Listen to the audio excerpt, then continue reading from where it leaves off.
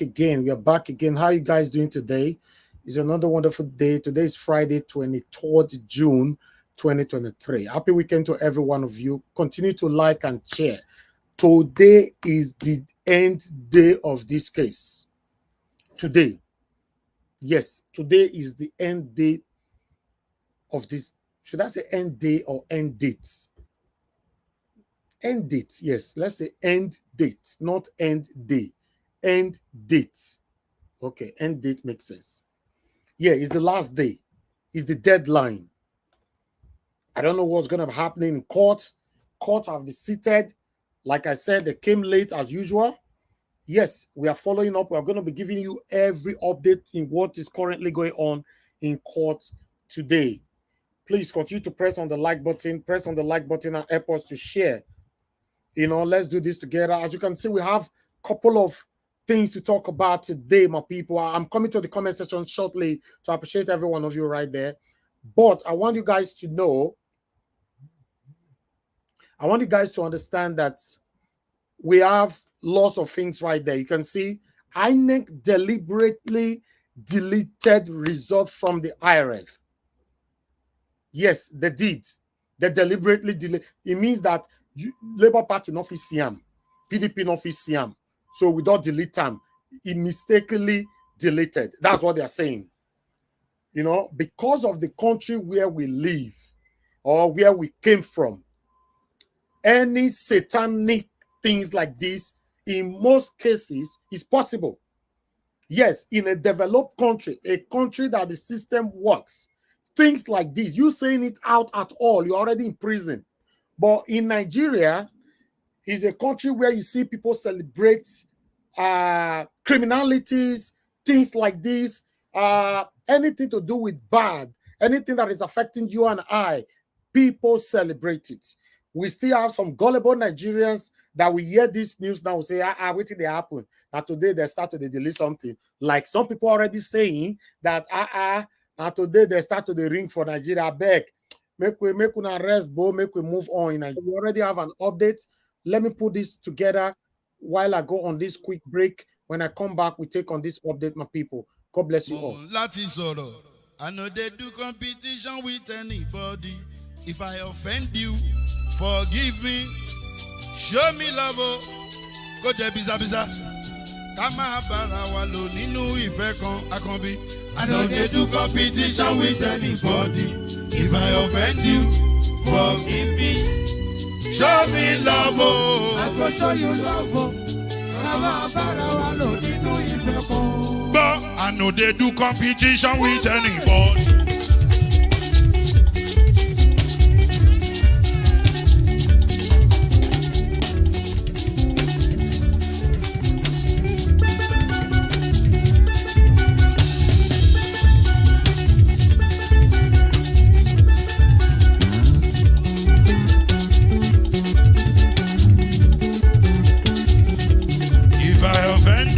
Forgive me, show me love, I go show you love.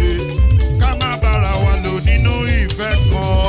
I know they do competition with anybody. If I offend you, forgive me. Show me love, I go show you love. Kama bara wa lo ninu ife kan.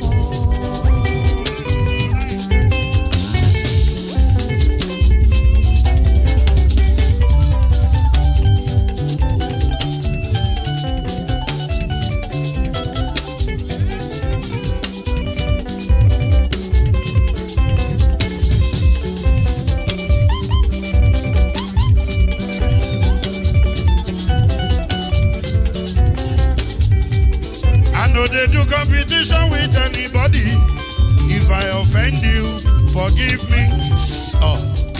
Tó bá ti sanwó fún Ṣẹ́gun nàbí o. Ẹ fẹ́ jókù. Alákọ̀bí. Ṣẹ́gun nàbí. Alákọ̀bí. Sábà mẹ́la. Anybody. Anybody? Any bo. Anybody? mo ló ń folú ó gbà mí bó ṣe rí mi láti kíníṣí délé mo ló ń folú ẹ jẹ́ ń sọ̀rọ̀ délé o délé o.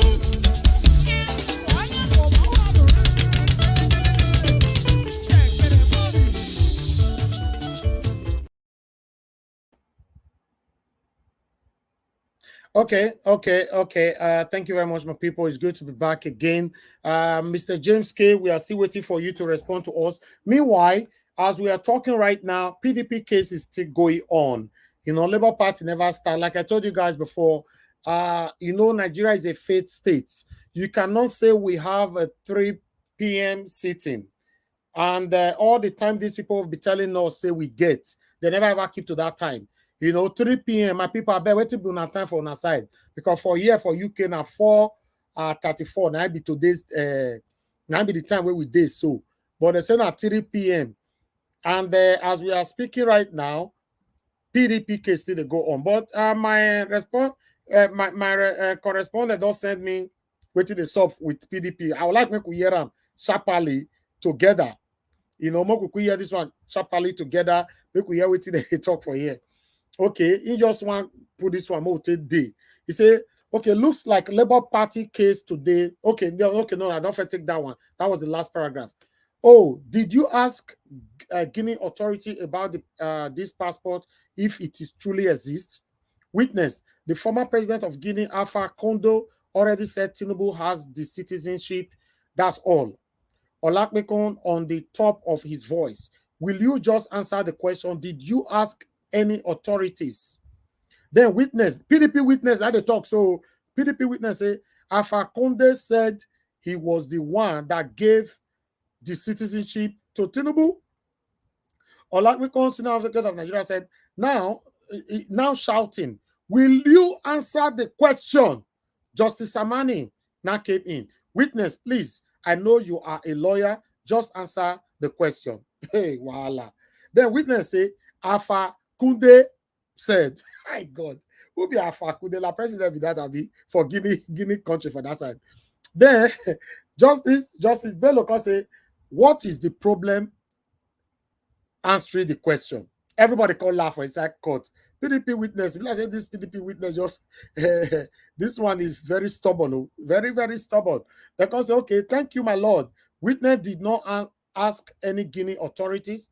Witness say, Alpha Kodu, I said, okay. Then they continue. The entire courtroom burst into laughter. This PDP witness na coconut head for inside court. Then they went on. Olakmiku said the Guinea passport expired in 2020. Witness. Then the witness said the data page expired and not the citizenship. Tinubu is still their citizen in Guinea-Bissau. Hey God. Be like say, oh, they follow these people. Be like say they are all the tough as well. Okay. This witness, they would soon beat him inside this court. Olakmeku and his witness will fight outside, I swear. They will fight after this court case. Then Olakmeku, witness, would you want anyone to scandalize you? Then witness say, that is why I won't involve in forgery of documents so that nobody will scandalize me. Everybody burst in laugh inside the court. Then Olakmeku said, he's now shouting again. Witness, would you just answer the question? I said, would you want anybody at all just to scandalize you? Then Justice Bolaji came in. He has answered you, please. We got his answer. Everybody burst laughter again inside the court. My people, we could wait. Be like say. So the witness now said, thank you, my lord. I don't forge documents like Tinubu or more. Some people get mad though. For inside court, this witness, me I don't understand though. That will be all, my lord. The PDP witness today is stubborn like coconut head. Okay. All right, we move on. All right, okay. I think we have our own case now. Our own case just started now. Peter Obi and LP are here. The petitioners have 5 prayers to the Court of Appeal. All of them have been expressed in the petition and canvassed in written in arguments. With the petitioner's case currently ongoing, they have called up witnesses and tendered INEC CTC's forensic expert evidences and even INEC staff to back up their claims and support the ground for their prayers. I believe there will be more witnesses, including a star witness, before the close of their case on Friday. All the prayers will be determined in the final judgment. What are these prayers? Brief summary. 1, eligibility that will be determined that A, at the time of the presidential election, second and third respondent Tinubu and Chetima were unqualified to contest. B, all the votes recorded to Tinubu were wasted due to disqualification of Tinubu and Chetima. C, on the basis of remaining votes after discontinuancy, Tinubu and Chetima, Obi scored majority of the lawful vote cast in second third of the states, and the FCT therefore made the requirement to be declared winner. 2, 25% in Abuja, that it will be determined that Tinubu failed to score 25% in the FCT, hence out not to have been declared winner. 3, in alternate, a fresh election, order the cancellation of the election and order INEC to conduct a fresh one that Tinubu and Chetima shall not participate in.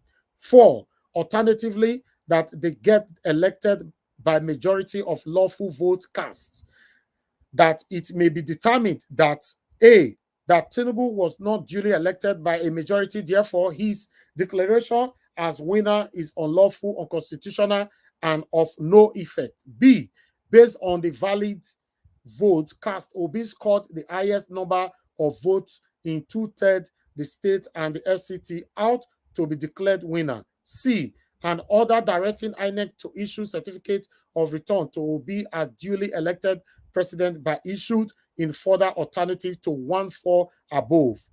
5, void. A, that the presidential election conducted on the 25th of February 2023 is void on the ground that it was not conducted in accordance to the Electoral Act 2022 and the Constitution of the Federal Republic of Nigeria 1999 as amended. B, order the cancellation of the presidential election and order INEC to conduct fresh presidential elections. Keep this at your fingertips and share widely. So by today, we are done. The following weeks will be interesting from the respondent. Either way, it is goes, Mr. Peter Obi of Labour Party will emerge as president of the Federal Republic of Nigeria. What is going on right now? It looks like what is going on right now, they are about to take decision in favor of Mr. Peter Obi. I am not sure. Make una just hold on. Make una hold on, because what is currently going on right now, I'm not getting it. Let me get more information from my correspondent. But what is happening here, my people, we are certainly on the right track. Trust me. Oh my God. We are on the right track, my people. We are on the right track. Thank you very much. I appreciate every one of you for joining us. I'm going to pass every single information to you all today. I want you all to know that we are going to be combined with so many topics to talk about. Today is Friday, like I said, we will go nowhere. You know, let me quickly appreciate Peg Mondi. Peg Mondi, thank you very much for the super chat. I really do appreciate this. May God bless you. May your pocket never ever run dry. Every one of you that have supported me today, your pocket never run dry. I have Sambo Martins, Stephen, thank you very much for this super chat as well. Your pocket never ever run dry. Then I have Rita Wadia, thanks for the super chat. May God bless every one of you. I really do appreciate this. Be like say everybody will super chat me today, the whole of Nate fine. Me not can understand though. Anyway, make I move on. May I not get distracted out of my job. I beg my people for comment section. Not pray for me, man. Not get distracted. Pray for me. Pray for me. Who they speak in tongue? All right. If we'll get another information, another. Okay, hold on, my people. It looks like. Okay. No, it's a continuous, it's a direct message to me. All right, yes, my people. Mofire, what you they do? Where you dey since? You they ask for link now. Link when me don't post tele. Eh? Wait, my go. I never save the link. My God, I need to create another one. Oh, at least I save them. Writing another one is a bit stressful. All right, guys, make una press on the like button.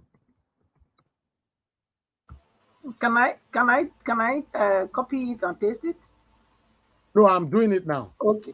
Thank you so much. Thank you. Okay, I've done it. Yes, click on the link. Join us here. Oh, let's say the screen don't even full safe. If it's done full now, I turned it in. Let's say the full safe. Okay, James K. If I say the way they go now, because now they prevent people from coming in. Now you're not on your camera since so. May not be like say I can't remove you, sir. I don't want me to be labeled or rather called a rude person. Everybody don't hear me, sir. Don't tell you me you're on camera, you're not on until now. So when somebody wants to join now, I think I have to remove you temporarily. If you come back later on your camera, we need to see who you are. The time don't pass, the person they call my panel, we don't know who they talk to us every day. I must know all the faces of the people they talk to me every day. Yes, I have to remove you right now and see how it goes. The case to support Bola Ahmed Tinubu. I would like you all to listen to her reason why she talk and say it must happen like this. Let's take it from here, my people. Continue to press on the like button and let's do this together. Thank you. A pro-Tinubu campaign group is urging the presidential candidates of both the People's Democratic Party, Atiku Abubakar, and that of the Labour Party, Peter Obi, to withdraw their petition, that's the election petitions, from the court and join Tinubu's government of national unity. The group, at a briefing in Abuja, admitted that though it's the fundamental right of the aggrieved candidates to seek legal redress, they should withdraw their litigations for national interest and join hands with Tinubu in the proposed national unity and inclusive government. The national coordinator of the coalition, Lilian Ogbole, claimed that President Tinubu-led government has proved beyond doubt to be transformational in nature, with huge potential to reunite, revitalize, renew, and reposition Nigeria for a breakthrough. We have deemed it imperative to use this medium to call on all selfless, well-meaning Nigerians and patriots across party lines everywhere around the globe to shield their swords, with emphasis, to shield their swords and embrace this apparently transformational government of national unity and all-inclusiveness. Even though we are aware that it is the fundamental human right of all aggrieved candidates to seek for a redress in the court of law, in national interest, we wish to use this avenue to crave the indulgence of all aggrieved candidates of other political parties who are seeking for redress in the tribunal to quickly withdraw their litigations against the president and join hands with him in the proposed national unity and all-inclusive. Can you imagine to quickly withdraw their... Can you just listen to what this woman is saying? Anyway, let's continue. Government. Right.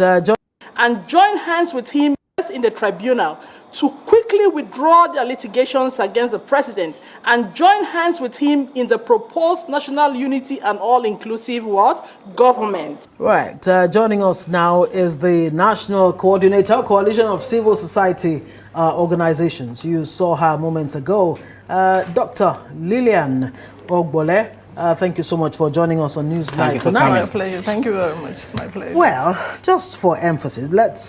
What exactly is the basis of your call that Peter Obi and Atiku Abubakar should drop their cases against Tinubu? I mean, it's not. I don't recall that President Tinubu himself has even reached out to them to say, "Look, come join me in a government of national unity."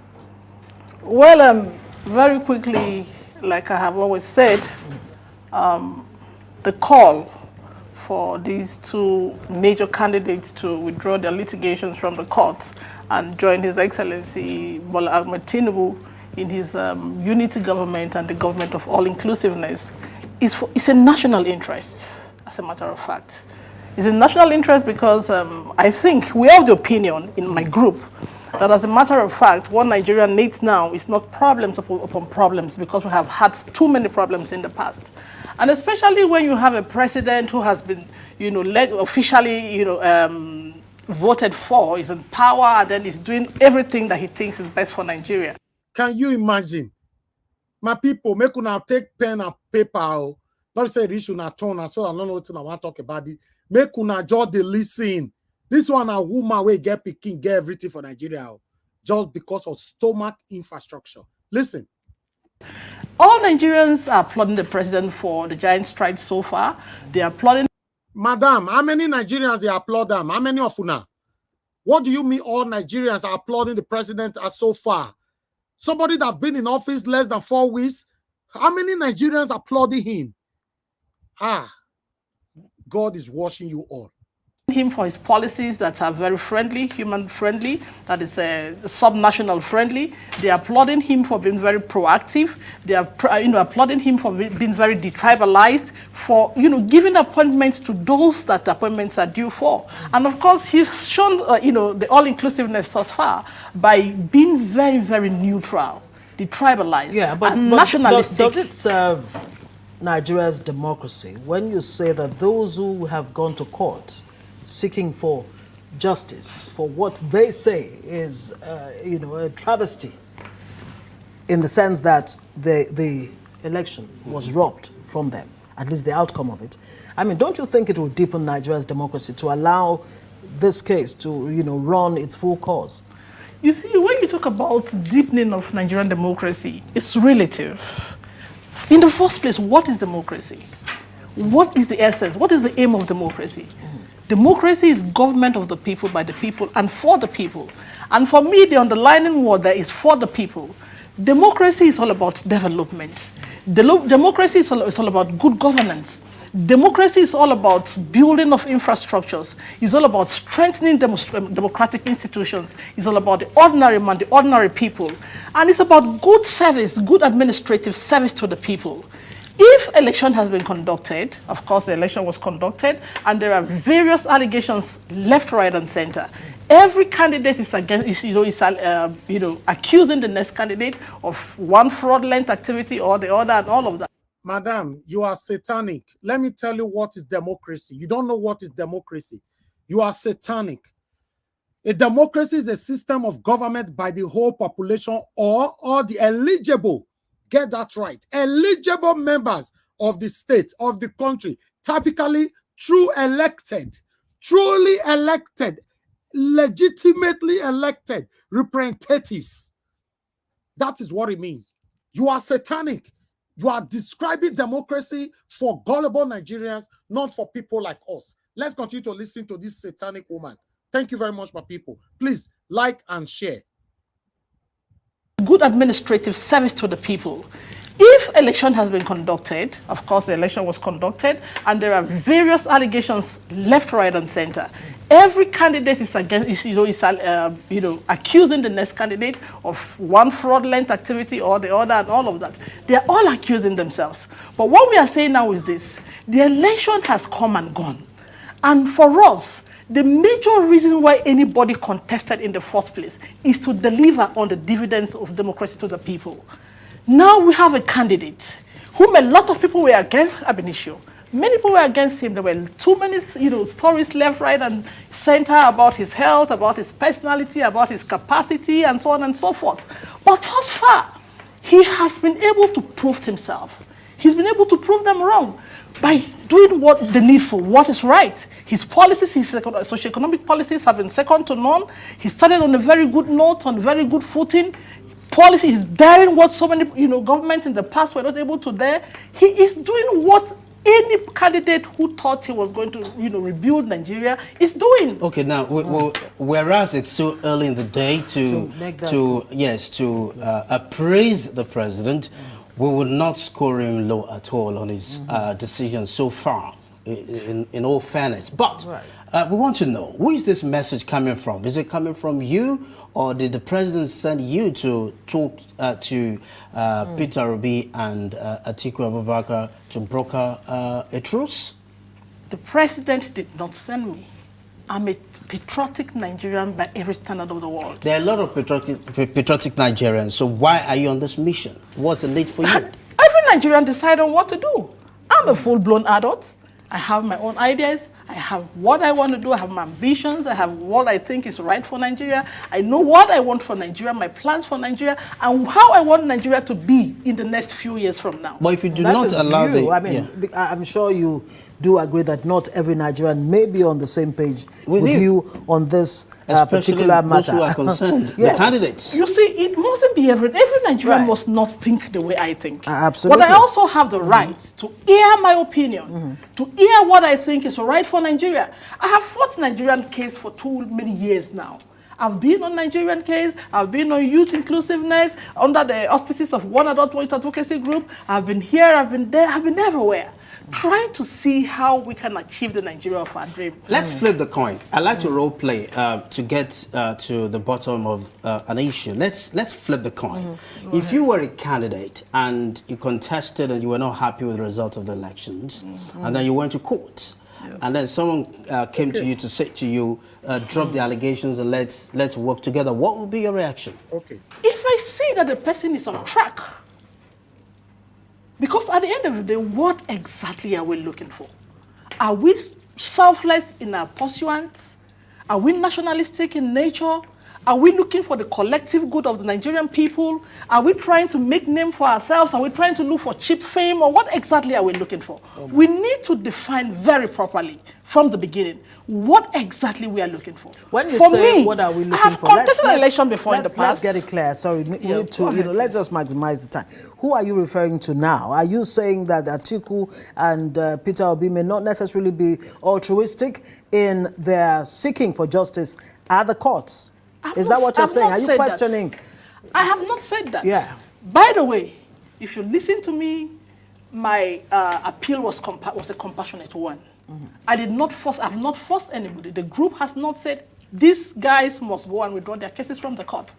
But we are saying, in national interests, for the sake of the Nigerian entity, to save time, to save ourselves from these unnecessary distractions, because what we want is not the name of any any individual. What we want is development in Nigeria. We want to see schools being built practically. We want to see children in school, not obstructed. We want to see houses, mass housing schemes everywhere. We want to see construction of road practically. We want to see policies. We want to see policies that are achievable and sustainable, and that will improve on the life of the ordinary man. This is what we are saying here. And if I may say, Peter Obi, during his his campaigns, I listened to quite a number of his campaigns and, of course, his manifesto. Everything Asiwaju is doing now, thus far, you have just ascertained that Asiwaju is not doing badly. And I know he's not going to do badly. You know there's something called stolen mandate. As far as Peter Obi, Atiku are concerned right now, this is a stolen mandate. And you can really not you can't build anything something on nothing as far as they're concerned. And can you even imagine the possibility that, just imagine a situation, a scenario where, if the court decided indeed that this truly is a stolen mandate and a Peter Obi or Atiku is handed power, only for you to discover that what you thought was the best that we could get could actually be bettered. How about that? Is that? Oh, this woman, for today, I will say thank you. This arise woman, so thank you for that question. More listen to the satanic Lillian. More see what she want to talk. A possibility. Let me just take it from the stolen mandate perspective. Right. Atiku is laying claims to this mandate. Obi is laying claim to the same mandate. His Excellency Bola Ahmed Tinubu has been sworn in as the president of Nigeria, as the authentic and popular president of Nigeria. I'm sure that three persons cannot win the presidential election at the same time. One person must have won. And it is also very possible, too, that those who are laying claims to the mandates are not the rightful winners. Obi cannot win the same, election that he's laying claim to.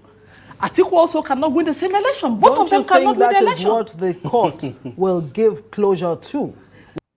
Madam Lillian, are you aware that your satanic APC and your principal that they did not get 25% in Abuja. I wish I was just there. I wish I was there to ask this satanic woman, Lillian, these questions by myself. Nah, slap will give this. Let's move on. God. We cannot win the same, election that he's laying claim to. Atiku also cannot win the same election. Both of them cannot win the election. That is what the court will give closure to.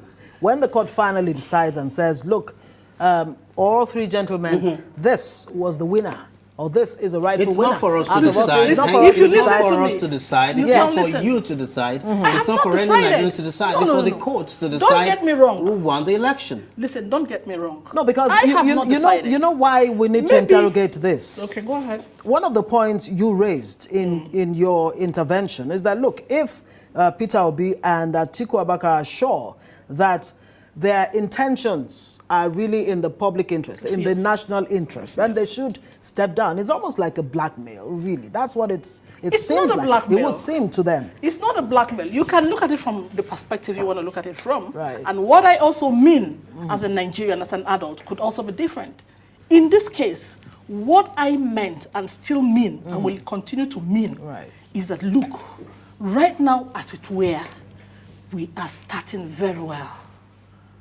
This should be the interest of every well. So you are starting very well in less than 4 weeks. You have decided, satanic woman, Lillian. In Nigerian. How well is the government doing? Okay, what are the prospects? Yes, thank you very much. We just hope that you'll find time to, or have you found time to reach out to these other candidates and speak with them? We are going to do that. Okay. Not just them. You didn't make a point here. We talked about elder statesmen in Nigeria too. Right. As a matter of fact, before now, we would have thought that they would have, interceded in this matter. They should have found a way around it. There should be a roundtable discussion where this matter can be tabled, because we cannot continue to move in cycles. We need to begin to define ourselves and what we want very properly. And justice will be part of it. Thank you. Dr. Lillian Ogbole, thank you for thank coming you on so this much. It's my pleasure. All right, my people, before we take a reaction here, I'd like to also take a reaction from other people outside Nigeria Watch platform, like we normally do, to cement it properly for people not to brand us being sentimental or biased. So let's see what other people have to say over this satanic delivery by the satanic Lillian. Let's hear from here. This lady perfectly represents why the country is not moving forward. She's a perfect representation of let's move on. The mentality of this woman is the reason why Nigeria as a country is where it is.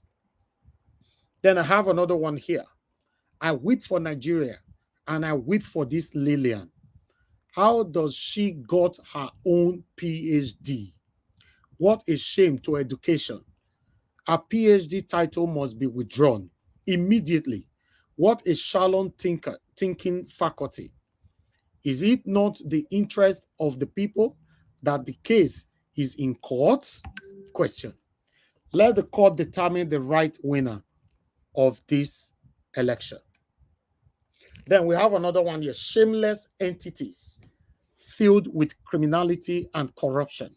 I pity for their kids for having such shameless mothers. Okay, then I have another one here. When someone steals your boss and is using it to help the people, for the sake of the people, you should not claim back your car. When someone steals your house and he uses part of it to house the homeless, he is justified. You should not reclaim your house. Will this woman be willing to lose what is valuable to her? Question. Then another one is here. Some people claim to be intellectuals, but they are not in the strict sense of the word. After years of studies, it seems its essence has not been grasped. If you cannot draw the line between justice and injustice, trust and falsehood, then you have to return to school. Then I have another one here. We have always been hearing this after asking people to go to court, after declaring a 40 winner, that they should drop the charges. Then another one is here. This woman is speaking for herself. We want in Nigeria is true democracy and nothing less. Let the court decide who Nigerians truly voted for. Then the last one is here. I'll have to take this out to read this properly. Thank you. The last one is here. What this Lillian lady is saying is basically accepting that Tinubu did not win the election. If not, she would have been happy to see or hear the case in court. What she's saying is it is all right if someone stole your house and turned it to a church or school. At least he's using the house for something positive. He did not steal my house and turn it into a nightclub. Isn't that what we want, Madam Lillian? So that's question right there from reactions, from other people from Arise platform. Now, you've heard from Mr. Naija Watch, you for read my own comment for that page. I wrote something on that woman. Oh, maybe the time we got this, we didn't see us. You know, trust me. It's even good I say I not bring your own self. Because the reason why we bring other people's stuff here is because to balance it. So before you will judge my panelists wrongly, you've listened to more than 12 reactions there from other people, right? Now you are going to hear from our own people, our callers, our panelists here. But one thing I wanted to quickly say, my people, we are already sitting in court, and the court have started now. So in case there's an update, I'm going to stop anybody that is speaking. Then we take it from there. But before that, I'd like us to quickly, I see somebody's already calling in already. Okay, let me pick this call. Let me pick a call. Please bear with me. Hello, thank you very much, Mr. Ogo. Thanks for calling in. Please talk to us. Turn down your device, please. Turn down your device, sir. Bros Naija Watch. Good evening, sir. Thank you, sir. Good afternoon to you. Turn down your device. Turn down your device, sir. Turn it down. I'll turn it down. I'm still hearing myself. Yeah, okay. Thank you. Can you hear me now? All right, go ahead, sir. Good afternoon to you, sir. Talk to us. Are you following up with what we're presenting right now? I'm following. That's why I called. Okay, go ahead, sir. Talk to us. That woman she's not only senseless, she is meaningless in every conversation. And I think if you watch her countenance, you know that she's deceiving herself before the nation. She's lying to herself, lying to her unborn children. Because I think based on the questionnaire did not actually ask her deep question, but the little one that the lady was able to ask, she's struggling with it. You understand? Yes. How can you ask somebody to go to court from the first day after the election is rigged from every angle? And your first comment is, if you didn't agree with the result, go to court. And now you are in a position of authority, and you are pleading that those that went to court on behalf of the position, that they should withdraw their distance. And the elderly state people, elderly state men, those that you have killed their children, those that you have destroyed their properties, they should come and they intervene, because it is only your head that the calf will fit to be the president of the nation. How old is Tinubu? The interview that he partaked on, that was April 2007. He was 58 years old by then. 58 years old till now should be 90 years and some fraction. And he is the man who the cap fit. He said. Others are wombling. Okay, round up, sir. Any agenda. Round up. Competition should be free and fair, because the goal, nobody's name is written on it. Even in Champions League, it's two teams. It's between two teams, and nobody. If the champion, the cup is written. Champion is written on the cup, but no name is written until after the competition. Okay. Then whoever that wins the trophy, you write his name or her name on it. That's how it runs. not that you not what happened in Nigeria general election. It's quite unfortunate. Thank you, sir. Thank you. Thank you very much, sir. God bless you. Thank you. Let me hear from another person here. Mr. Festus, thanks for calling in, sir. Please talk to us. Hello, turn down your device, sir. Turn it down. Okay. What I want to say here is that we can't hear you at all. We can't hear you, sir. What's happening? That lady, she doesn't know what she's talking about. Sir, we can't hear you. Your voice is far away from. Hello. Hello. Hello. Yeah, we can hear you now. Go ahead. Okay. I said that lady, she doesn't know what she's talking about. She's not talking as a mother to the nation at all. Herself with her PhD, she should go back to school, really. Because with what they are doing now, the next election, one thing Nigerians are failing to understand is that the next election will be so bloody. Because if somebody can kill, set the country into segregation, everything, at the end of the day, is now going in and is still saying, yes, everybody is saying, let us go to a meeting. That means in the next election, there will be so much bloodshed. After the bloodshed, go to court. That is going to be. So what we are trying to say now is that the judiciary should know that, look, there are going to be implications in the future about Nigeria election. So that's just all I have to say. Thank you, sir. God bless you. Thank you very much, sir. Hello, love God is my strength. Thanks for calling in, madam. Please talk to us. Everyone. Good afternoon. Good afternoon, Nigeria. Good afternoon, everyone on the panel. Good afternoon, everyone on the comment section. Please, I saw that video in the morning. I was so upset. I was so angry.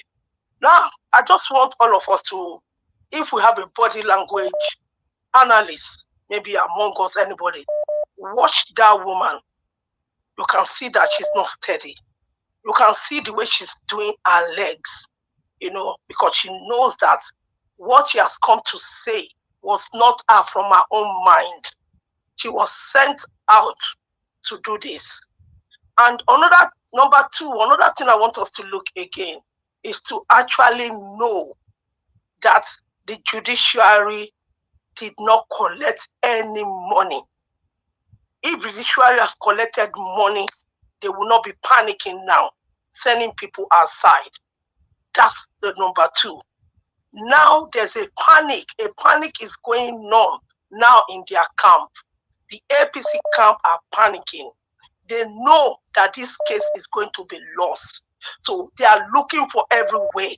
You'll be seeing people coming out now. It's going to be everywhere. They'll be coming out and say, Tulumbu is doing well. That's their plan. I said it before, but I said allegedly. So now, I just want to say something to this woman. You are a mother. A woman is a mother, whether you have a child or not. You are a mother, and you came out to say this kind of thing to another person's child, to Obi, to Atiku, and to Nigerians who has given their mandate to any of them. You are telling them to withdraw their mandate and allow somebody that stole somebody else's property to continue to use it. So the people who have that property will stand by and be looking at somebody else using their property. It's like you giving your wife to a friend or to somebody in Nigeria to say, use my wife for me. When you finish, give me back. That woman, you should go and cover your face in shame. And if you have children, madam, you call yourself doctor. I don't know who made you a doctor. If you're a doctor and you went to a war of a university, of anywhere, colleges, anywhere you went to, you will know that justice prevails. It's denied. Justice denied is justice deprived from someone. It is really very wrong for you to come out and say this kind of a thing. I just pray. You know, when I saw you this morning on the TV, it's as if I should stand by your corner. What will come next? My hand will go up. So this thing that you did, it is really wrong. Nigerians, we are still waiting. And we know that we are going to get our mandate back. No, whether you throw a load of people aside from today to anywhere, we know your trick now. We know how you people do propaganda. And it's not going to catch us. Thank you. Thank you, madam. God bless you. Hello. Thank you very much, Mother Joy. Thanks for calling in. Good afternoon to you. Talk to us. Hello, my people, Obedient Nation, Niger Watch Nation, citizens, journalists, everyone under the sound of my voice. I greet everyone. And Mr. Niger Watch, God bless you, God bless you, God bless you. I'll straight to the point. Madam Viviano, you don't do them. You don't do them. But what I want to say is, honestly, I like what there was someone that one of the notes said, this lady perfectly represents why this country is not moving forward. She is a perfect representation. She represents a group of people. So I'm going to address both her and those she represents in Nigeria. She represents all the adults that have kept silent, all the mothers, all the religious people in Nigeria that have created their own truth and has kept Nigeria the way it is. Now, few things she said. She says she is an adult, a full adult with ideas and ready to support. She also mentioned that can't mention his name, is doing everything he thinks is best for Nigeria. A man that allegedly is severely mentally incapacitated, with memory loss, functional deficient, ruling 200 million people that did not vote. He did not get their mandate. Now, I have to say this to all of you, including this Vivian somebody. No matter how you create your own truth in Nigeria, there are two words that will always come after you. And that is the word of God that he has spoken to everyone that has derailed. Where are you? Who told you? Nigerians, where are you? These people that have created alternate truth, has created their own truth in Nigeria. Where are you? Who told you that a stolen mandate, somebody's stolen mandate can be used for anything good? Who told you that a certificate issued 3 a.m. witchcraft time can be used to lead upright people? Who told you? No matter how you manipulate the truth, this will always come back to you.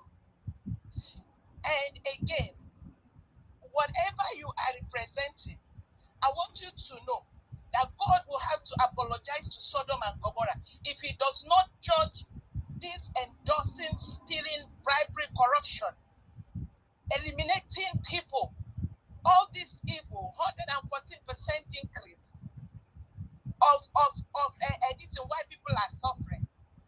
God is going to judge all of you, Madam Lillian, and everyone that has stood and put, if you have kept silent and you have put your head in the sand, pretending all is well, all is not well. You all manipulate everything that we hold sacred in that country. You manipulate religion, you manipulate tribe, you manipulate everything just to suit you. These words are coming to you. God will ask you, where are you when all these things are happening? And who told you that he is going to replace truth for your own manipulated truth? I rest it there. Thank you, Mr. Niger Watch. Thank you for this opportunity. Thank you very much. Thank you. Thank you, madam. God bless you. All right, callers, please hold on. And my panelists, hold on. We have an update from court. I'd like to take all the updates right now. Please, everybody, hold on. I can't pick any calls anymore. All right. Yes, the update from court right now. Update at the Presidential Election Petition Tribunal today, Friday, 23rd June 2023, day 19 of hearing. All right. Sorry, guys, for the delay. All right. Good evening and welcome to live update from PEPT. The court is about to sit for Peter Obi petition. I know you have been waiting. Now we are here.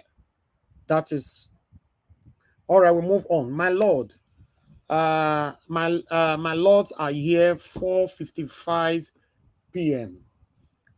Which is here we go. Okay, petitioners, legal team, lead Dr. Levy Uzwoko, Senior Advocate of Nigeria, Awa Kalu, Senior Advocate of Nigeria, and one moment, my people, just hold on. I think there's more update coming in. 1 minute. Okay, Awa Kalu, okay, Ben Eneshebe, San, Ikeshuku Ezeshuku, San, Valerie Azinge, San, Emeka Okpoko, San, Alex AJCM, San, Peter Afoba, San, First Responded Legal Team, Lead Dr. Kemi Pinheiro, San, Stephen, San, Team Inua, San, Ahassan, San, Abdulaziz, Sani, San, Suleiman Ibrahim, San, second, third respondent legal team, lead Wole Olakmikon, San, Emmanuel San, Oladipo Okpeseyin, San, Babatunde Ogala, San, Fumilayo, San, fourth respondent legal team, lead L.O. Fagbemi, San, Folabi Fashaonu, San, Olabisi Soyekan, San, Oluseyin Okpesanya, San, Rotimi Ogunso, San, Solomon Umo, San, Adeniji Kazim, San, Lawan Yusuf, San. Dr. Levy notes that the witness stood down yesterday is now available for cross-examination. The witness is in the dock. First respondent cross-examination. Question. Confirm to the court where you were on 25th February election day. Then our witness, I voted at my polling unit in Dawaki, after which I left for the situation room. I went back to confirm this result at the polling unit before going back again to the situation room. Then, question. Will I be correct to say apart from your polling unit and situation room, you were not physically anywhere else on that day? Yes, I was not. Question. What is your designation in LP? Our witness. I'm the chief spokesperson of the campaign council as well and national director of media of the LP. Elvis, I'll get back. Okay, yes, that is all we have for now. We'll continue to take it from here. So, but the beautiful thing about it is that the case have started. So we'll continue to pass all the informations here for you all, how it's happening right there in court. I believe they are going to take this to the midnight today because they only just started now instead of 3 o'clock. So they were delayed with 2 hours, 30 minutes, I guess. Okay, meanwhile, let me come back to the panelists, you know, with what I've presented so far, what you guys have to say. Please, guys, press on the like button. We have over almost 2,000 people watching us right now, and we only have 476. This is not good. When I say it's not good, doesn't mean I'm not appreciating. Compared to the visibility that we have, then look at the number of likes that we have. It's too poor. It's, in fact, extremely poor compared to the visibility. Continue to press on the like button, my people. It's very, very important. Let's take this to at least 1,000 likes by now. Thank you very much. It's currently on 490. Let's continue to press on the like button. 496. God bless you all. While we are waiting for the likes to go to at least a minimum of 800 or 1,000, let me pick this call. Mr. Edwin, thanks for calling in. Please talk to us. Good afternoon to you. Good afternoon, sir. Good afternoon, Nigeria world. Good afternoon, fellow. You only have 3 minutes. You know you are on the phone, sir. Okay, sir. So I only just want to let people understand that what that woman was doing, she was only doing it at her own detriment because she's looking for an appointment. Nothing. But she forgot she's destroying the spirit and the life of another person whom God has created the same way she was created. That is the sad thing that I see in this issue. So whatever the things they are all doing, they are doing it to the detriment because if they don't inherit it directly, it doesn't fall back to them. It will fall back to their children if they have one. If they don't have children, it will fall back to one, at least one of their beloved family to them, so that is dear to them. So whatever they are doing now, that does not change the situation. You see, when you cook something, it does not change you from eating something that has been roasted, because it's all food, but prepared in different ways. So if they have trouble that they are satisfied with, that does not stop Obi to prove that he has won this election and he wants his mandate back. It doesn't make difference. So what these people are all doing, in the nutshell, is just for their voice to be heard so that they can have an appointment. So no matter how we see it, like that watch, this woman, she's nothing. And she's a disappointment and a disgrace to all womenhood.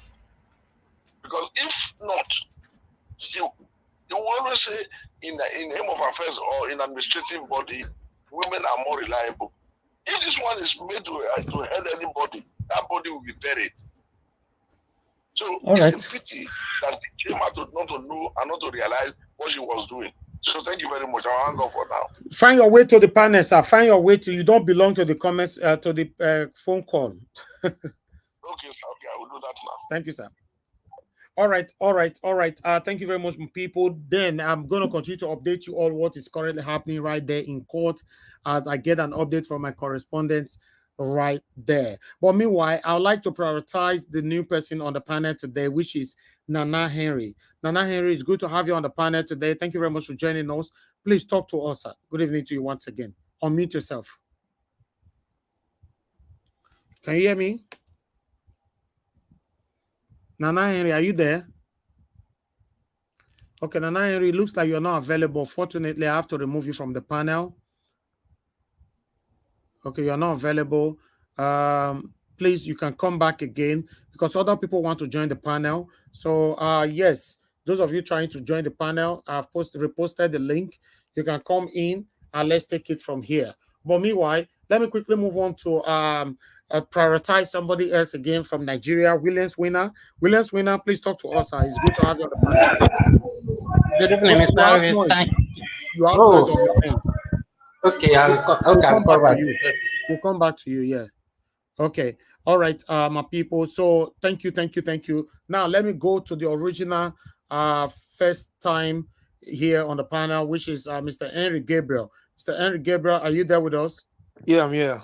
Okay, thank you very much, sir. Please, I'd like you to talk to us. Yeah. What should I say now? This lady, Dr. Lily, or whatever they call her, when somebody said it's a disgrace to human, to the female, it's not. She's just a disgrace to herself, to her generation, to her family, to her unborn generation. How can a grown-up woman come on in national TV say something like this? The Hacks said if you're not satisfied with the election, go to court.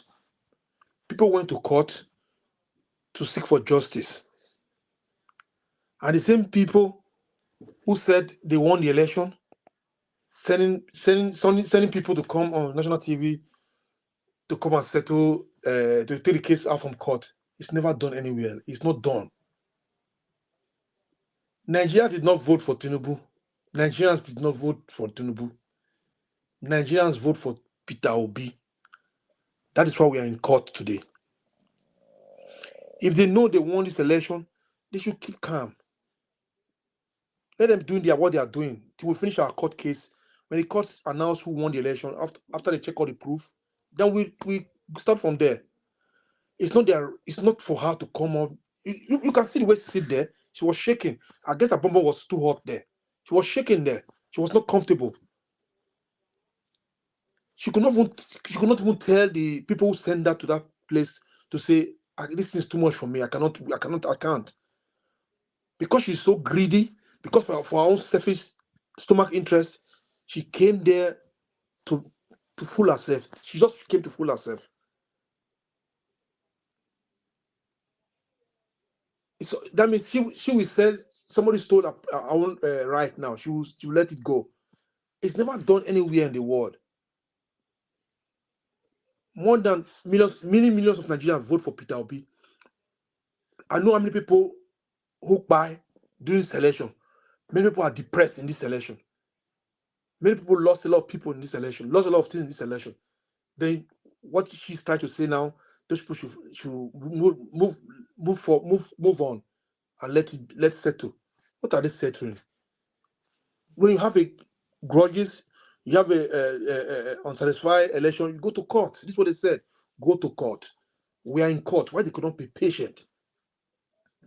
He said his own president select is doing well. Okay, let them be doing well. We are doing well in court. Let the court finish the case.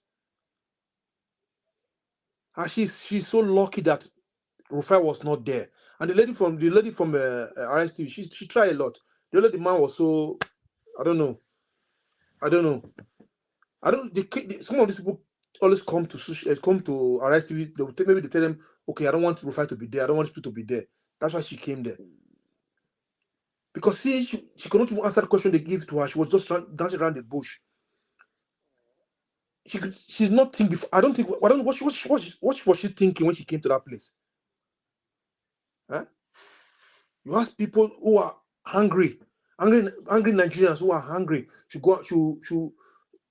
thought it's Peter Obi. They thought it's Labour Party is in the court. It's not Peter Obi or Labour Party is in the court. We angry Nigerians are in court. They should get it in their memory, their brain. They should get it now. It's not Peter Obi. Just there's physical body that is there because not all Nigerians are going to be there. Just Peter Obi is there and the lawyers are there. We Nigerians that are hungry, that want a better Nigeria, we are the one in court. They should get it in their score. Peter Obi don't have no choice. Okay, Madam Nena, I want to accept you in. You can off your camera now if you want. Go ahead, my brother. Go ahead, Mr. Henry. Sorry. Yeah, okay. You see, Peter Obi is just there to represent we angry Nigerians that want better Nigeria society. Peter Obi cannot say I'm off in this. I'm tired in this court issue. He cannot, because people are waiting for the court judgment. They are waiting that this kind of woman, this shameless. I don't know. I don't use one word. This one word I want to use. I will not use it. Let me use this shameless woman who call herself a doctor, whatever, a PhD holder. You should go back to nursery school again and learn how to know what is law all about. People are fighting for their rights. They are going to. When you have any grudges, any unsatisfied situation, you go to court. This is what we are doing. And she says she's PhD holder. Then she will allow people who are in court to bring the case back from court to come and meet somebody who stole more than 200 million Nigerians mandate. I don't think she's going to have peace at home when she after this interview in Arise TV. I don't think she's going to have peace because she should go and sit down and look at the TV again, the video again. Then she will know that she messed up. She messed up big time. Why are they panicking? Why are they panicking? I thought they said they won the election. They are doing well. Okay, they are doing well. Let us be. We are in court. We have no time. They should keep on doing well, but we are doing well in court. Because I'm just looking for these days. They make an announcement. I'm just looking for these days. I will look for the highest expensive champagne I can afford. I will break it here. Because I'm looking for these days. Since I was born, I've not participated so dear. Spending my time looking for news about this situation. I've never done it. Like the one for governor's election, I did support the government because I thought you're going to be doing good. But you tried a little bit, but this one is Peter Obi. What I need is better country where you can go home. You'll be proud to be at home. Not you'll be watching left and right. People will be oppressing other people. You'll be seeing where they oppress other Nigerians because they are nobody. I don't want that to be. I want every country, Nigeria will be proud to go home and be happy to come back home. So nobody going to stop this movement, and nobody going to take our mandate. I'm going to get it back. No matter how pressure they put on us, we are not turning back. We are not looking backward. We are going forward, and we're going to get it. They can bring their so-called on I will not use one word. They should bring their armies, put it on social media. Let them come in to talk whatever they want to talk. But we are going to get our mandate. I thought they won the election. They should let us be. They should not bring in people to come and start telling people to withdraw the case from court. It's never done. How are we going to do? You're not going to do that. You have no choice. You cannot do it either. This lady is a disgrace to our generation. to our born generations. It's a disgrace. Thank you. Yes, it is. She's a disgrace. You know, she's a disgrace in every endeavor. She's a big disgrace. But guess what, guys? God will shame all of them. God will shame all of them. And I wonder what they are going to say after the judgment in court. Because the way things is going on right now, my people, the court will do the right thing. I'm telling you, the court will certainly do the right thing. I'm certain, even though I don't trust them. You get me? Even though I don't trust them. But it's obvious. We can see what is going on. Except they want to do otherwise. The same thing satanic INEC Mahmoud Yakubu, what he did by issuing out a certificate by 4 a.m. in the morning. Except that, then, yes. But if they want to work according to all the evidences that have been produced, submitted, Peter Obi will certainly be declared the winner. Yes. Thank you very much, people. Continue to press on the like button. We are waiting for more updates for you. Once the update is available, I promise I will pass it straight away. Thank you. Let me call on the next person on the panel, which is Mother Patricia. Mother Patricia, I think I'll come back to you because you're one of us. Just hold on. I'll come back to you. Let me quickly go to Mr. Jonathan. JK. Mr. Jonathan, can you hear me? I can hear you very well, Mr. Elvis. Thank you, sir. Thanks for this opportunity. Thanks and greetings to all the panelists and those that are watching and all the callers and those on the comment section. I just want to, first of all, I want to, with all due respect to all women of strength, women of truth, I give them respect. But this particular woman, this one talking of LP or all the other petitioners withdrawing their case. This woman is, I don't have to describe her. She's sickening, shameful, disgraceful, embarrassing to womanhood, to motherhood, a disgrace to our own children. I think she should just bury her head in shame tonight. These are the type of women you put them in one basket in Nigeria that give them opportunity. Give them opportunity. They will make that department or that position. They will make Nigeria dry. This is stomach infrastructure in action. Talk of stomach infrastructure. This is it in action for you in daylight. Is a search for appointment. And let's make no mistake about it. More of these are coming as the case in court is winding up. They on their own side, on the Tinubu side, they've lined it up. It's a script, and it's being unfolded. We are seeing it unfolding. Especially as the case in court is winding up now, we will see more of this disgrace coming out. She talked of so many things. I don't even know where to start from. She said she talked of applauding the giant stride that Tinubu, has done, so far. What giant stride is she talking about? She talked about democracy. I want to call her name.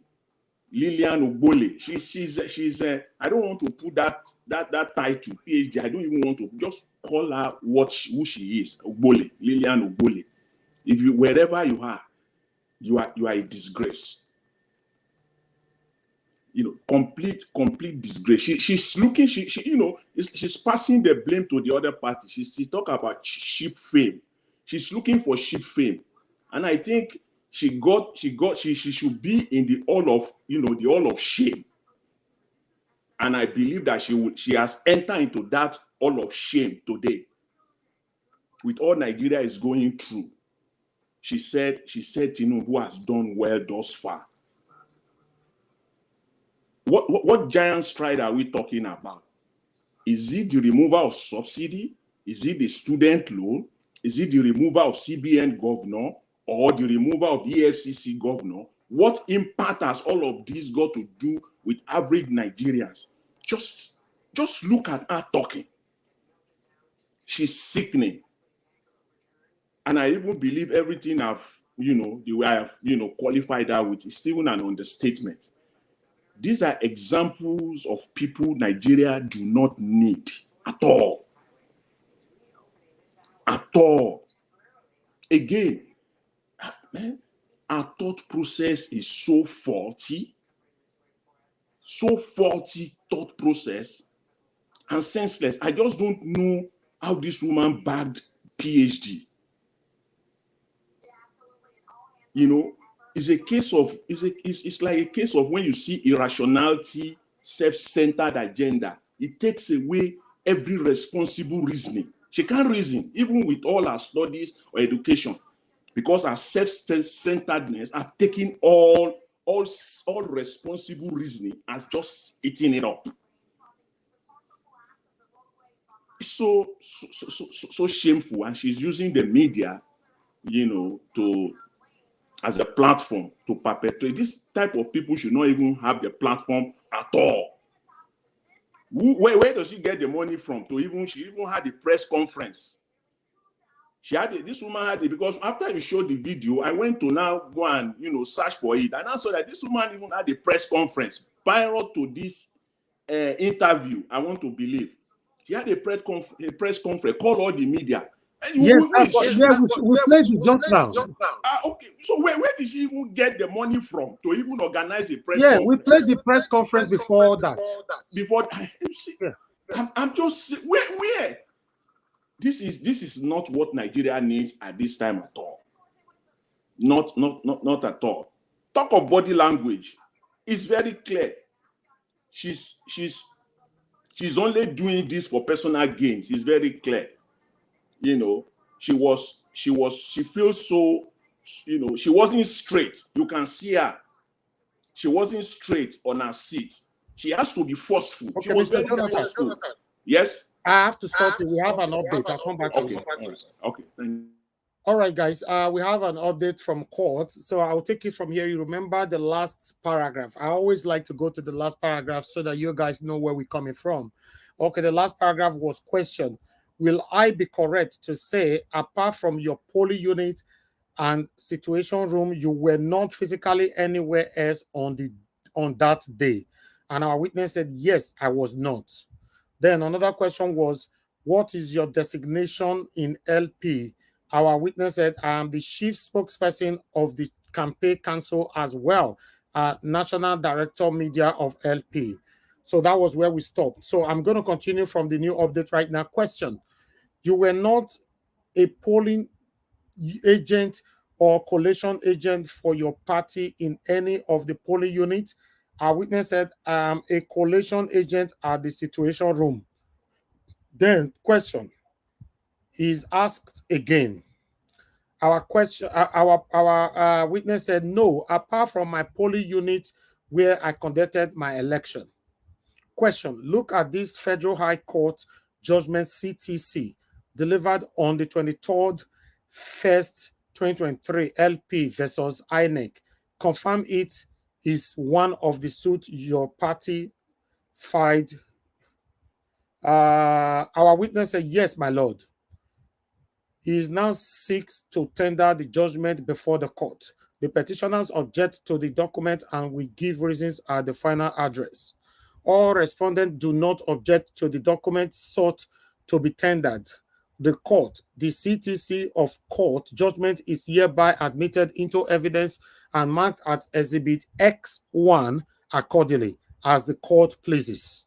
Question continued to our witness. Look at paragraph 2 of Exhibit X1. Read the declaration your party sought. Our witness, declaration not to opt for manual upload but electronic method. An order of the court to compel INEC to comply with the provisions of the law. Question. Read the last two paragraphs of the judgment. Our witness. The court ruled that INEC would choose its method as provided by the law. Question: did your party appeal that judgment? Our witness: I am not aware of this one and not aware of an appeal. Question: is shown exhibit PCE1 PU048 Ward 07 Local Government 02 FCT and PU07 Ward 07 Local Government and 02 FCT. Question: witness tell the court the skull of Labour Party there. Then our witness responded, they are mutilated and cannot identify. Question: that is not what I ask you. Then Senior Advocate of Nigeria, Levy, is up. Allow him to record his answer rather than shutting him out. That's unfair. Question: I suggest to you that the skull of LP is 204. Our witness: no, it is blood. Question: the second, do you see 17? Then our witness said it is also mutilated and blood. Question: do you see 59 for LP? Then our witness said it is mutilated. Question: do you see 6 votes for APC? Then our witness said they are mutilated. Question: they are mutilated or blood? Our witness said they are mutilated and blood. Question: in the entirety of your 105 paragraphs of your witness, the position confirmed to this court that you have not stated any figure as unlawful votes. Our witness: seemingly no. Then question: look at paragraph 9. You talked about party agent of your party. Confirm to the court that you had agents in all polling units. Our witness said yes, 133,000. Question: how many polling units nationwide? Our witness: I can't remember the figure. That is all the update I have for now from my correspondent in court.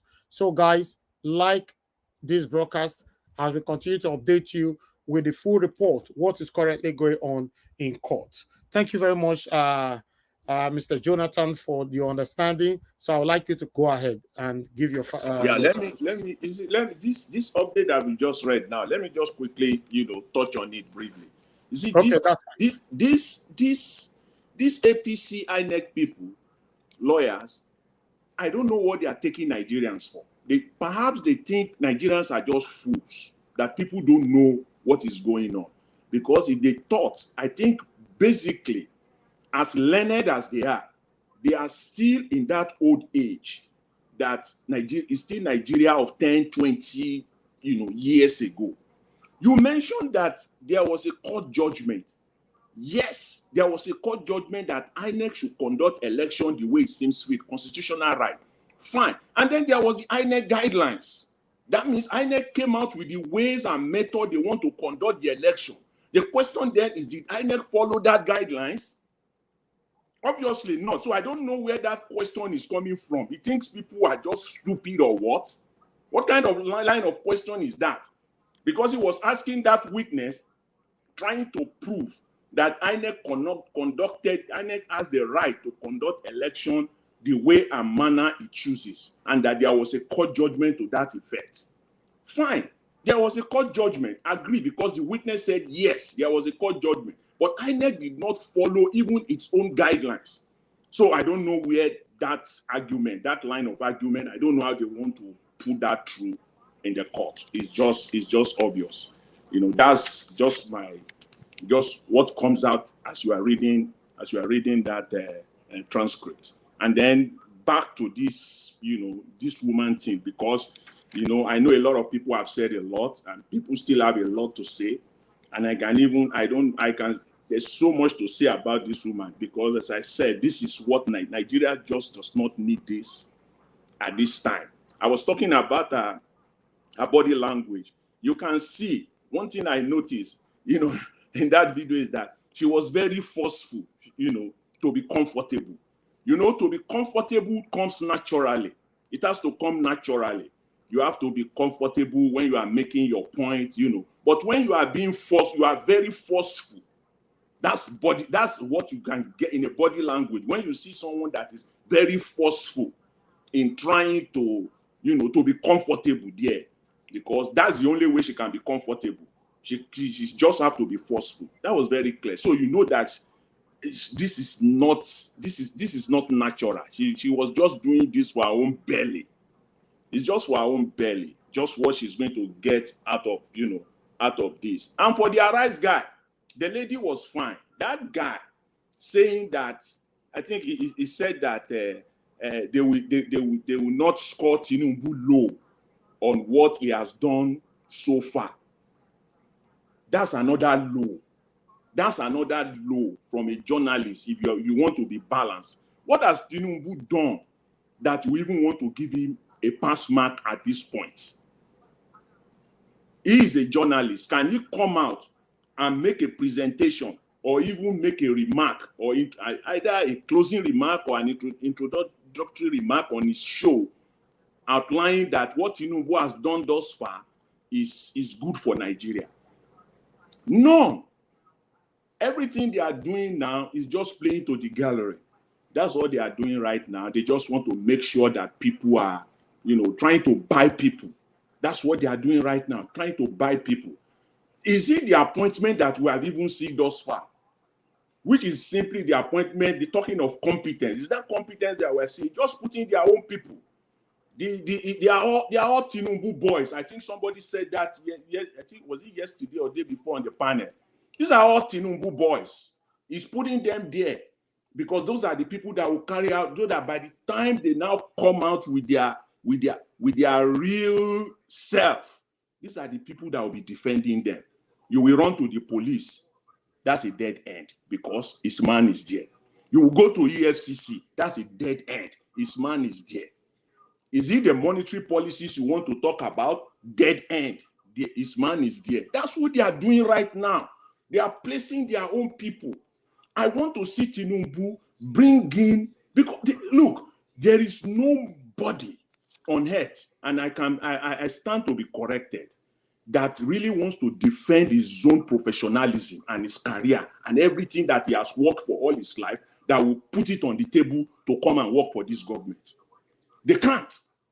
They cannot find anybody. They have to shovel around and look for like-minded people like them, because there is nobody in his right senses that will come to this government that you will not be disgraced, because you have to lie. You have to defend the indefensible, something that cannot be defended. That's what you have to do on a daily basis, and by so doing, you trash all your career, you trash everything that you have worked for all your life.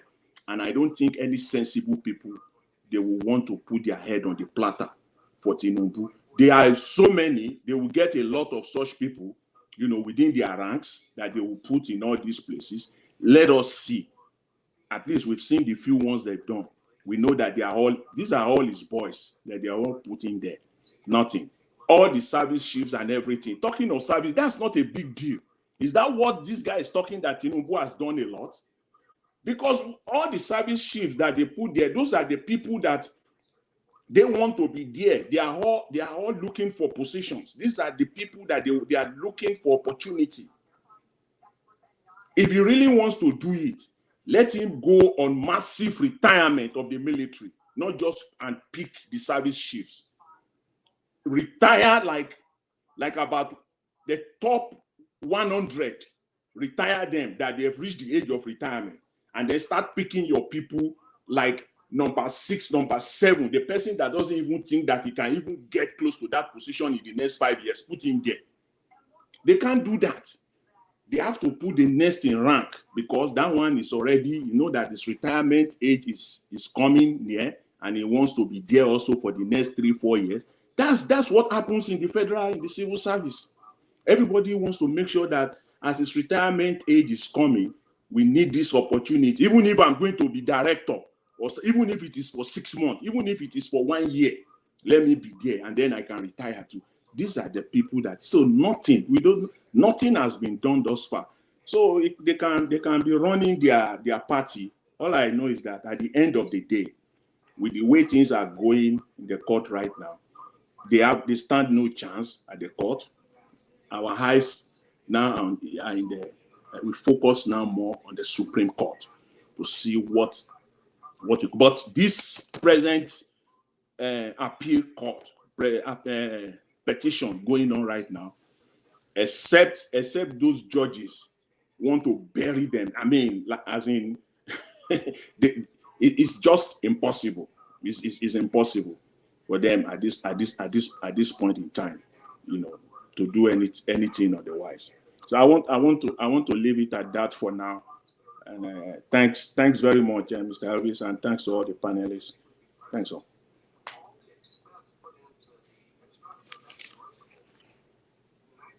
Thank Hello? you. Thank you very much. God bless you. Please mute yourself. Thank you. All right, my people, I appreciate every one of you. I'm seeing the at this particular moment now, we still don't have updates yet, but I'm looking up to that. I'll bring it to you.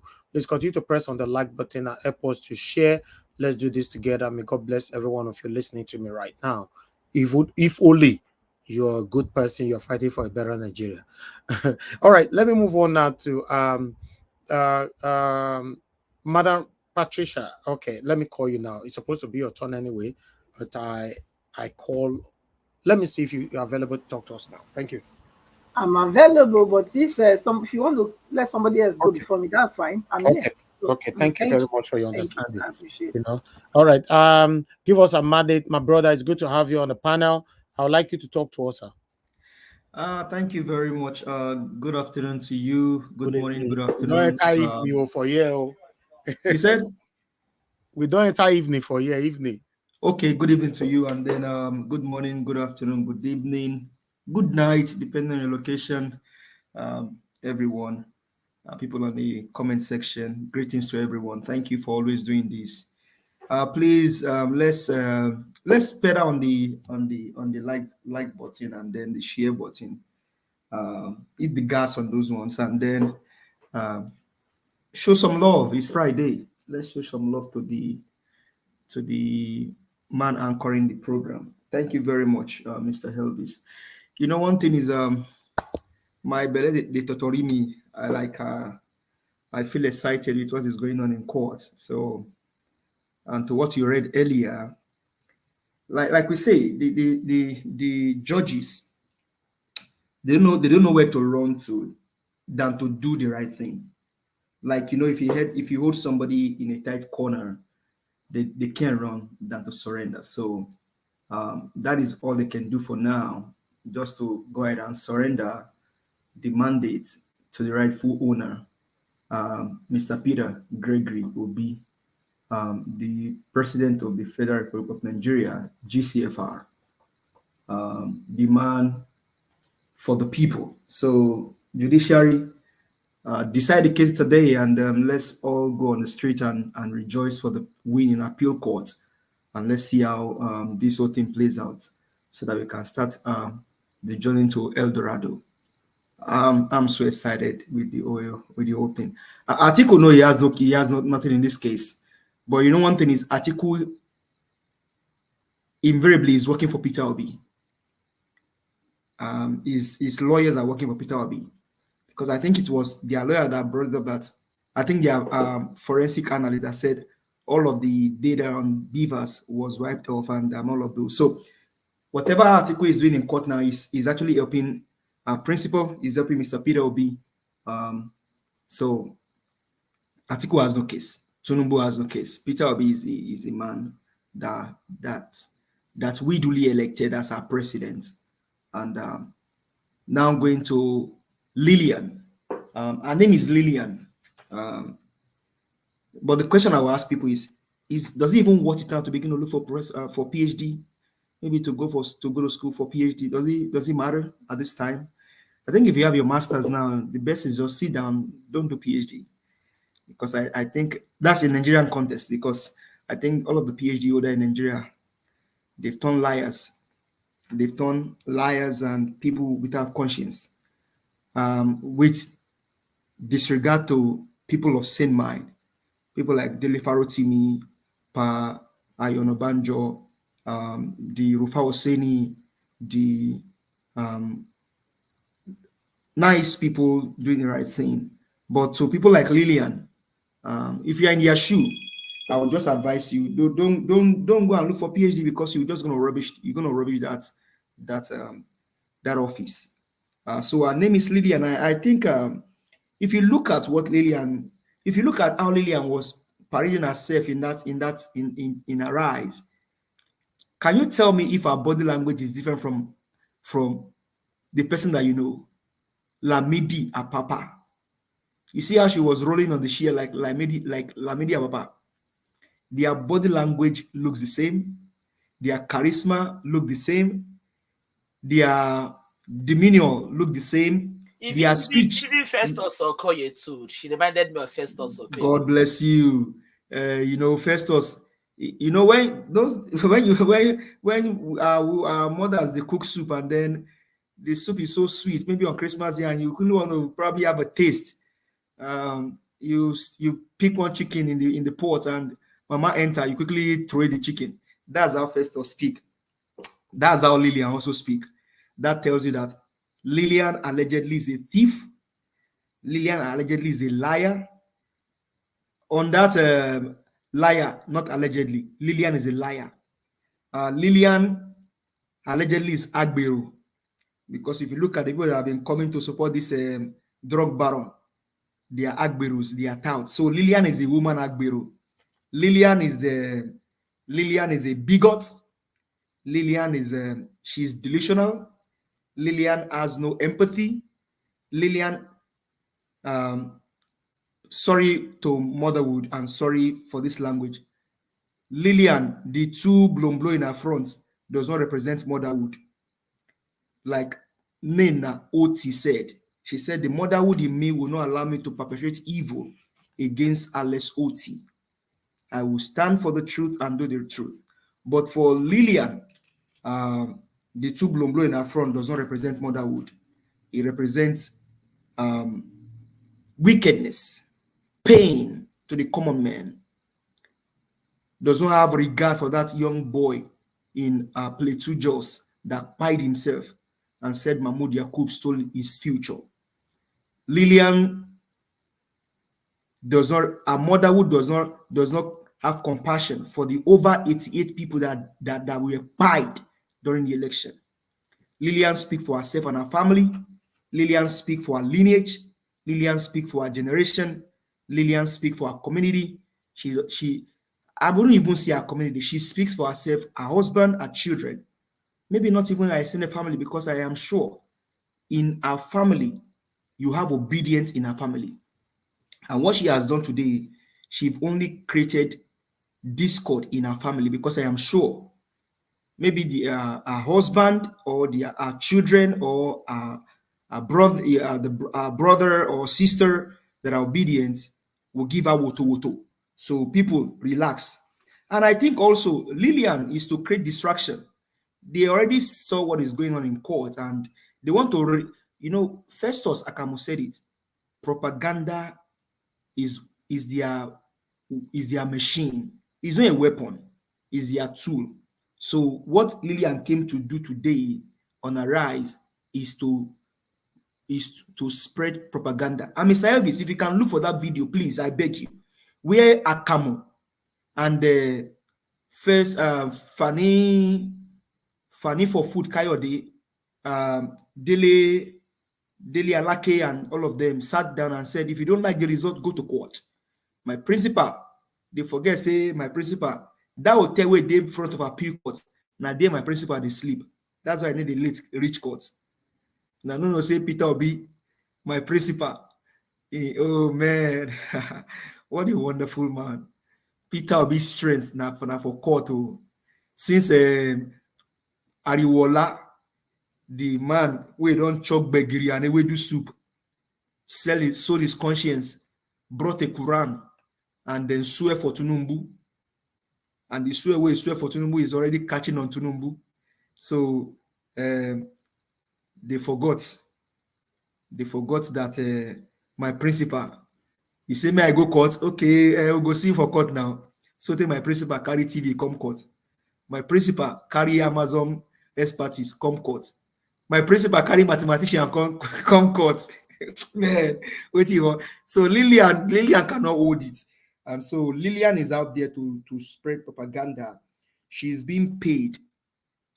And to Lillian, what she's basically telling young Nigerians is that in case somebody steal for your office, maybe they steal money, in as much as they pay their tithe and offering, don't bother. They are already doing good with that money.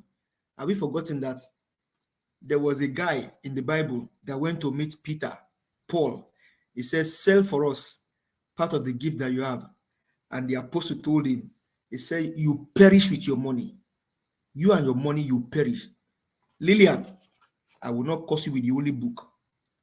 Madam, one of the madam that called said, if God did not judge people like you, I am not God and I am not standing in the place of God, then that means God may have to apologize to Sodom and Gomorrah.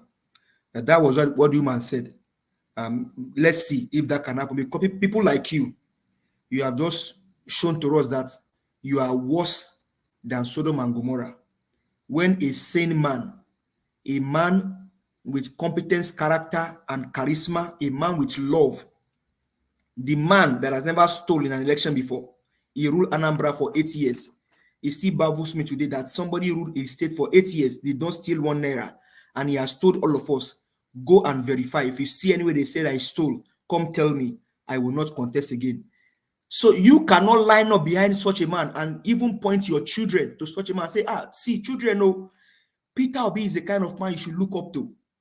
He may not be Jesus Christ or God, but he has shown to us all, either as Christian, as Muslim, even traditionalist, that you can be upright even if you are a politician. He has not stolen, he has not bite anybody, he has not sent anyone to go and forge election results for him.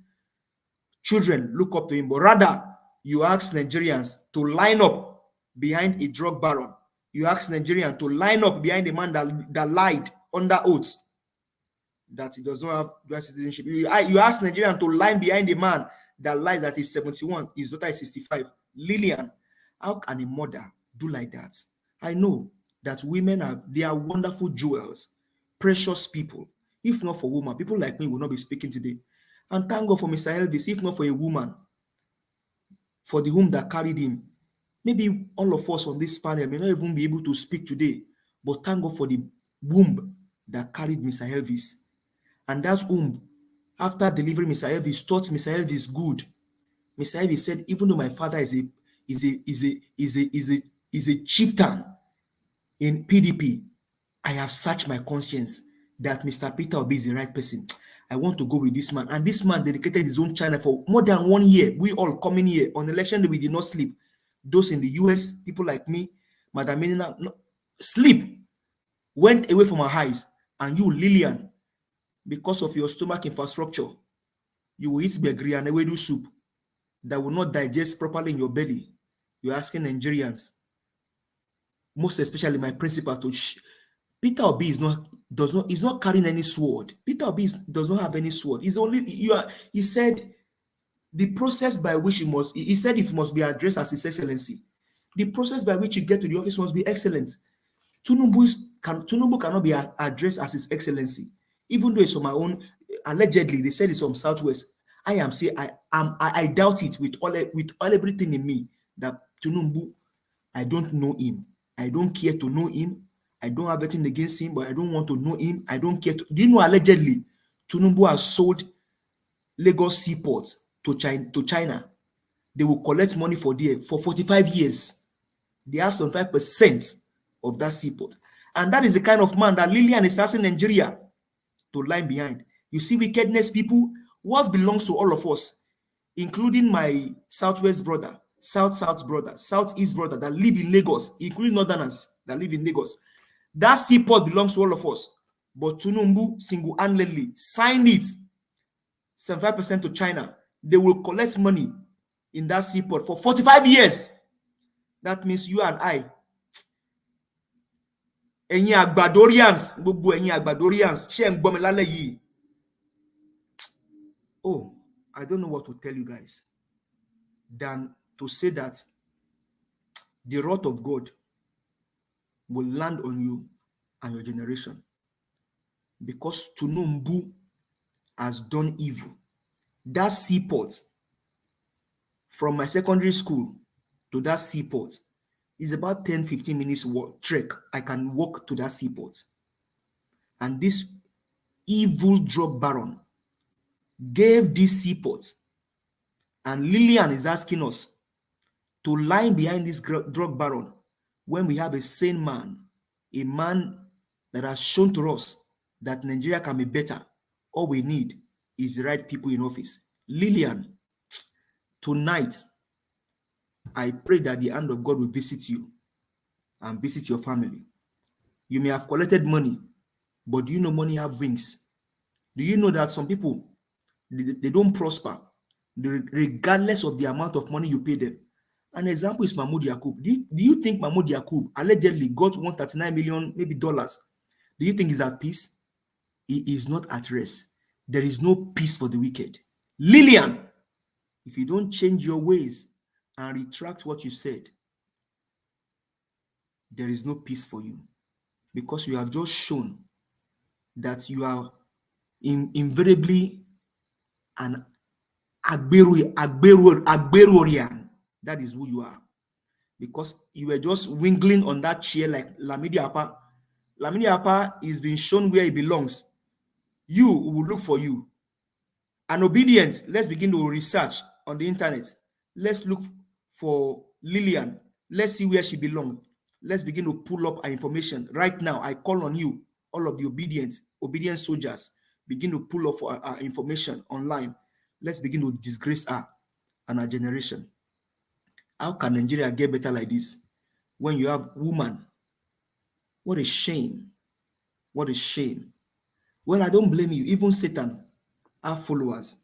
But this time around, we are saying Nigeria, a new Nigeria is possible. A Nigerian where politicians will not steal.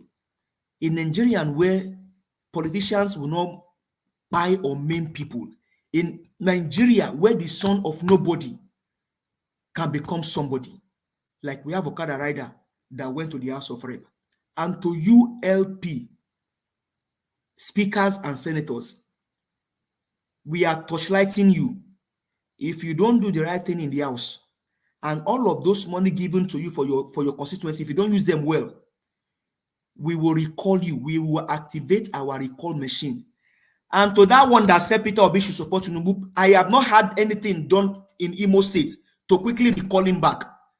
Let that guy not get my. Let's begin to activate recall machine. Obedience. Barrister Abure, I know you are in court, but regardless, you can delegate this duty. That guy that said Peter Obi should come and please, that guy should be recalled with immediate alacrity right now. Activate it. Let's use that guy as an example. Let's use him as an example. As soon as possible, recall him so that way we can use him as a scapegoat to others. Well, what more can I say? Lillian, I will not abuse your children. I will not include your children in this matter, because I know that even in a black pot, white agidi can still come out. So I will exonerate your children. But you and your husband, because I know before you came out to do this, you might probably have told your husband, maybe your husband will advise you, or maybe not. We will look for you and give you good double woto. But as I speak now, my own belly they totori me, because even the judges, they cannot escape this, Mr. Elvis. The evidence is overwhelming. The blind can see. The lame, they can walk. The dead, they can rise. Even the deaf, they can hear that somebody in the history of Nigeria is about to unseat a fake president, a thief president, a drug baron president, a Mahmoud selected president. And so once it's unseated, we will now begin to look for a way to look for Black Maria. We will tie all of them with gear. That is called rope. We'll put them behind Black Maria and go and pack them, maybe in Kuje prison or Kirikiri prison. But judiciary, you all know how this case is going. Peter Obi won this election. 25% of Abuja is enough to decide this case. No technicality. I don't care what is going on. All I know, Peter Obi won the case. And INEC, there was never a place where you told us that you can decide to do the election how you wish. No. Mahmoud Yakub, you went to Chatham House, is on record. You went to Arise, is on record. You went to Channels, is on record. You went everywhere and told us that Beavers will be the game changer in this election. Election results will be transmitted live from polling units. And that is what we, Obedience, took, both young, old. We took it to bank, but when we get to the ATM machine, we could not get currency. We could not get money. And that's why we are where we are today. And so, judiciary, Peter Obi is the president of Nigeria. He won the election on a landslide. Nobody can doubt it. Even all over the world, they know that Peter Obi won this case. Lillian, we are coming for you. Your matter will be decided in the obedient court. And once we decide your case in the obedient court, we will now decide how we will treat you and then put you where you belong. Thank you very much, Mr. Elvis. I rest my case for you. Thank you. Thank you very much. I have an update, so I was just waiting for you to round up. Thank you very much, my brother. I appreciate you. Thank you, thank you, thank you, thank you. All right. I have Upright TV right there. Please turn on your camera so I know who is there before I give this update. I have an update from court. If you can hear me, Upright TV behind the panel. So, okay, let me take on this update. I will not have the opportunity to look at it anymore. Please press on that like button, my people. Okay, let's go back again to the last paragraph. Look at paragraph 9. You talked about party agent of your party confirmed to the court that you had agent in all polling units. Yes, 133,000. How many polling units nationwide? I can't remember the figure. That was where we stopped. So we continue right now. Question. Oh, please, who is that? Mute yourself. Who is that? Sorry, it was my fault. Sorry about that. Okay, that's fine. All right, let's move on. Okay, question. Oh, in the allocation, your party came third. Yes, my lord. Question. In that allocation, PDP and Atiku came second. He was also allocated the result. Yes, my lord. Question. When you voted in Abuja, your party won in your PU. Our witness, yes. Question. Tell my lord if your PU result were allocated. Our witness, if. That's his answer. If. I don't know what that means. If. I-F. If. Okay, question. Answer. Do you want the court to void the figures in your PU? Yes. Question. Your party in the overall result won all the 5 eastern states and 7 other states. Witness. Yes. Question. What is the state of origin of Mr. Peter Obi? Anambra State. Question. In Anambra, Peter Obi scored 95.07%. Our witness, I have not seen the figures. Question. I suggest to you that that was what he scored. Our witness, I have not seen it. Question. It is in your witness statement. Our witness, refer me, let me see. Very smart. Very smart witness. All right. We continue, my people. Question. Whether by allocation or whatever your LP won in 12 states, do you want the vote voided? Our witness, we are not satisfied, and that is why we are here for the votes to be uploaded as of today. They are still being uploaded. Question. Where do you live? Our witness, Dawaki. Question, is that your personal property? Not really. Answered by our witness. Question, do you have a generator? Our witness, I manage I pass my neighbor. Do you have a generator? I don't know what that means. Why that one is coming up in court, I don't know. Then our witness said, I manage, I better pass my neighbor.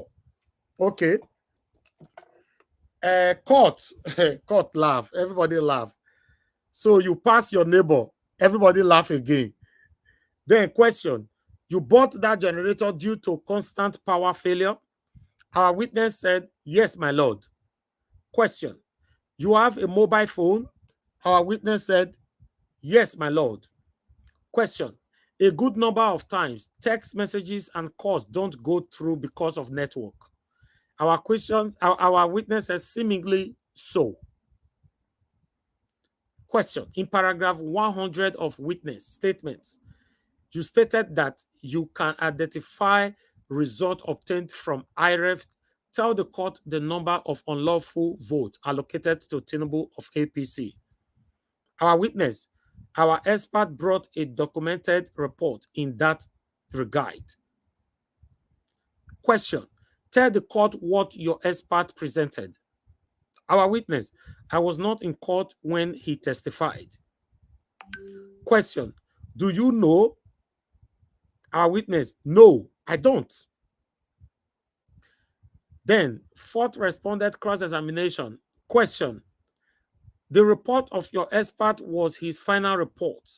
Then, our witness, that was his report.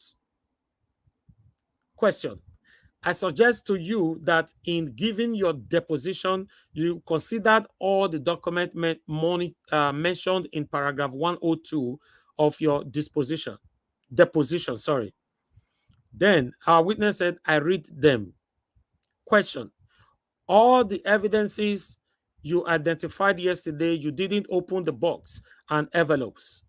Our witness said, I looked at them and I opened them. Question, you did not open all. Our witness said, no. Then question, as chief spokesman, I will be right to say you got or received information from INEC from time to time. Our witness said, no.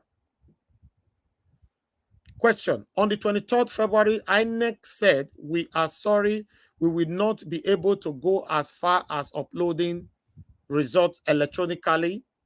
Our witness, I am not aware. I am only aware of the press release by Festus Okoye, which is also attached to our documents.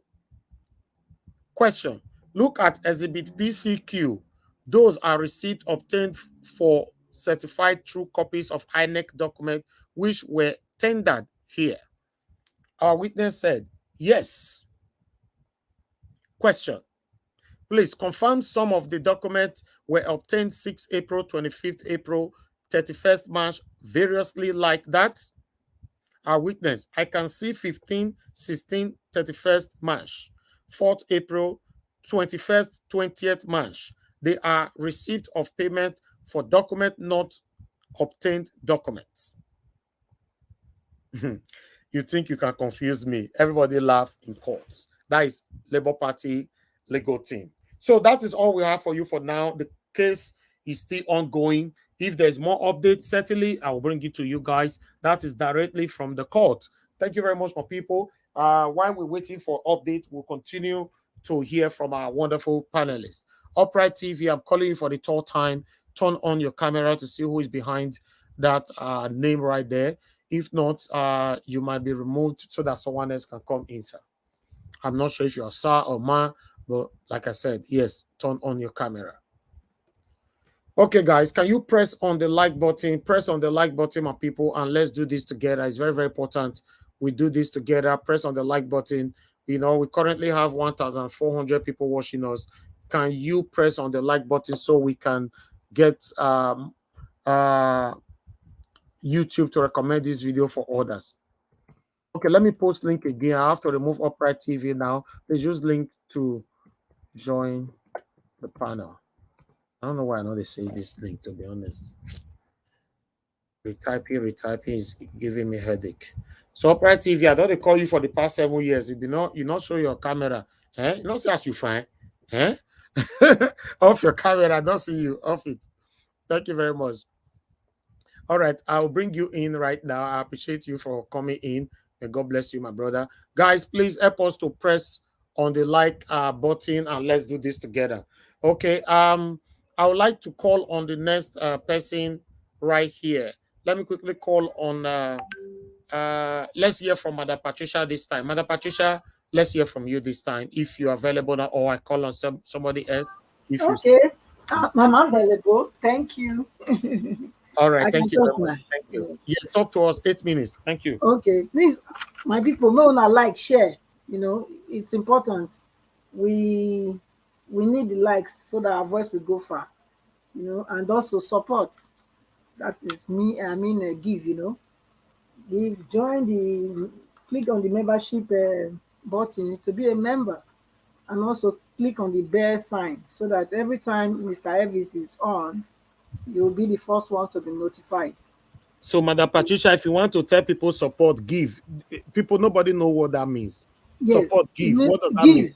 Yeah, it means they should give their pounded yam, their egusi soup. No, they should give from their financial support. You say it how it is. Yes, tell them give. To super chat. You know, whatever. Yes. Even if now $1, 50 cents. You know, by the time mention money. When you say give, they can give me anything. Yes, they can. If they write their comment, is giving. If they like, is giving. If they share, yeah. But Mr. Elvis also, also that is it. That exactly. You know, let's break it down. No, now church. Oh, you do so. You know, so now don't collect off retire. Now you do just now. Eh? Give a bountiful offering to provoke God. Oh God. Well, in this place we can give anything. No, we they give our voice. We they give our, you know. But now again, the voices are good.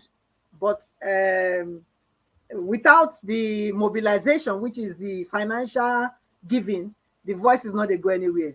So, which means the voice, the financial mobilization is very, very important as well as to what we are doing. So, when I say give, please, my people understand. I mean anything we can give, especially the financial commitment, very important.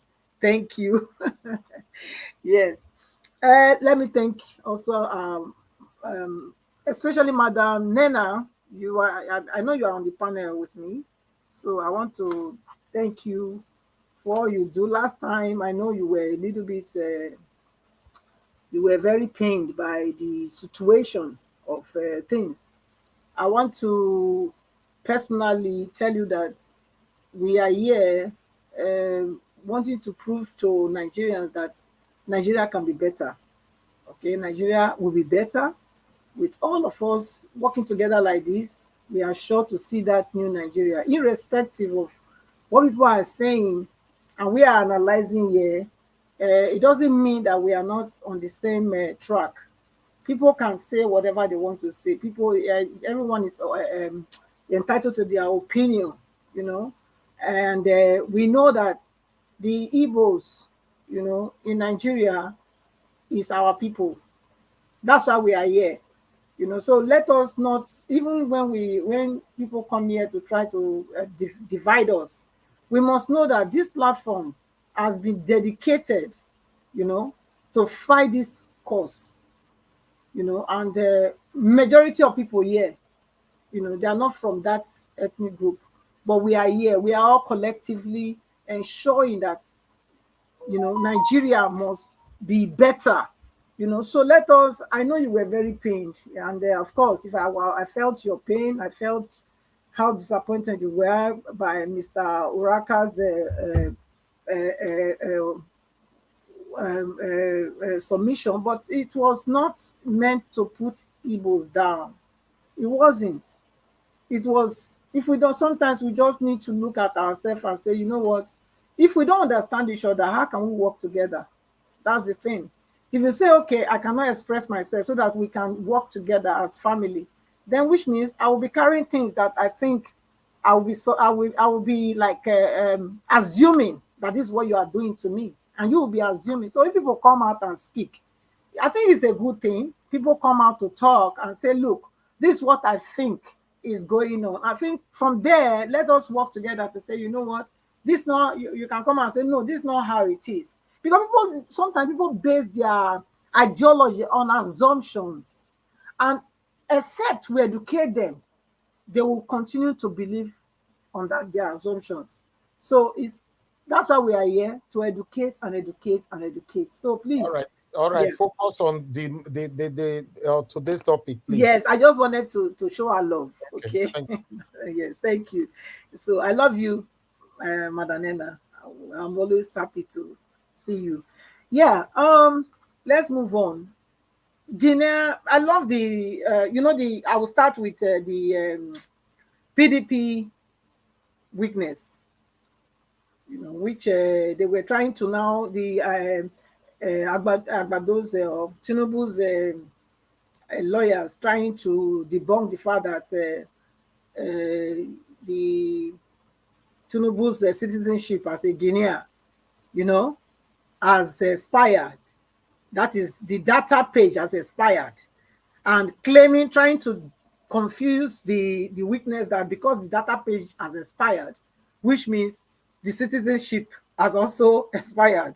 But then the witness let him know that even though the data page is expired, doesn't mean that Tinubu has renounced the citizenship. That does not change the fact that Tinubu still have Guinean citizenship, and by that implication, is not supposed to be the Nigerian president, because that is what it says. That's the only office in Nigeria that if you have a double citizenship, you cannot occupy. Every other position in Nigeria you can, even if you have a triple citizenship, it doesn't matter. But when it comes to the first citizen of the country, you cannot have a double citizenship. And with that alone, it's enough to disqualify Mr. Tinubu already. So we are waiting to hear what the court is going to say today. Then I go to this Lillian Agbero, I will call her. It's not Ogbele. Lillian Agbero. Because I don't understand how she can come and tell us that democracy is defining democracy as government by the people, for the people, and by the people. Excuse me. The process to democracy is stated clearly. Is government elected by the eligible citizens, to rule them, to govern them. So you can't come and say it's for the people, by the people, and for the people. So it's like you went to school, but because of your stomach infrastructure, you missed the mark. Democracy is based on equity, fairness, equality. You're telling us to move on, that we should unite, we should unity. Well, what are we united for? There must be a purpose to unite. Is there equity? We unite for equity. Unity will automatically set in when a people have equity. When there's equity, there is equality and there is fairness. As a result of those three elements is unity. If those three elements are missing, there is no unity. There is no national unity without these three elements. They are the fundamentals for any unity. So you coming out to tell us that we should unite and look at the national interest. What do you mean national interest? National interest without equity, without equality, and without fairness? It can't work. It just spells out that these are the kind of people that have put Nigeria in this quagmire that we all are faced with. And I would say she's a national disgrace to women. She's a national disgrace. She wants to make herself famous. She was saying that people that like our president, principal, and article, that is not wanting to move on and just, walk away. They are, they are like people that are trying to disorganize the country or whatever. But they are the people looking for fame. They want to make name for themselves. Lillian, you are the one that wanted to make name for yourself and wanted to make fame for yourself, but rather you got disgrace for yourself. You got national disgrace, and you forever being disgraced. Because what you came out to do is just show the wickedness in your heart. You said we should move on. They should immediately, you said, they should immediately they should immediately withdraw from the case. They should immediately withdraw. I would have loved to see if somebody would come and take your husband from you, or take your son from you, and tell you, you know what, now your son is mine. You can go, because I just like your son, and now I'm going to treat him better than you would do. Whether you will not fight to get your son back. You see how you deceive yourself because of your stomach infrastructure. Because people like you, that's where Nigeria is where they are, and it's a shame that you exist. It's a shame that we have people like you.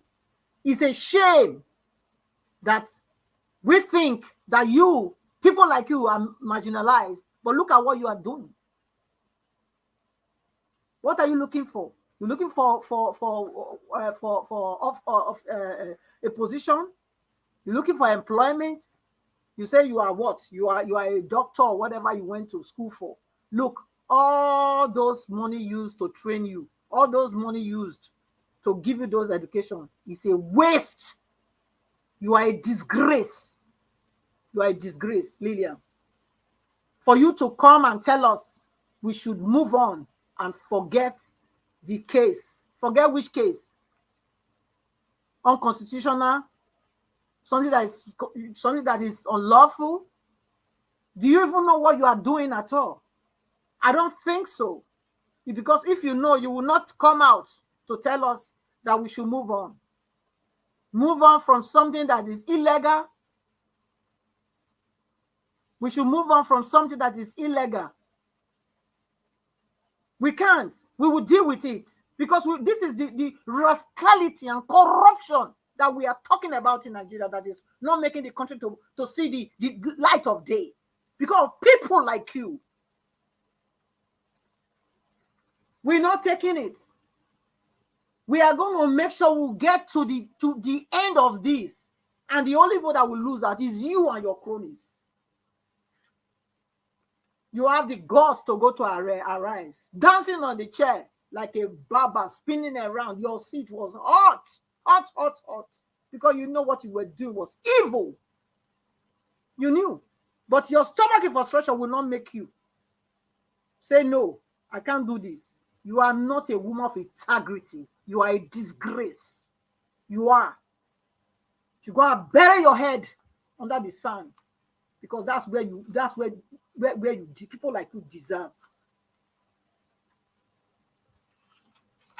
Mr. Evans, I think I will leave that one now because it's so annoying. Yeah. Thank you. Thank you very much. I appreciate you, madam. Thank you very much. Thank you. Okay, let me quickly move on now to Asha. Okay, my people, let me give you the court update for today, my people. Yes, so it don't depend this. I just wanted to quickly make una laugh, make everybody relax their nerves. Okay, yes. Where we stopped earlier on, remember the paragraph where we stopped? The question was, please confirm some of the documents were obtained 6 April, 25th April, 31st March, variously like that. And our witness said, I can see 15, 16, 31st March, April, and 21st and 20th of March. So they are receipt of payment for document not obtained document. That was where we stopped. Now, the new update for you is question. In paragraph 102, you rely on the document mentioned there to make your depositions. Then our witness said yes. Question. Document mentioned in paragraph 102 LM NOVYZ AACC JJMM OOP RR were not tendered in these proceedings. Then our witness said, we are in process of tendering them. Oh, who unmuted? Please, now who is this? God's power, why are you unmuting yourself now? Come here, please. Just the backstage first, please. Yes, our witness said you were not able to tender all. Sorry, the question was you were not able to tender all. Our witness said yes. Question. You mentioned that you relied on evidence of forensic experts. Our witness said yes. Question. Your deposition was made on March 20th. Our witness, yes. Question. Are you aware that the final report of your expert was in May 2023? Our witness said, witness is quiet. Witness not talk anything. Okay. Question. You will agree with me that the issue you brought to court were transmission of IRF, not snatching of ballot box. Our witness said our case was on second ground, double nominations and forfeiture.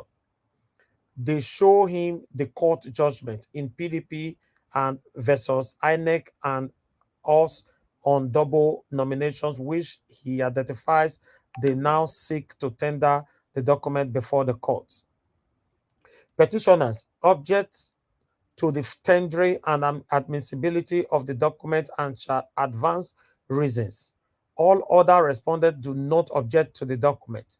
The court judgment hereby admitted into evidence and marked as Exhibit X2 accordingly as the court pleases. Then question continue.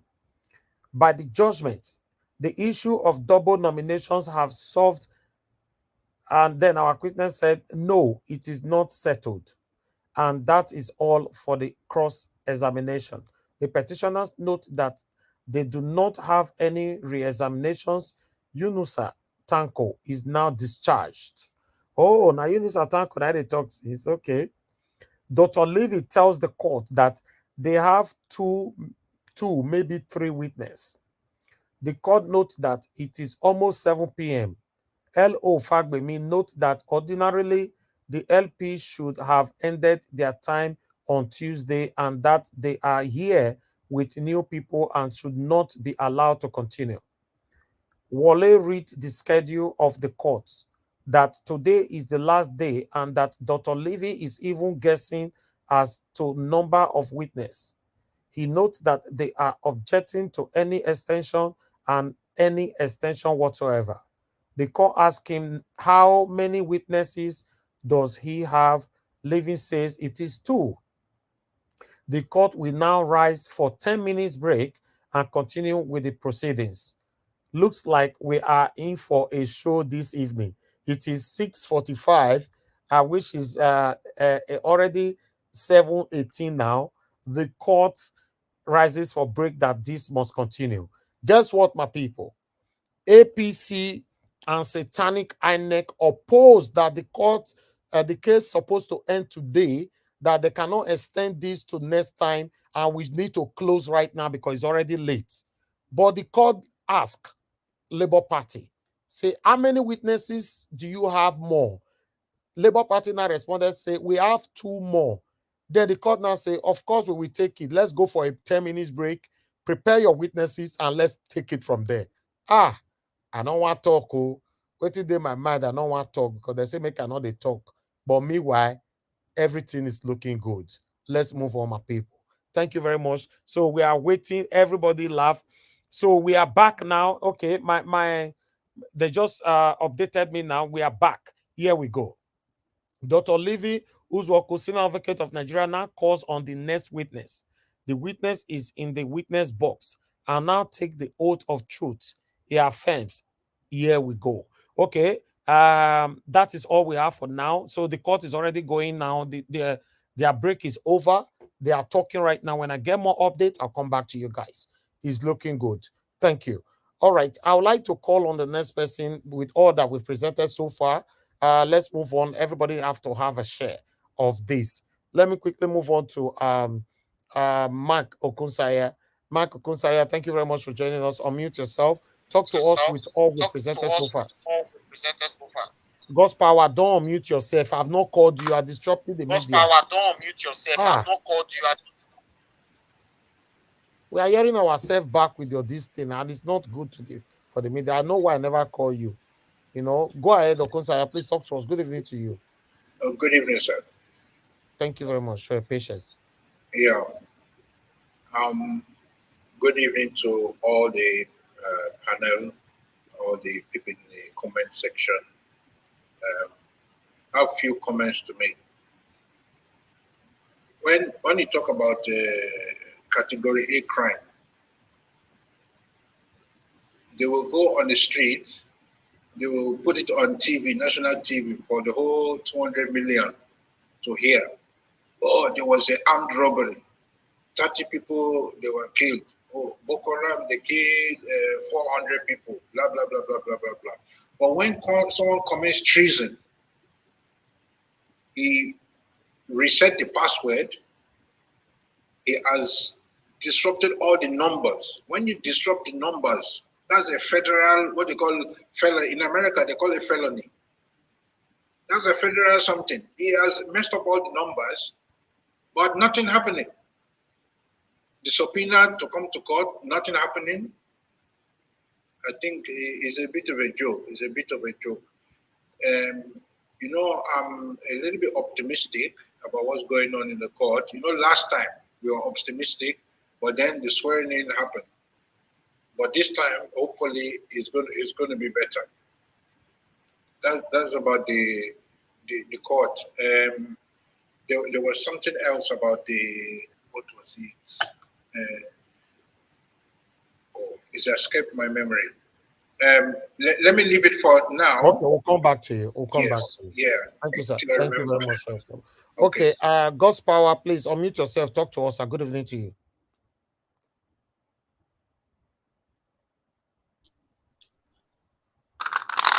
Yeah, thank you, sir. Good evening, everyone. Good evening, Mr. Evans. Good evening, Thank you very much. everybody. Can you hear me, sir? Thank you very much. If I talk now, my voice coming. Yes, I can hear Can you. you hear me, Just go sir? ahead. My voice is coming back all the time. Okay, I want to, first of all, I want to thank you, Mr. Evans, because, to be honest, I can say now you be hero of this fighting. Let me just say, among the heroes that are, clamoring for a better Nigeria, because to be honest, I haven't seen yet people where they push the way you are pushing it. I must say, may God continue to bless you and opportunity right now. May your name continue to be remembered for the people that are clamoring change for your father's land in Jesus' name. Well, I want to also greet the panelists. I want to greet the commenters. I want to greet everybody that are watching us, listening to us. I say, may God continue to bless us.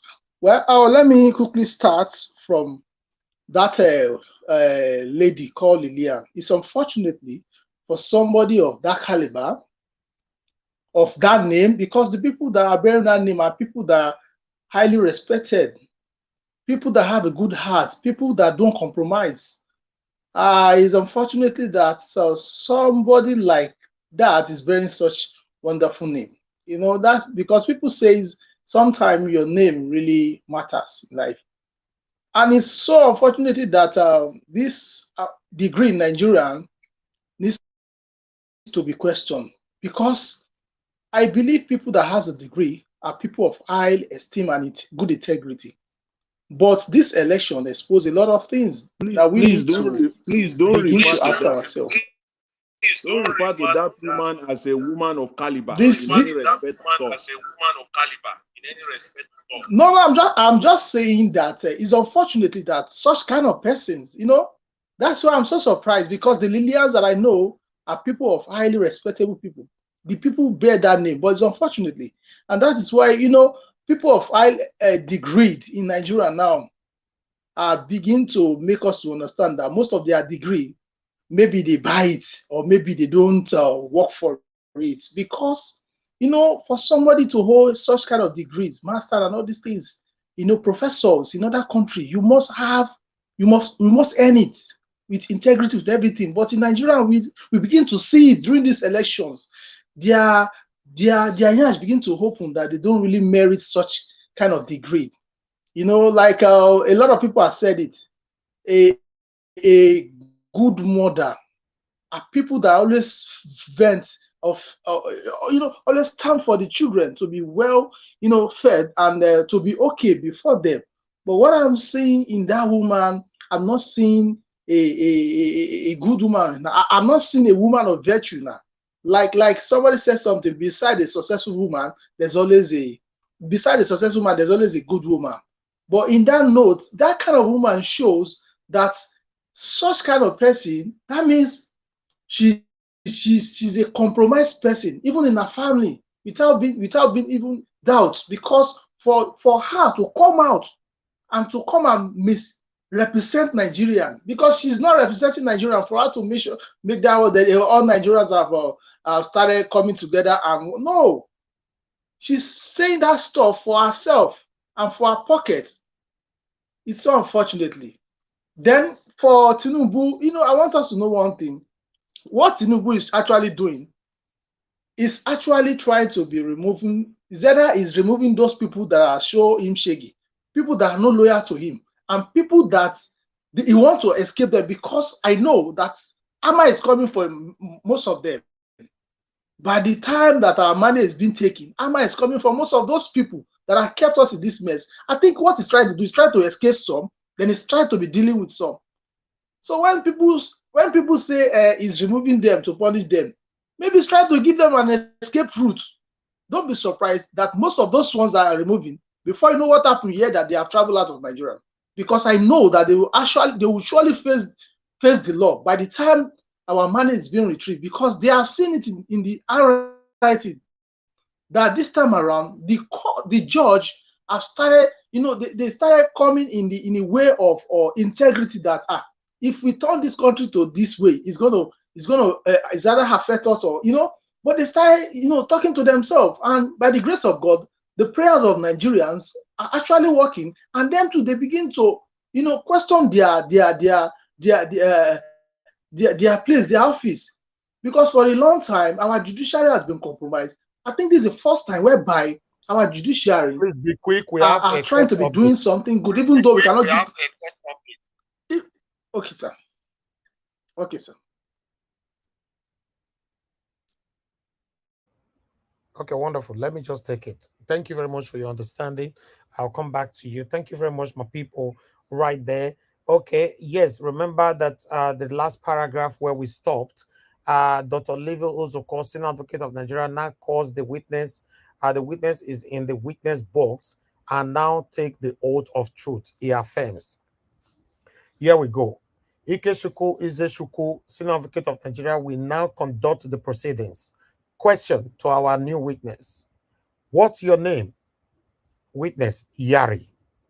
Where do you live? Katsina. What do you do? Just a graduate, no job. Question. You are here on subpoena. Witness, yes. Do you have the subpoena here? Yes, my lord. They now seek to tender the subpoena in evidence.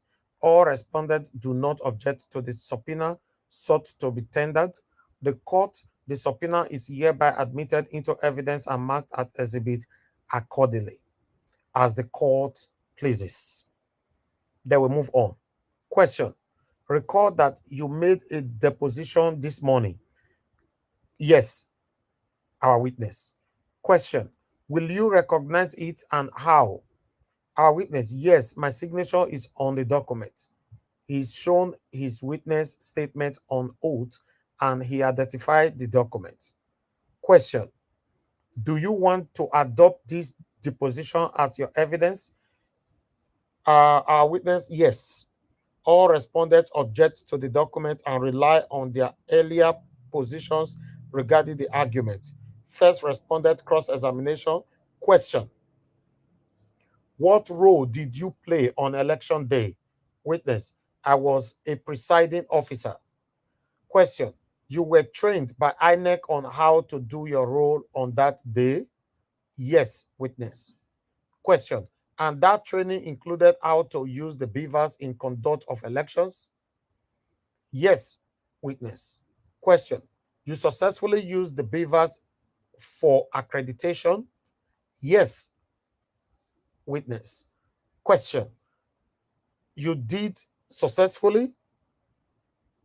Our witness, no. Question, there was no accreditation? Then our witness, yes. So that is all we have for you right now, my people, while the court continues. So let me quickly go on. God's power, please round up in 1 minute, sir. So we move on to the next person. Okay, okay, quick one, sir. You know, I remember in those days, sir, whereby, you know, this country has been under, you know, sick from all these bad leaders, whereby most people that are DJs, people are entertainers, you know, musicians. They talk to governments with their songs, with their music.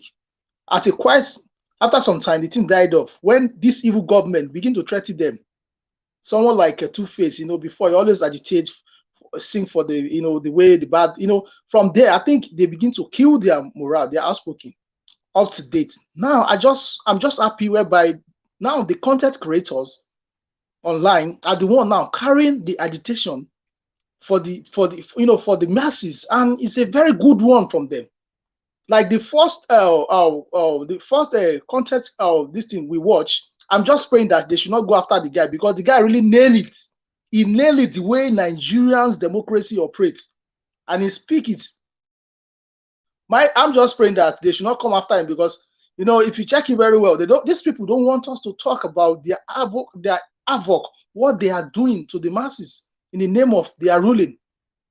I think I'm impressed the way these content creators are coming about it, and the way our online comedians are going about this thing. At least it's being obvious that everybody is seeing that these people are no longer, you know, comfortable with their rulings. Like somebody will now come and say Nigeria move on. No, Nigeria have not moved on. Nigeria is still waiting for their mandate. And I pray that by the grace of God, our mandate will be retrieved back, and Nigeria is going to be better. Thank you, Mr. Ebis. Thank you for everything that you do. And I also want to thank everybody that are still believing that Nigeria is going to be taken from these evil people. I yield from here. Thank you, sir.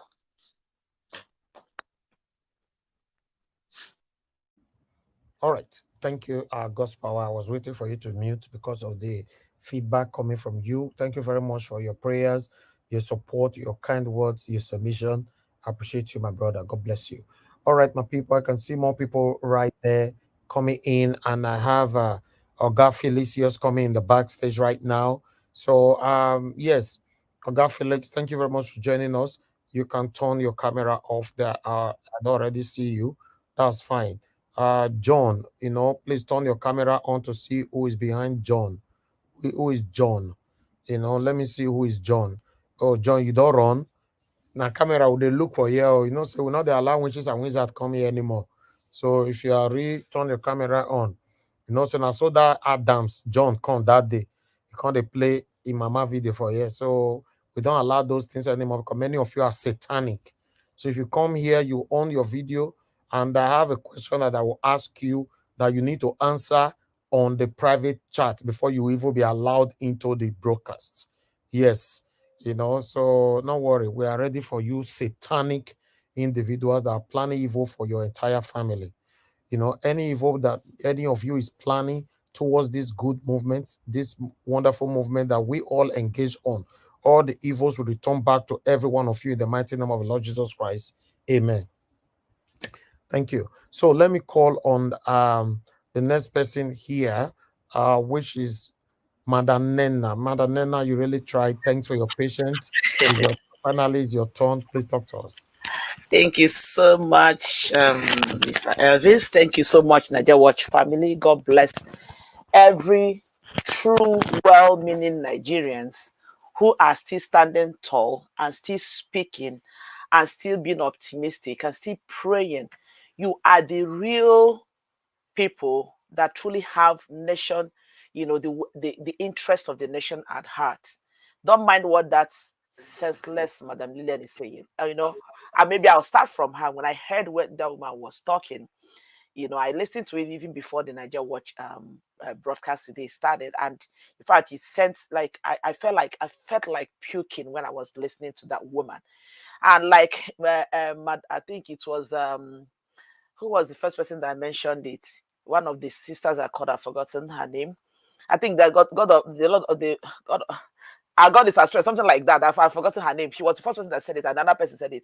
You know, that was exactly what I noticed when that woman was talking. You see the body language. Once you see somebody talking and the person cannot keep their feet steady, you know, just keep shaking. The body language alone tells, you know, the mindset of that individual. Because when you are talking with confidence, talking from a place of sincerity of heart, everybody that sees you will know. And I thank God for the kind of questions that was thrown at her. You know, when I listened to that woman, and she made mention of the fact that she is a true Nigerian who cares about the welfare of the country and everything. And I asked myself, I know I just made that conclusion that this woman is just brainless. She is a very brainless person. I made a comment in that I raised this thing. I did not say anything to her, simply prayed for her. And the prayer I prayed for her, I say, Madam Lillian, may everything that you hold dear to you be stolen from you. And my prayer is that when you seek for justice, may you never find it. Let that be your lot, and let that be let that be the lot of your generation, because that is basically what this woman is trying to say to That's Obi. a wonderful prayer. That was the only thing I wrote on that place. I say, may you lose, may what you belongs to you that you hold dear be stolen from you. And when you seek for justice, may you not find it. That is just the thing, because that is exactly what she's trying to say. When you are crying for help, let the world, let everybody that hears your voice, shut your voice up, shut it down, so that your voice will not be heard. Because that is what you are telling a man. That's what you're telling Mr. Peter Obi, and that is what you're telling the millions of Nigerians that invested their hope and trust, that looked forward to a better Nigeria through this man called Peter Obi. Because the truth about it, like everybody else has been saying it, this is not a fight for Peter Obi. This is a fight for the survival of the poor masses on the streets. Okay, Madam Nena, I'm sorry, I have to stop you there. Okay. We have an update. I'm sorry. That's why we're here. Yes, I'll start from you again. Thank you very much, my people. We're back again from court. We are still in court. I will take on the last paragraph to make sure that everybody understand where we're coming from. The last paragraph was, did you record the votes? I recorded the votes. Was that the last one? Yes. There was a, okay, yes, okay, yes. And you recorded it manually? Yes. The only major problem you said you had that day was upload? Yes. Okay. Did you have problem with accreditation? It is not stated in your deposition. Is there any paragraph you stated it? Witness said, witness is silent. You not go see that technicality you are looking for. Then our legal team, they laugh because our witness not answer that question. Let me see the question they ask him again.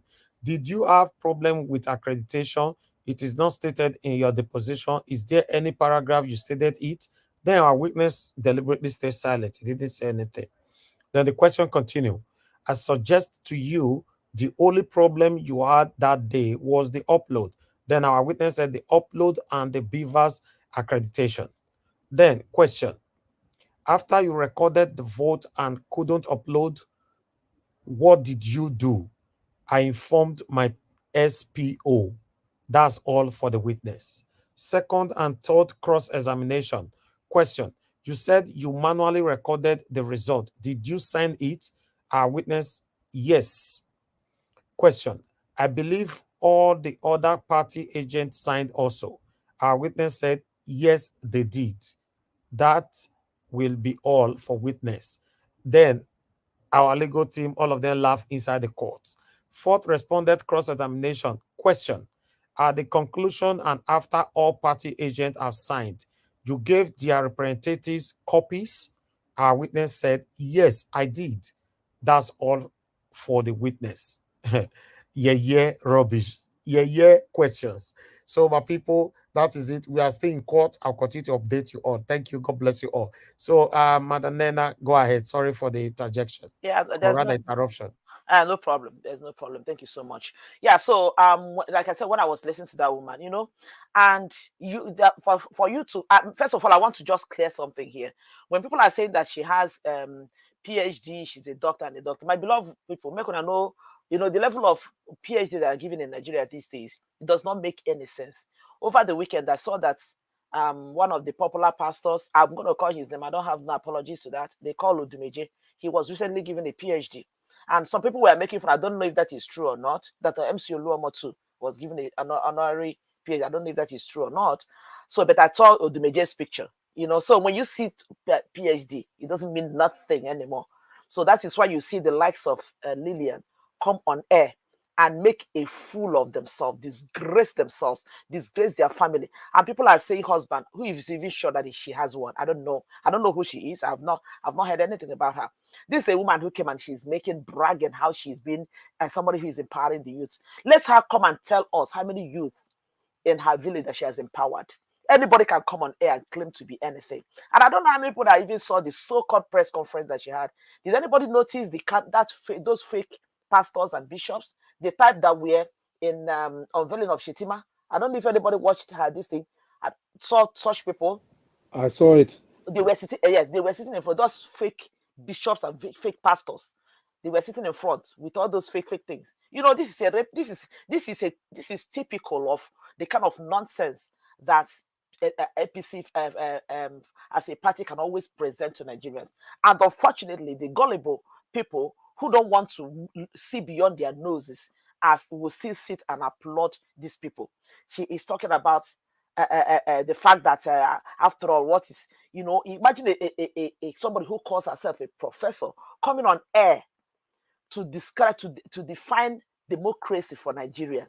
And this woman could not even give an accurate definition of democracy. Just because you want to come and lie, just because you want to come and disgrace yourself, you chose to take out the important part of what democracy. This one doesn't even have a clear-cut definition of what a democracy is, telling us that the only part of it that matters to her is for the people. And I ask the question again: what has the sacking of Emefiele done to Nigerians? How has the suspension or arrest of an EFCC chairman, how has that impacted the life of Nigerians? How has the removal of subsidy impacted Nigerians? How many palliative has been given to Nigerians to cushion the effect of the subsidy?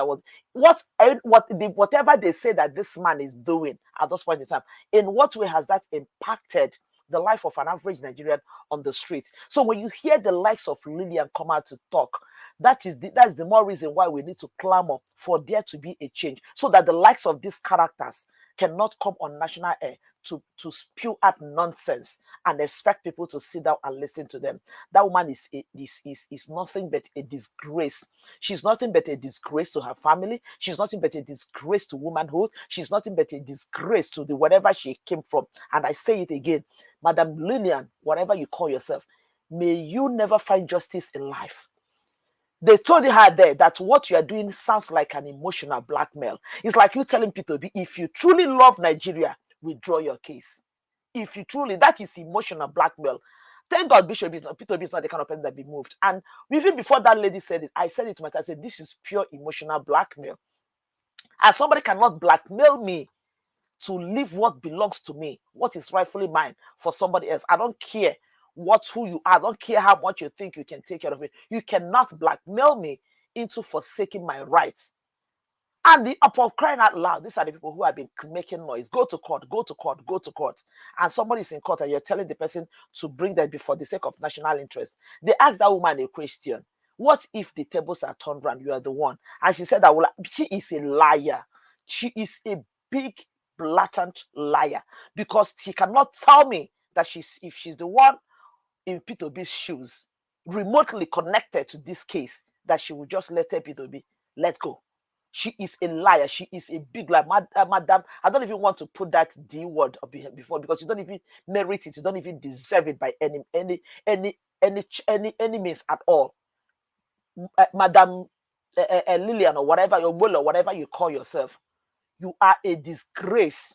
I see you as nothing but an Abuja Olosho That is what you people go there to do. You go there to mess yourself around for cheap contracts, and you come on air to spew nonsense. You are a disgrace. You are a disgrace. And this is the way people will open your arms, your hands, and collect what belongs to you. And when you look for justice, you will not find it. You will not find it, because you are telling the whole, you're not just talking to P2B, you're not just talking to Atiku Abubakar, you're talking to the generality of Nigerians.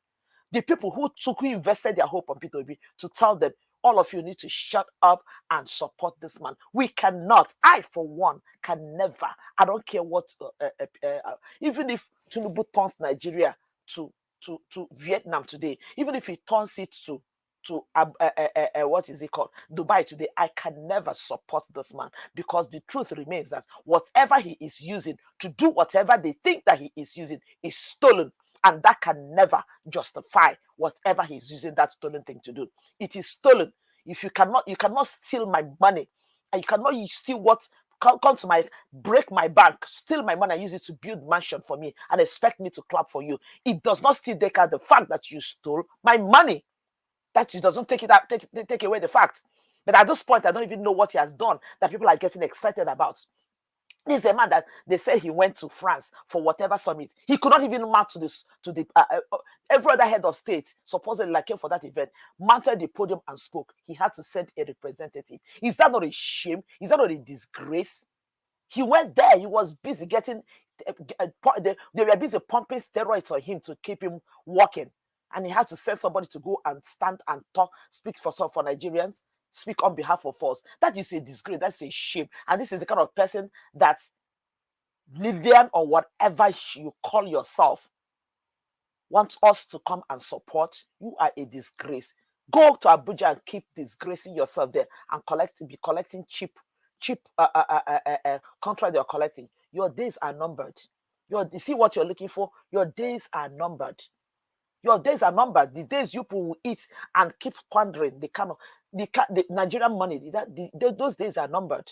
This is a country that is bleeding from debt, bleeding from poverty, bleeding from everything. And suddenly they wake up and they are proposing for 114% increase in their salaries. When most of those people who are proposing for that nonsense have not even paid 8,000 naira minimum wage, and they are proposing for increase. And this is the kind of society that you want, this kind of a government that somebody wants a sane, sensible human being to come and support. And you're telling me that you're a nationalist, you have the right, you're a full-grown woman. You are a disgrace to womanhood. You are a disgrace to your family.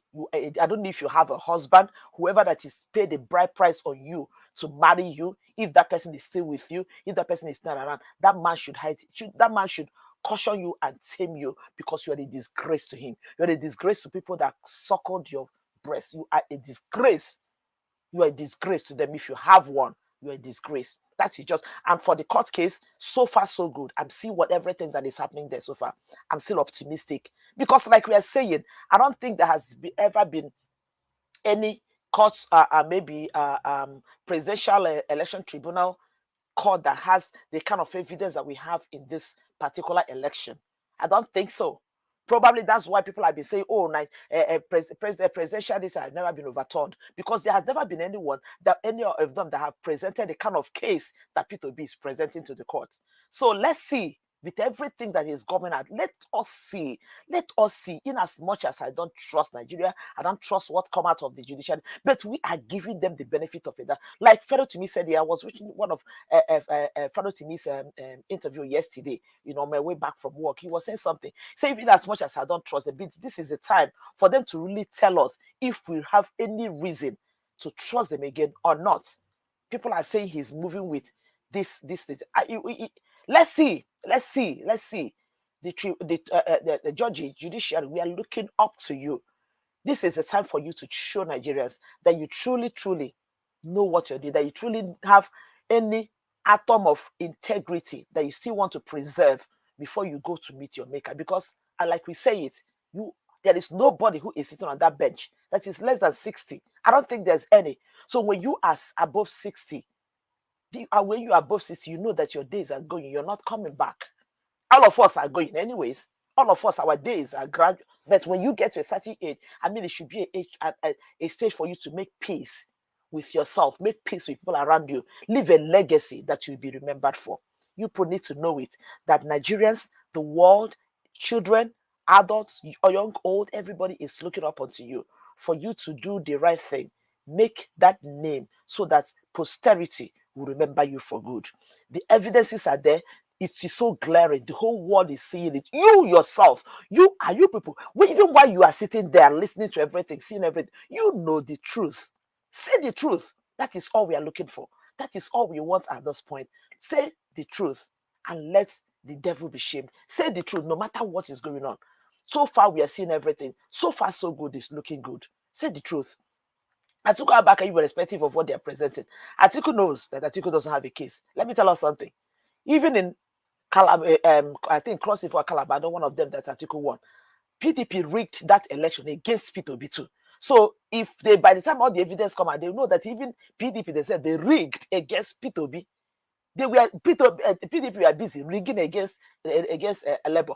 APC was busy rigging against Labour. They all rigged. So Atiku Abubakar knows he doesn't have a case. He's just trying to, he's just trying to hold face in that court. But it's good that he's there because whatever he's presenting is even helping to put, more clarity to this case. It's good that they bring all the forensic, whatever, bring whatever you're bringing. There's no other person that came to that court with trailer load of evidence more than P2B. He has them. He knows. They know. Even PDP, they know. If only they will come out to tell the truth, they will say, yes, we know. We are there because we want to prove that Tinubu did not win. But in the actual fact, we know that the person that won is P2B. If they have their way, they will say it because they know that is the truth. They know that is the truth. So far, so good. Everything is looking good. But Madam Lillian, once again, because when I watch that woman, I feel like throwing up. That is, woman, somebody will come on air and be talking the way she's talking. And I don't even talking the way she is so disgusting. But like we said, her body language alone tells it all. You will see she was unsteady, she was unsettled. The way she's talking, putting up this senseless, moron-like smile on her face. So look at this shameless human being. Look at this shameless human being. You're telling them to leave their case for nation. After all, what exactly are you looking for? Is it not for nation building? Nation building for what? There's somebody that said this popular saying that somebody said one time. I remember. I just want to use it to close. One time, a guy, one of my brother's friend, there's a girl he wanted to date. It's actually he wanted to marry. Then somehow he was dating another person. Somebody was asking him, I thought this or this person you're interested in. Why are you with this one? He said, in this life, when you see what looks like what you want, you hold on to it until you get that thing you want. Then you leave what looks like what you want. Nigerians, what you are seeing is what looks like. It looks like what you may want, but the real thing that you actually will enjoy is P2B. So if for every well-meaning Nigerian, please let's keep our support on P2B. And again, I'll close by this. When you see most comments, like when you see the likes of this Lillian come on air to talk and people like that to talk, and when I see people like that to talk and I look at the comments that follows such interviews, it gives me the confidence that even though we are saying that a lot of people are losing hope, there are still many Nigerians that are still holding on to hope that P2B will come back. You know why I say that? Because as at the time I made my comment on that Arise this thing, I saw more than 500 comments. And out of that, in fact, I was able to scroll almost 200 of them. I did not see any single one of them that spoke in support of that woman. Everybody was against what that woman was saying. That tells me that a lot of Nigerians are still very much in support of the obedient movement. People are still holding on to hope that this man will eventually get this mandate. So that's what that gave me courage that we are in this fight. We are fighting to win it, and we will not lose.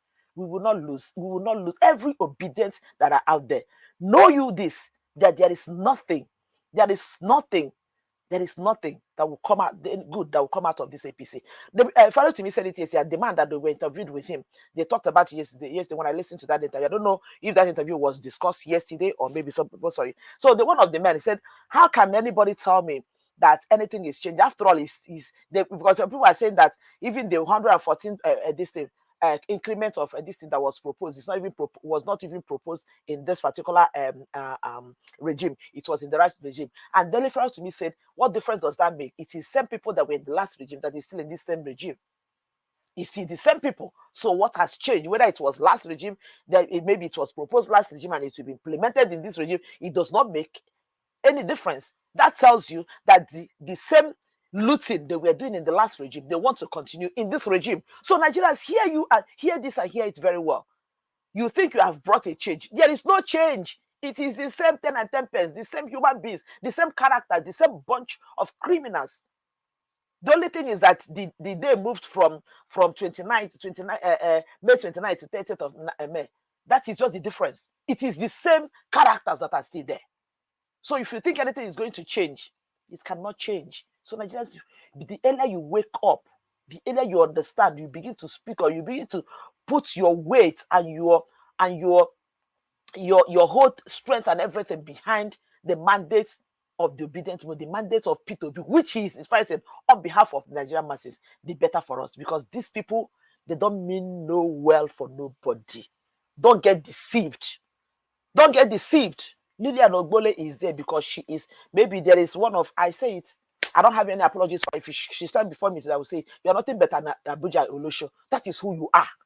You're looking for cheap popularity. You're looking for who will place you somewhere where you'll be collecting some small, your own small contract. That's all. That's all they do. They run around in Abuja, run after all these people. That is all they do. That is all these people they do. It's very shameful. It's very shameful. But whatever you wish me to be, and the millions of Nigerians that put their trust in this man, put their confidence in this man, put their hope in this man, praying that God will, through this man, salvage this country and steer it towards the right direction. Whatever you wish against him, it will surely come for you. You will seek for justice, you will not find it. What you hold dear to will be stolen from you. When you seek for justice, you will not find it. When you cry, your mouth will be shut up. People will hear your voice, but they will shut it down, because that's exactly what you're trying to do. You're hearing people to be spoilers, and you're telling him, shut up and support us.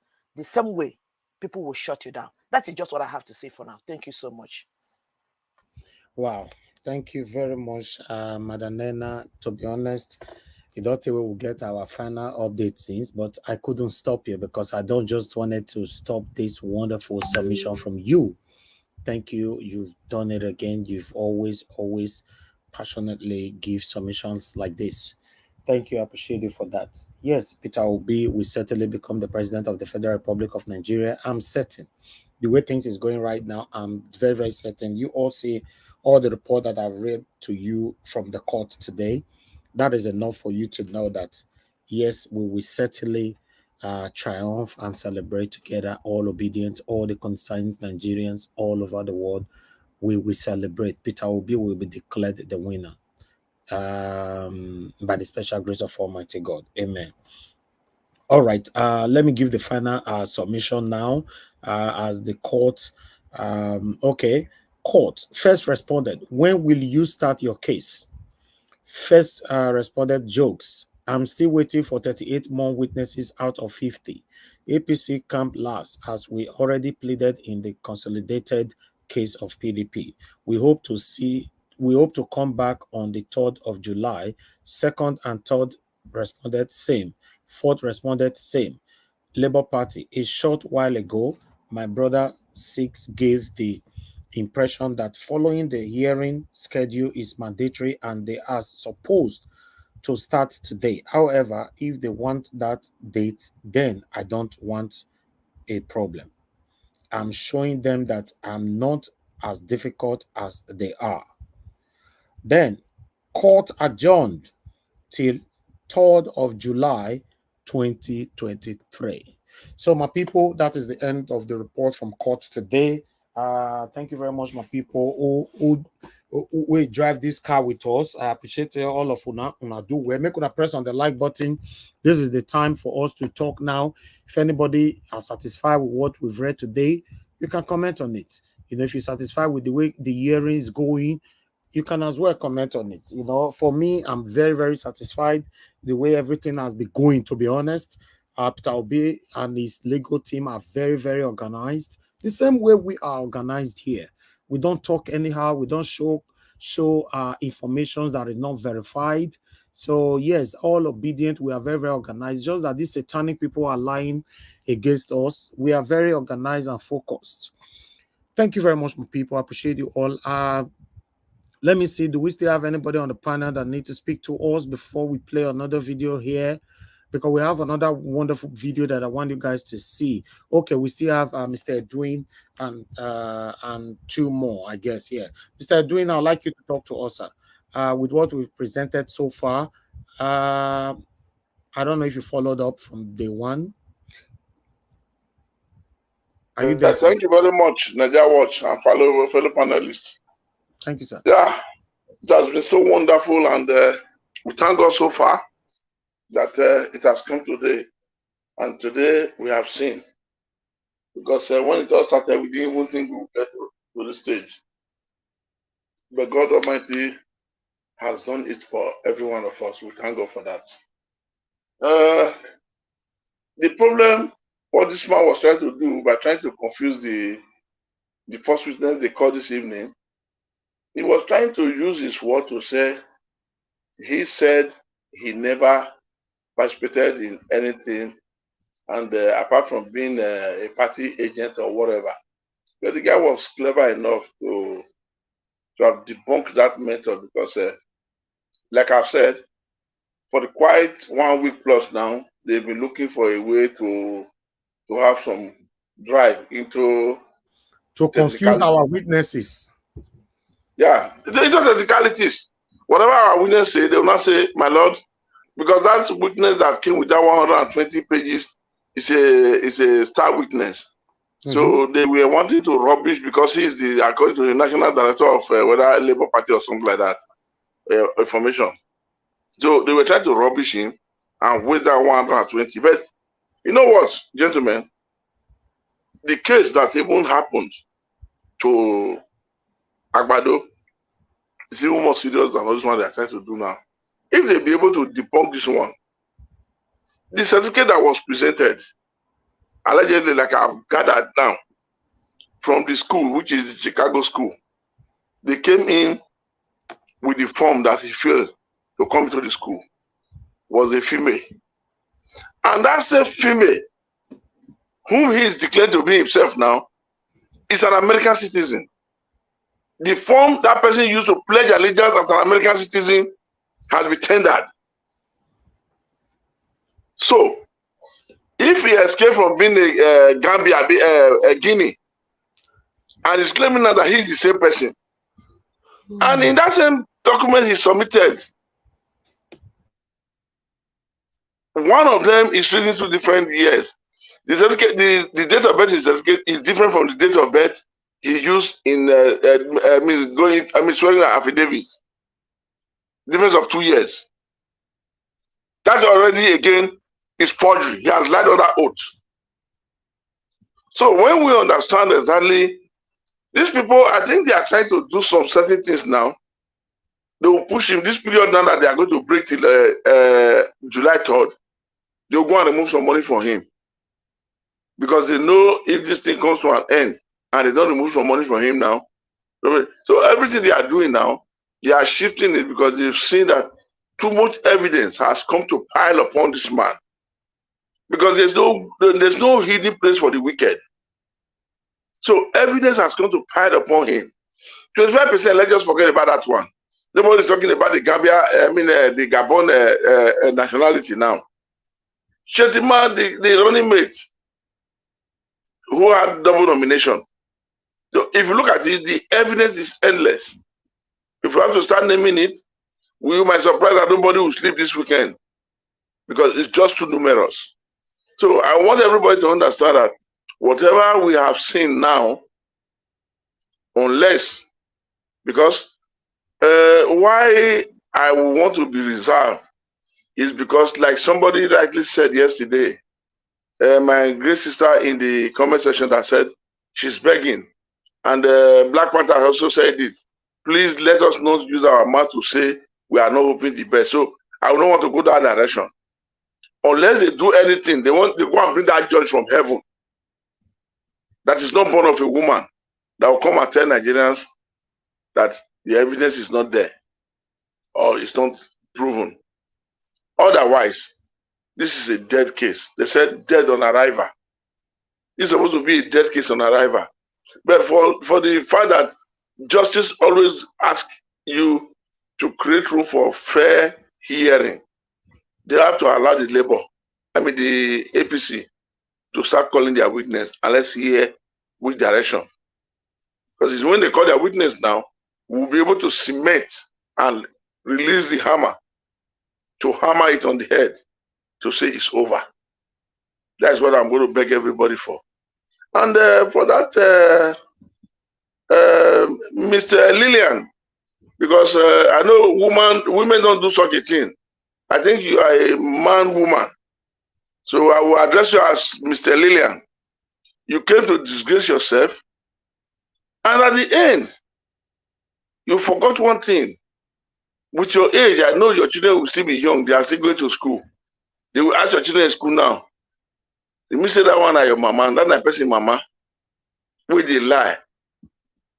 So, pathological liar, you've come now to disgrace yourself. And if na me, na be your husband. Now this night now look, if explanation date not do our marriage certificate, now this night I'll create explanation date. So it go expire tomorrow. Excuse me. So it will expire tomorrow. Because this woman, she's not fit to live. She's not enough to be addressed as a wife. Okay, sir. Look after yourself and come back, please. Thank you very much. Mr. Elvis, I would like to step down for some few minutes. Maybe someone can come in. Okay, sir. That's fine. Thank you very much. Thank you. All right. Let me quickly go to Madam Helen. Madam Helen, thank you very much for joining us. Good evening to you. If you are right there, please talk to us. Okay, Madam Helen, you are not available right now. I'll go to Oga Felix. Oga Felix, are you there? Okay, Madam Helen, can you hear me? I can hear you, but please, can you pass me for now? Okay, that's fine. That's fine. All right. Okay, I have a caller anyway. Let me take this call quickly before I come back to the panel. Hello, yeah. Good evening to you. Your name and where you calling us from? Yes, Mr. Elvis, good afternoon. This is Prince Akwachi. Okay, thank you, sir. Turn down your device, sir. Turn your device down. Okay, can you hear me? Yeah, go ahead. Yeah, my contribution is, in as much as I don't want to take this as we're not laughing at this person that I want to talk about, but I just wanted to kind of like ask you guys or ask the house, do you guys know what happened to our senior brother's wife? When I'm talking about our senior brother, allegedly, why do I say allegedly? Our senior brother Chimaro Kindamani. Do you know what happened to his wife? No. Okay, she's gone. She's gone to the land, beyond. So why I'm saying this is it's not a laughing thing, but it's just a question of us to know that when people are fighting someone who God is behind the person, things happen to you, and you will not know what it is. You will not know what is hitting you from left and right. Rochas Okorocha just confirmed that he went to the burial. Obviously, they don't want people to know. They're hiding it. But why? He went to the burial and just came. Huh? Why are they hiding it? I don't know. Probably they don't want us to know, or probably they're just using whatever to cover it. It happened. You can research it and you can find it. Okorocha said it with his mouth. And I was like, wow, interesting. So I just want to encourage the house. Let's keep doing what we're doing. By the grace of God, this mandate, we will get it. We will get it back. Whether they like it or not, by the grace of God, we will get it back. A year for now. Thank you, sir. God bless you. Thank you. Okay. Let me come back to Madam. Okay. Yeah, you said you're not available. Mr. Felix, are you there? Yeah, I'm here, my brother. Okay, good evening to you, sir. Please talk to us. Good evening, my beloved brother. I greet all the panelists and all the comment section of our viewers worldwide. They say you can't say it is over, not until it is over. All hope are not yet lost. We know that point we have been fighting for. Those cry of those people who get injured during the election, who lost their lives, will never be in vain. That is why you see all these people, one day of the other, back to back, strengthening, starting happening around them, until they confess what they did to harm all the good citizens of Nigeria. They will never get peace in their life. For the court, I thank God everything is going well, but we should not be overwhelmed and carried away. You know, Nigeria judicial system, we have to still keep on putting the force on them to do the right thing, because they are listening to us. Even though they are not watching us now, they have aides who they send around to go and watch all the platform in the social media and report to them in the evening. We have to keep on pushing them to do the right thing. It's just like a friend of mine who happened to be a counselor under NPC canopy. When we talked a few days ago, he was telling me, Tinubu have done this, have done that. For these few days he have been there, what he have did, wetin he don't do, he don't big pass wetin Buhari do for 8 years. I only ask him a question that make him run away. I ask him, Tinubu is APC, might say yes. Buhari is APC, might say yes. As they not the same government, meaning you are confirming it to me now that Buhari administration destroyed Nigeria. He started beating around the bush, before you know it, we call you back, we call you back. Because when you tell them the truth, they will try to run away from you. And we will keep telling them the truth, whether they like it or not. If they want to run, make them run, enter water, swim, enter inside, buy for them. We don't care, provided we tell them the truth, what needs to be done to make Nigeria move forward. I think all we have to do now is to keep on pushing. No relenting. Let's keep on our underground search and investigation for more evidence that will be of good to this, our court case. They never see evidence. The next evidence when they go see, they go, the whole world go put hand for head, shot. They know see wanted them, make them stop. I pray for our beloved principal, Mr. Peter Obi. May God continue to strengthen him. Because if not him coming on board, most of the Nigerians don't even know what is going on in the political system of Nigeria. They call their beloved mother's land.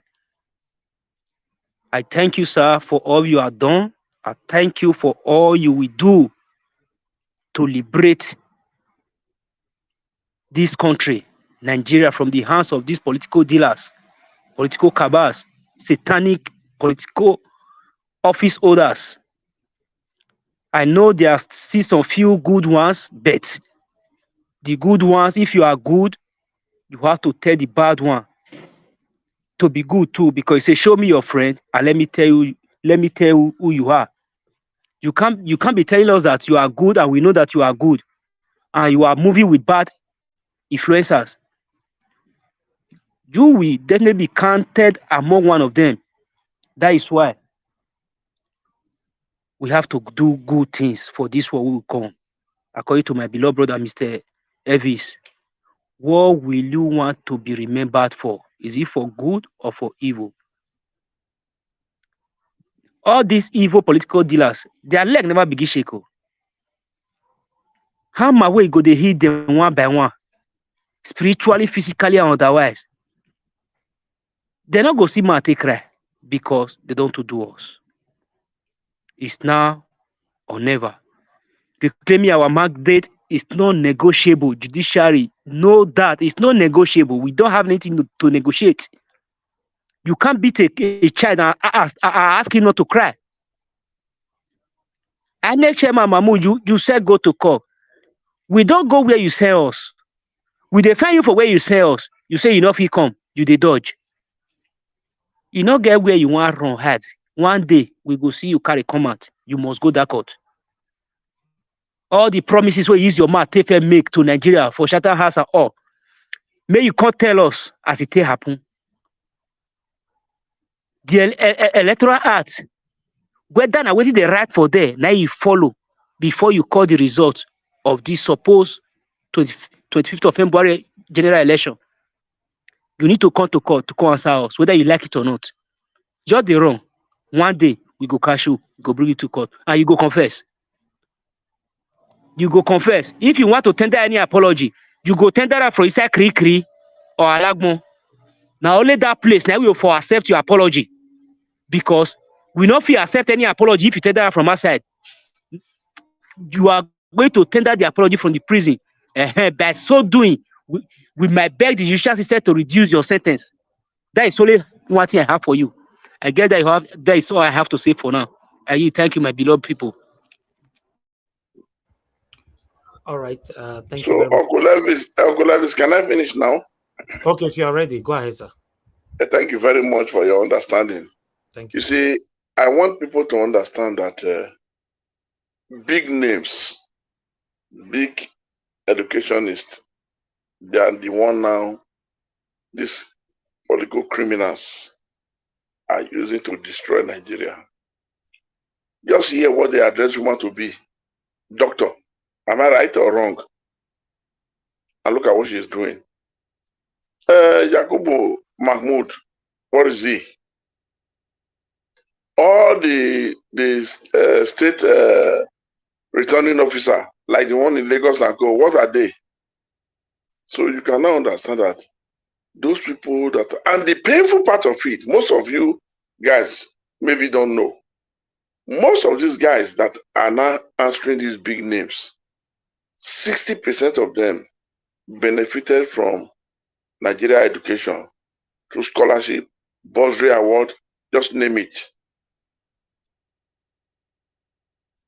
In their time, those things have been destroyed. This is the time they were supposed to give back to the nation. Give to the nation even freely. But they are destroying the entire system. I'm not surprised because it's always like that. People that will climb, they now bring down the ladder. It's exactly what we are seeing now. But all the same, whichever way and any way we seize it, we should be happy because the evidence is overwhelming. Just too numerous. Somebody cannot just wake up to say, let me push this thing under the carpet. It's not going to be easy to be pushed under carpet. So that's what I want everybody to understand. This woman, if she has a husband, and if that man have decency, what is called decency in him, he should be able to file a divorce for this woman. That is where people will now be called back to their senses. You cannot say because of your stomach infrastructure, you say all sorts of things. You are bringing the country down. You are bringing the people down. And you are misleading people in different ways. This is how tomorrow they will do things that will place curse upon their family or their children. May the children never suffer from what she has committed. May she suffer in it alone. May she pay the entire Nigerian the price alone. God protect the innocent children because they never sent her. It's only if the children are in support that God take decision upon them. Otherwise, guide and protect those innocent children. Because a bad mother, a bad woman, this is how you know them. Coming out to lie. Now, in this dispensation, if this type of woman happens to be with you at home, Tell me when you think whatever she says or whatever she tells you, there will be any single atom of truth in it. How? How are you sure?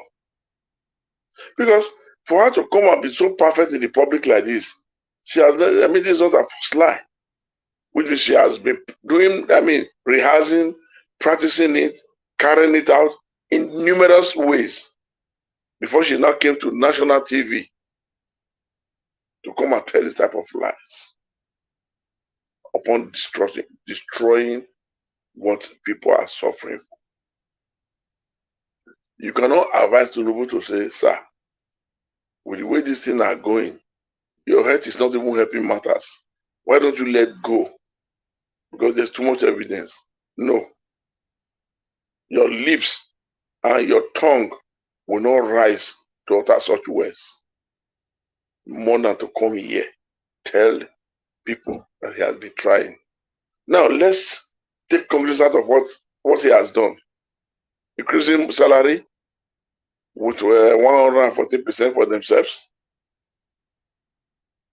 Electricity being proposed to be increased with 140%. Devaluing the naira from 163 to 668. Is that a good thing he has done?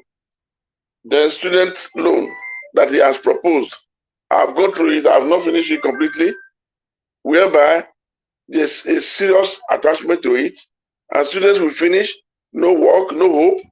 They tell them if they cannot pay within 2 years, they will be seen, they will be blacklisted and as defaulters, which can affect them financially for life. Is that all? Is that the good thing he has done? Bringing fuel subsidy that has made the price of transport to risen from with about 300%. Is that the good thing he has done?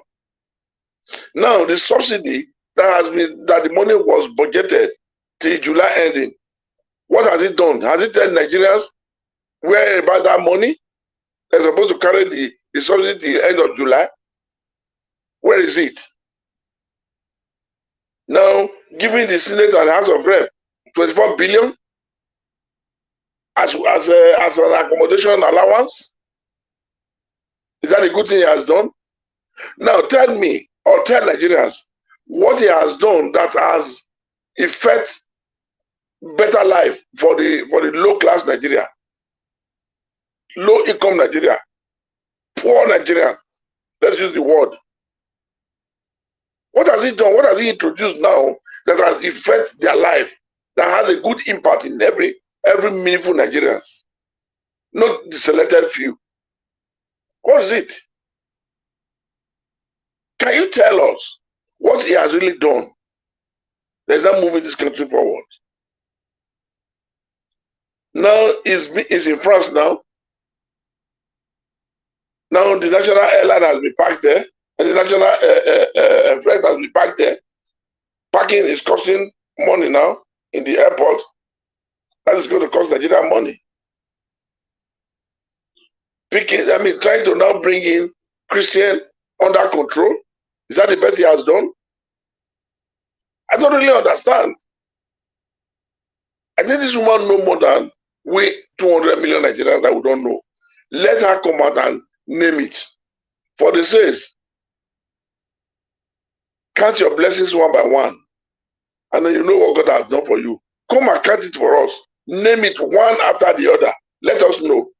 Don't say this man has tried. He has done a lot. What has he done? Is he cooking yam? Then you want to go and check if it is done? Say it one after the other. Address Nigerians. Why are you ungrateful? You poor people, you've got this, you've got that, you've got that. The bag of rice now from 40,000 to 105,000. Transport of 10,000 naira, for example, has not risen to 35,000. Is that the good thing he has done? Changing the central bank, the EFCC man, because he was investigating Akpabio. Changing the central bank governor because he blocked him from having excess money to destroy the country, electoral system. just tell us. We are not saying those ones are also good. I'm not saying the MFLA is good. But he is doing all these things that he is doing now to his best, to his interest. Changing the service chief so that he can use them tomorrow to kill Nigerians if they go on rampage against the election results. That they perpetually want to steal. Is that a good thing he has done to Nigerians? Gentlemen, I don't know anybody that has the way they pray for this woman so as God will answer her in her own coin. So as you will now know that Nigeria or Nigerians are in pains. And Nigeria as a country is bleeding. Everybody should pray for her so as she don't get her payback in her own coin. That's my wish. So for now, I want to yield. Thank you very much. Thank you. Thank you very much, Mr. Edwin. Thanks for your submission. God bless you, sir. Thank you. All right, guys. Appreciate every one of you. Can you guys press on the like button while we listen to this video? Let me check on the like button. It's very, very important. I saw someone earlier on asking if we can replay a video. I'm sorry, you need to rewind back. Yes, because we replay that video of that woman, Lillian, is going to drag us a little bit back. So you can replay later on to see what we were talking about. Important video right here. As you all know that our constitution, when it comes to our judiciary, nothing is working. It's just that some of us are just pretending that, oh, it's working, it's working. In fact, this 2023 presidential election came to reveal more Nigerians that never really have any interest for politics. The 2023 presidential election opened our eyes to get to understand that, yes, these people have been ringing elections since God knows when. Yes. So, but I would like us to give a submission on what we've played so far. Oh, my brother is still with me here since. Give us a mandate. Wow, you really tried today. Give us a mandate. That means you've been with me throughout today, Madam Patricia, Madam Nena. Yes, thank you very much, people. But I would like to quickly go to, okay, give us a mandate. Let me start with you then. What is your take with what we just watched right now? Mr. Elvis, thank you very much. I mean, you're surprised that we are still here. Yes, so I'm surprised, Which other platform, what you just said now look like when Jesus Christ was asking Peter, are you not going to join the other ones to leave me? And Peter said, Master, where can we go? We have discovered that you have the word of truth and the word of life. We have come to realize that this channel only stands for the truth. Not like the other ones where some Agbadorians will go pretend for there. When they come here, they come pretend like they like Peter Obi. Don't mind them. Those all of them are secrets. Yes. Because they reveal one by one, like a review, Madam. No, not even Madam, like a review with Lillian. Lillian, is it Agbe or Agberu? I mean, that video was quite interesting. But you see what Rufai did to that woman there, right? When that woman says somebody asked somebody that how did they get here? It tells you that these people are timid, they are fearful. It took Rufai to be able to mention the name of Lawal and Rochas. That woman said somebody said, how did you get here? Man. I mean, what they said, wonderful, very wonderful. But that woman, for that singular act, just shows you that even though we have lawyers and judiciary and we have lawyers and judges in Nigeria, they are subject to their paid masters. They are subject to their paid masters. I support that. Yes. How can you, or they didn't put cold iron on your head and you are afraid? You are now saying somebody asked somebody, how did he get here? And Rufai said, It was Akpabio, it was Okorochas asking Lawal. Come on, people. Whether you talk, you go buy. If you no talk, you go buy. More so this one, nobody go put hand for your mouth. Share to mention Lawal name. Will Lawal come to your house and knock on your door and say, why did you mention my name on a rise? Come on, people. Let's do the right thing. Say it. God bless Rufai. Wonderful talk there. Everything judiciary is in the eyes of the storm. We know that. But when it comes to saying the truth, say it. Don't put your tongue under your teeth. This is a grown-up woman, and that woman there, even though everything she said, wonderful. But for that singular act that you cannot mention the name of Lawal and Okorochas, to me, it shows that these people, even though they are lawyers, even though they are judges, they are doing the biddings of their paid masters, and Nigeria needs to be recovered. People like Peter Obi's attorney, Mike Igini, Mike Zakome, Barrister Agbakoba, Dele Farotimi. These are the guys that in the long run should end up on a bench, should end up in Supreme Court. Because if you have people like this in the court as judges, they will not bend the rule. Even sometimes Falana try to cream his word. And Anduaka is even a forgotten story. But please stand for the truth. Say it as it is. Don't always, man. You are in a right station. Nobody is chasing you. Nobody is asking. Call Lawal's name. Call Okoracha's name. We know that Lawal should not be the president. And you are saying somebody has somebody. How did you get here? My brother, now only God will bless you. Man, if he bless you, now only God. God will put him in blessing inside man, and then will bless you. Better go do you. Plenty money go do you. Good health go do you. All of these revelations, because growing up, we've not seen things like this in Nigeria. And thank God for Mr. Peter, His Excellency, Peter Gregory will be the president of Nigeria, GCFR. You know, one thing is, it takes one truthful man to turn things around. We've not seen things like this before. And just man, if this man can govern a state for 8 years without stealing, not even, he said my state did not owe me one bottle of pure water. No bill matured than 60 days on my desk. If you find anyone, come tell me.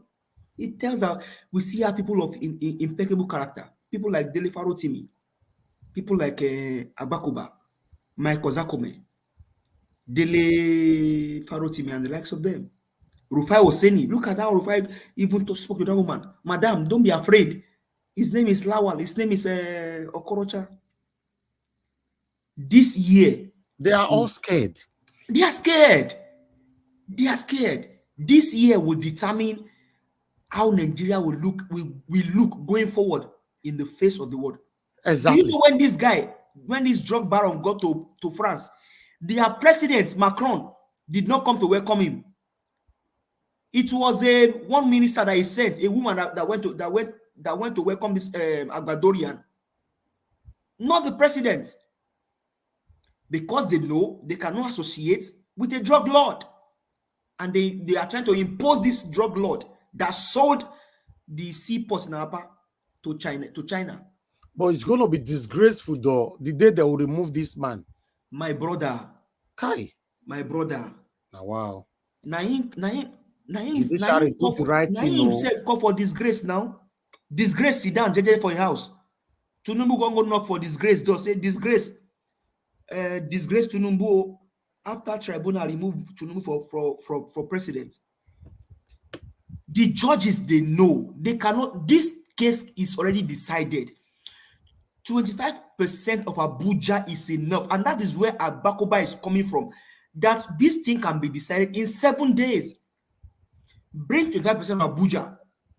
All of the places where they read Dobi, River State, Lagos State, Plateau, bring all of his lawful votes, add them together. Peter Obi becomes the president. They know it. They know it. And you see somebody sit there in the studio just to call somebody name. More so, this is an Senate president, oh. And I'm not even sure if a Cortez is even there. Man. Well, we'll continue to see our own, and then we are waiting for the judiciary. Nothing to the third now, you know. So, wow. It is well, sir. Thank you very much, Mr. Elvis. Thank you, sir. God, your labor of love will not go in vain. The Nigerians will live to remember you. Thank you so much for that you do. Thank you. Okay. Let's call. I can see Martina Obasi just coming in now. Thank you very much, madam. Good evening to you. It's good to have you on the panel. You know, let me call on the next person. I would like to call on God's Power. Please talk to us, sir, if you can hear me.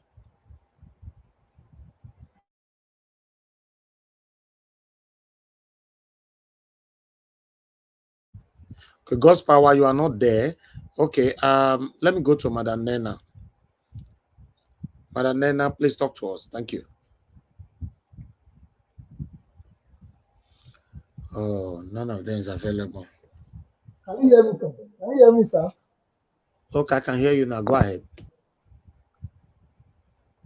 Yeah, really, for now, I don't really have much to say. But one thing I am so shocked and surprised that the way it's going right now, I don't know what it's doing. That is why it's trying to doing what it's doing to make sure that some people that will leak out most of the secret that they know is remove them from power. I think the game plan of all these things, all these atrocities that they are committing, is for them to flee out of the country. Like I said before earlier on in my first submission, don't be surprised if most of the notable people fly out of the country because they know what is actually coming for them. Honestly, they know what is actually coming for them. And I think the judiciary they don't have where to put their head. They know that it's being obvious. It's just that like give us Amadi said something. There's a fear in the land, the camp of the enemy. That is why how can you say us to go to court? The same you are telling us to withdraw the case. Where is it done? I mean, if it's not that we are in a country whereby things doesn't work, if it's like in all this Western world, this case is not supposed to go to this extent.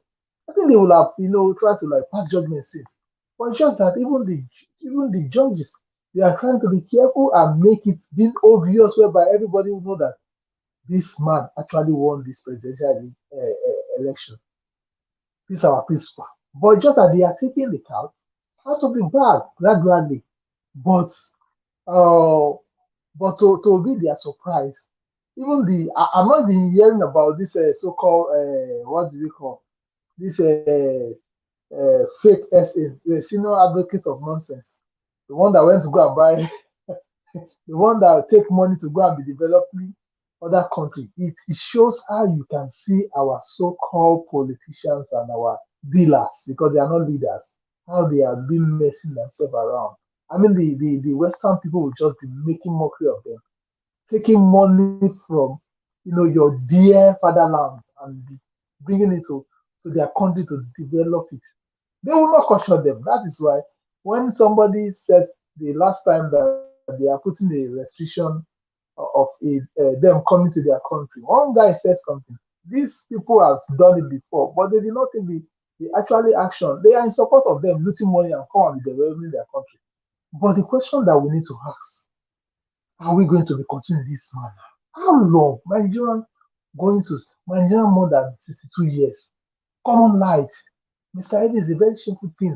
One day I was talking to one of my neighbor here in Kuwait. He was saying, maybe that country will be saying, darkness, as big as it is, a darkness country. I was also talking to one of my neighbors here in Togolese. He told me that in their village, as in village in Togo, in Ghana, there's a light. Imagine that they not see somebody as gullible as they are. When they bring a power, supply for like maybe 1 hour, 2 hours, they will say, thank God, these people don't bring light. You know, you begin to ask yourself, say, oh, how I know they open? Can't you just see the way other countries, even some neighboring country near us, see the way they operate? That's why they don't even have the what is it called? They don't have money the way Nigeria have. But that thing called power supply is very important in the life of man, in an economy. It's very important. You know, somebody will be telling you, say, thank God we don't bring light. Something like you don't even need to even be praying for. And then when we are talking here, some people will say, let's move on. How can we move on? A country of 60 something years cannot even have this, anything, tangible that we can call, what is it called? Social amenity. Is it the road? Is it the water? Is it the lights? Is it the basic education? Is it the healthcare? Come on, 63 years. As in, if every of those evil people that have been ruling us, because I will still call them evil, that have been ruling us, if one person is just making sure, what is it called, concentrating on one of those social amenities, Mr. Evans, Nigeria will have become greater than even the so-called US. But because of they will come and use so-called 4 years, they will run. 4 years, they will run. 4 years, they will run without achieving anything. Just like we are saying, is it a Niger Delta that they brought this thing? I was telling somebody that so-called refinery that allegedly that these politicians, take all our money and join it and give this man to build the what is it called? The refinery in Lagos. Is it Lagos? If they mean well for Nigeria, is it Lagos that they're supposed to build that refinery? They did not see River State there. They did not see Delta State there. They did not see Cross River there. To go and build refinery. Come on. I don't know. I don't know how long. I don't know how long with some gullible Nigerian, their eyes will open and see how these people did not mean well for them. So when we come here and be talking about how every Nigerian is supposed to be enjoying a good and better life, it's as if maybe we are just making noise. And to our surprise, you see that those people that they are even supporting these people, now them they suffer pass. Now them will still call you say, bros, after now you don't tell you don't remember me. But when you're telling them, they will tell you that Nigeria has already move on. When you are agitating like this, it's as if maybe you're just making noise. And the worst of it, most people now, brother, are still supporting these evil people. Sometimes I look them as evil people. I say, how can you be enjoying all these social amenities in the country that has money, that has every reason for us to be okay than every other African nations? But yet, Nigeria is still in chaos. Nigeria is still in shambles. Nigeria is like low bottom. And yet, you are supporting these people. That let's move on. That this man will do well. Do well what? Just like I've been. Name all those things. That somebody say, he's working. What kind of work? Just like Bible says something. Most of all these satanic and evil people, they came from Nigeria. Nigerian economy, they gain from all this. They gain a lot of things in education. Most of them go to free school. Most of them take a lot of scholarship. But somebody like me and some other people here on this planet have never gained one thing from Nigeria. But yet we still believe that Nigeria can still be better. Then somebody will now come and say, okay, and they are trying, let's give them a chance. Maybe it's 4 years. If it doesn't work, then we will not know how to do. 4 years, not be 4 days, not be 4 months. That's another 4 hardship, wickedness in the high place. And that is why we are coming together and say, no, we cannot accept this. Enough is enough. Someone that they gave back to at that 1960 up to now is going to 63 years. The person said, don't they even get grandchildren? How long are we going to continue this manner? No, we cannot. And thank God, just like somebody said something, at least our hope is, going higher, but we should just be watching them like a world dog, because we don't need to be overexcited. Let's keep and watch and hope that Nigeria will be gained from these evil people. Easier. Thank you. Thank you, my brother. Thank you, Gospel. God bless you. All right, Martina Obasui TV. Yes, there was a woman we played from the beginning of this broadcast, a very satanic and disgraceful woman who came on air on Arise TV to tell Mr. Peter Obi to withdraw his case to support Tinubu to move the country forward. So she was asked a series of questions, and a lot of Nigerians reacted to it. How can you, a case, a stolen mandate. Even on our Rise correspondent staff asked her that, you know, this is a stolen mandate. I was surprised that our Rise people even went that far, saying that, you know, this is a stolen mandate. And at the end of the day, please hold on, caller. Hold on. Yes, go ahead. When Hold we on, say caller. that the blind, even the blind can see that Peter Obi won, I say it. All of those guys in the media houses, they know that Peter Obi, most of them, if not all, vote. If you check about the vote, don't be surprised. It is possible he voted for Peter Obi. You know, yes, to be honest, because when Arise people ask her that, oh, you know, this is a stolen mandate, why do you want them to withdraw? He said, yes, because of democracy. Then she was quoting rubbish what democracy means until I corrected her at that particular time. So she's a disgrace and a satanic, not just a disgrace to Nigerians. She's not just a disgrace as well to Africa. She's a disgrace to the whole world, including our own children. You know, thank you very much, Madam Joy, for calling in. God bless you. Please talk to us. Hello, Mr. Niger Watch. I wanted to put the scripture as I always do for you, but this one I'm going to say it, paraphrase it.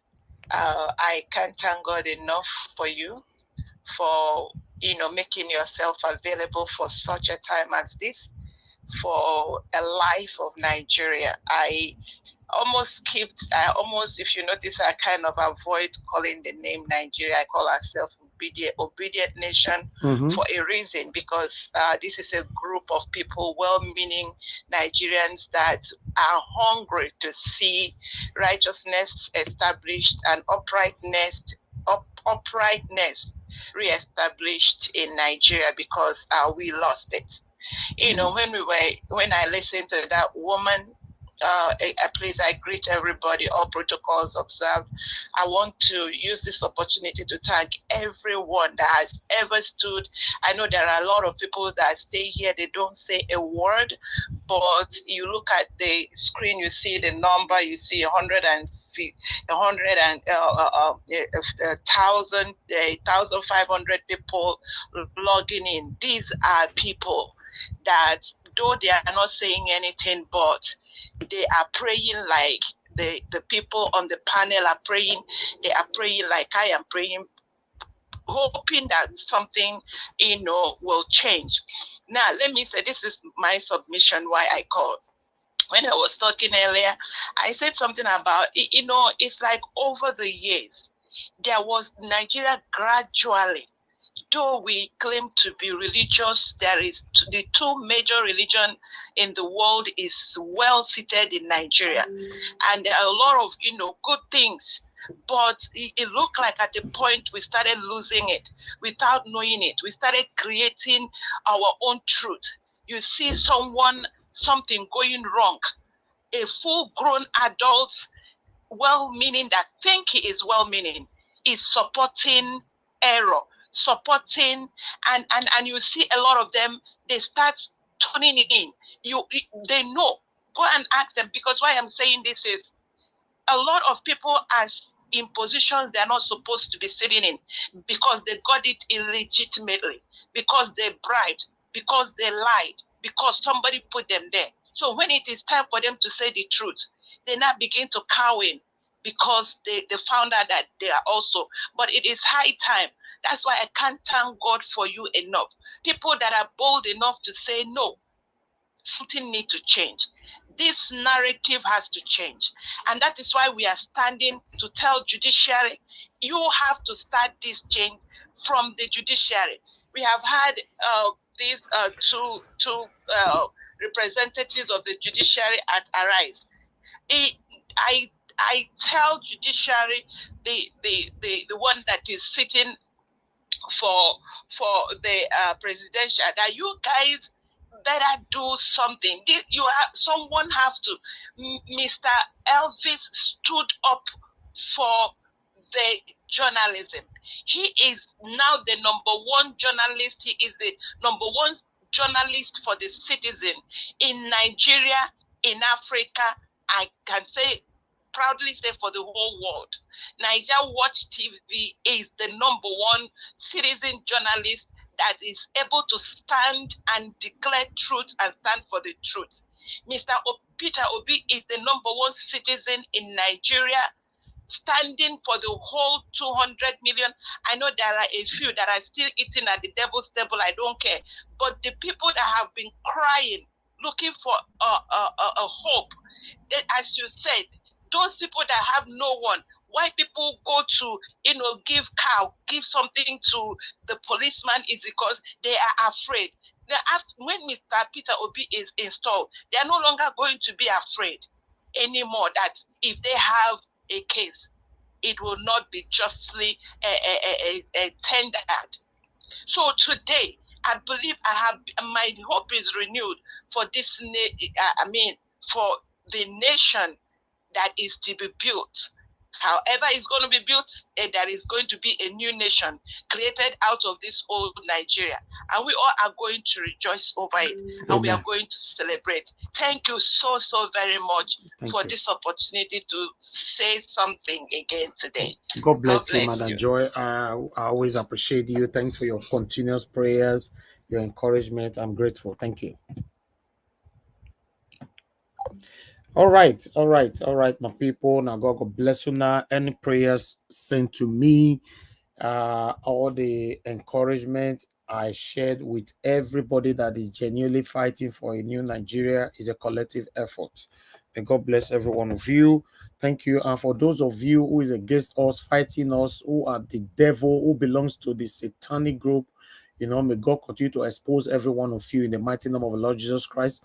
Those of you trying to come to our platform to cause us problem here on our platform all the time. One of them came as well today, trying to cause a problem here on our platform because you are not happy with what we are doing. May everything that makes you happy, may it be taken away from you in the mighty name of the Lord Jesus Christ. May you lose your source of income. May you lose your source of happiness. May you lose your source of hard work. Everything that makes you happy in your life, may you lose all of them in the mighty name of the Lord Jesus Christ. Amen. Because I don't know why you guys come here all the time. You want to attack us. We are fighting for a better Nigeria, and that's what we want. It's our right. It's our constitutional right to express our plight, to this satanic group of people call themselves government or leaders. They've been recycling Nigeria for the past decades, and nobody have been able to take it from them or talk to them.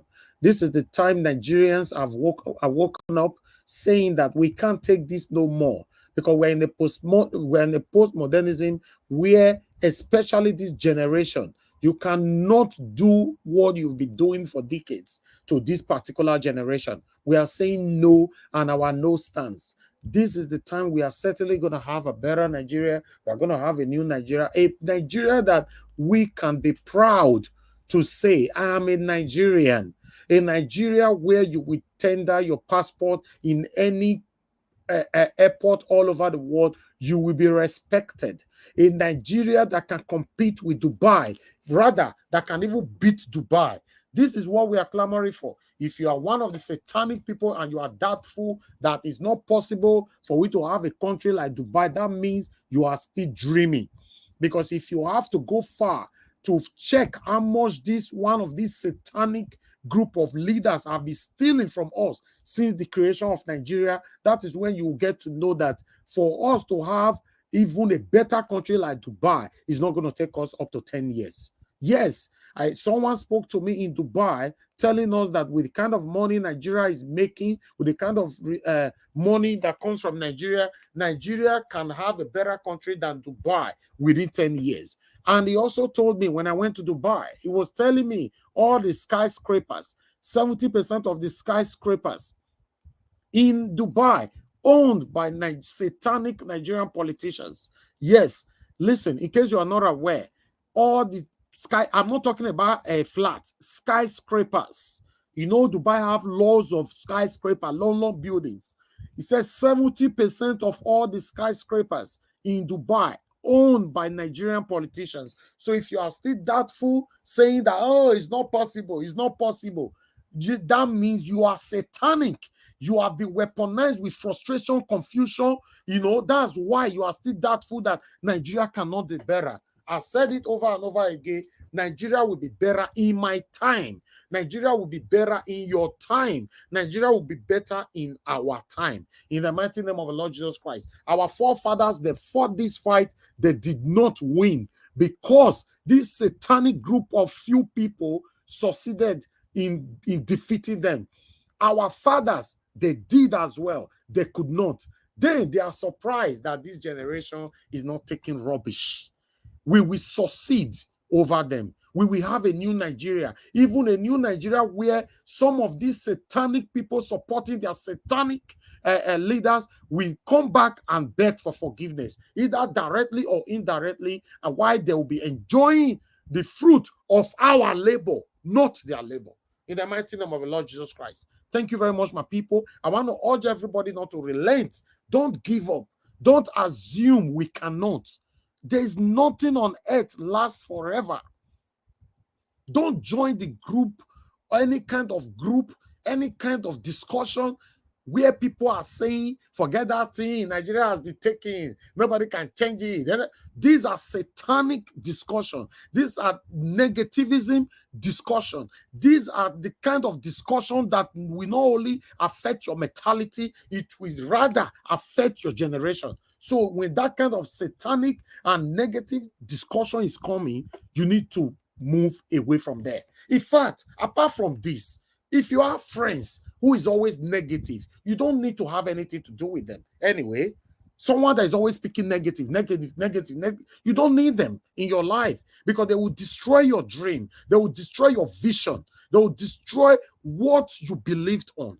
So even though you have a vision, you have aims and objective for you to start a new business, if you discuss it with this kind of satanic and negativism individuals, they will destroy it. So why will you want to put your ear or waste your time to be amongst those people?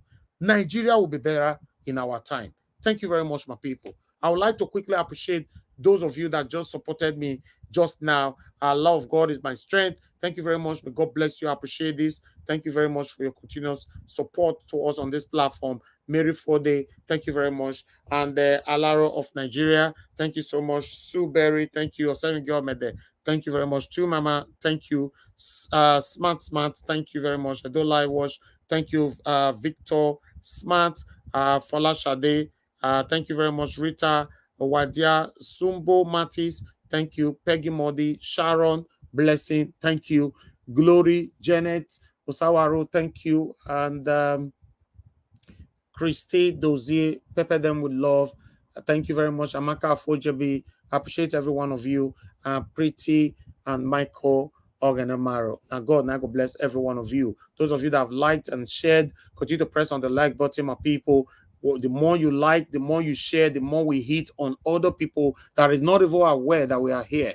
As I'm speaking to you right now, we have new subscriber that is hearing our voice today. In fact, we have a subscriber that just came in 10 seconds ago. So these are the benefits. Maybe not because of the benefit of some of you who shared to some of the platform where you belong. That's what invited those subscribers to this platform. You know, many of these people, Nigerians, they are praying every day for a better Nigeria, but they don't have a platform to join. Some of them happens to end up in the satanic platform where what they are hearing is always negative things and all this satanic kind of discussion. We know them, they are on everywhere.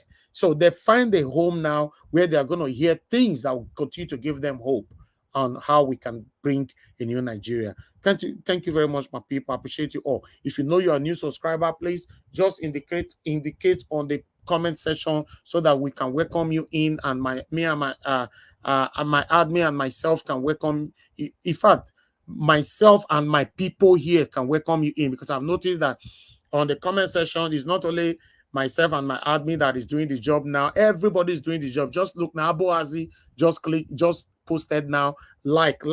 He's not one of our admin, but everybody's doing the job of admin. That's the beautiful thing about this platform, because every one of us show love for each other's right here. Thank you. Now God bless every one of you right there. So let me go back to my panelists, those people that have not got the opportunity to speak. Let me see if they can speak right now. Let me see if Madam Helen is available to speak to us now. Yes, Mr. Elvis, I'm available. Thank you. Thank you, madam. Okay. Finally, good evening to you. Please talk to us. It's good to have you on the panel. Good evening, Mr. Elvis. Good evening, everyone. Good evening, people in the comment section. God bless you all. Mr. Elvis, I still want to say that God positioned you for a time as this, for a purpose. And I thank God that you recognize that purpose and you're carrying it, and then you're carrying it on your back like it's nothing. So we ease, but we all know that it can't be easy. It cannot. So I bless the name of God for you, for giving us somebody like you at a time like this that is such a huge encouragement and a huge voice for the people of Nigeria. For the lady that the lady that spoke, that I didn't watch the video, but from the summation of other people, I know it must have really been terrible because for somebody, women are meant to be, builders, because God gave them the opportunity to be carriers of life. So when you're a carrier of life, you should know what that means and make sure that you don't miss that responsibility. For her to come out and say, let's P2B withdraw case and, for the sake of nation building. Which nation? Who is building the nation? Who is doing the building? The same set of people that came in immediately. They came in, they've thrown Nigerians into such confusion that you hardly will know what you want to do the next day for yourself. My niece came back today. She's studying to be a nurse in Ekiti, a university in Ekiti. And she said, I said, why? She said, I'm meant to be in school, but I can't because I'm meant to be doing my clinicals, and but I can't because I don't like where they posted me. So I said, why? She said, it's meant to be a health center, but God knows I can't recognize what that place is, because they deliver women. The people who deliver women are not even qualified. They deliver women most times at 12 in the night, 1 o'clock, 2 o'clock, and they're using torchlights. And the place is so dirty. So the baby comes in, introduced to germs already. That the last case she saw that made her to run back is a case where a woman came in, she lost a lot of blood. She lost a lot of blood, and they just, packaged her, and the next day they sent her home without any form of fluid, without any form of transfusion, without nothing. The baby was wrapped in one dirty wrapper that she came with. Why? Because that place, they charged them 3,500 naira, Mr. Elvis, to deliver a newborn baby. Nothing. Can you imagine? Nothing. You understand? In a kitty. And I was staring at her like, are you for real? Is that in Nigeria? Yes, Ekiti is in Nigeria. Okay. Wow. Ekiti State. No, I mean, I know. I'm just trying to understand that. Wow. And that she couldn't stand it. She had to run, because I mean, she felt so traumatized. How do you do this to a human being? And these are the same set of people that clamored for this evil.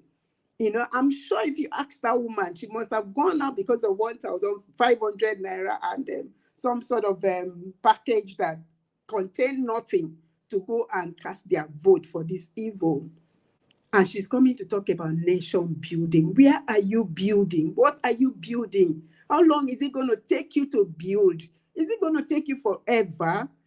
Why do I feel ashamed when women come out to open their mouth to spew evil, to collaborate with evil, as if they don't know, as if they don't feel, as if they don't belong, they are not seen. No, we if the men don't see, we women, we see, we feel, we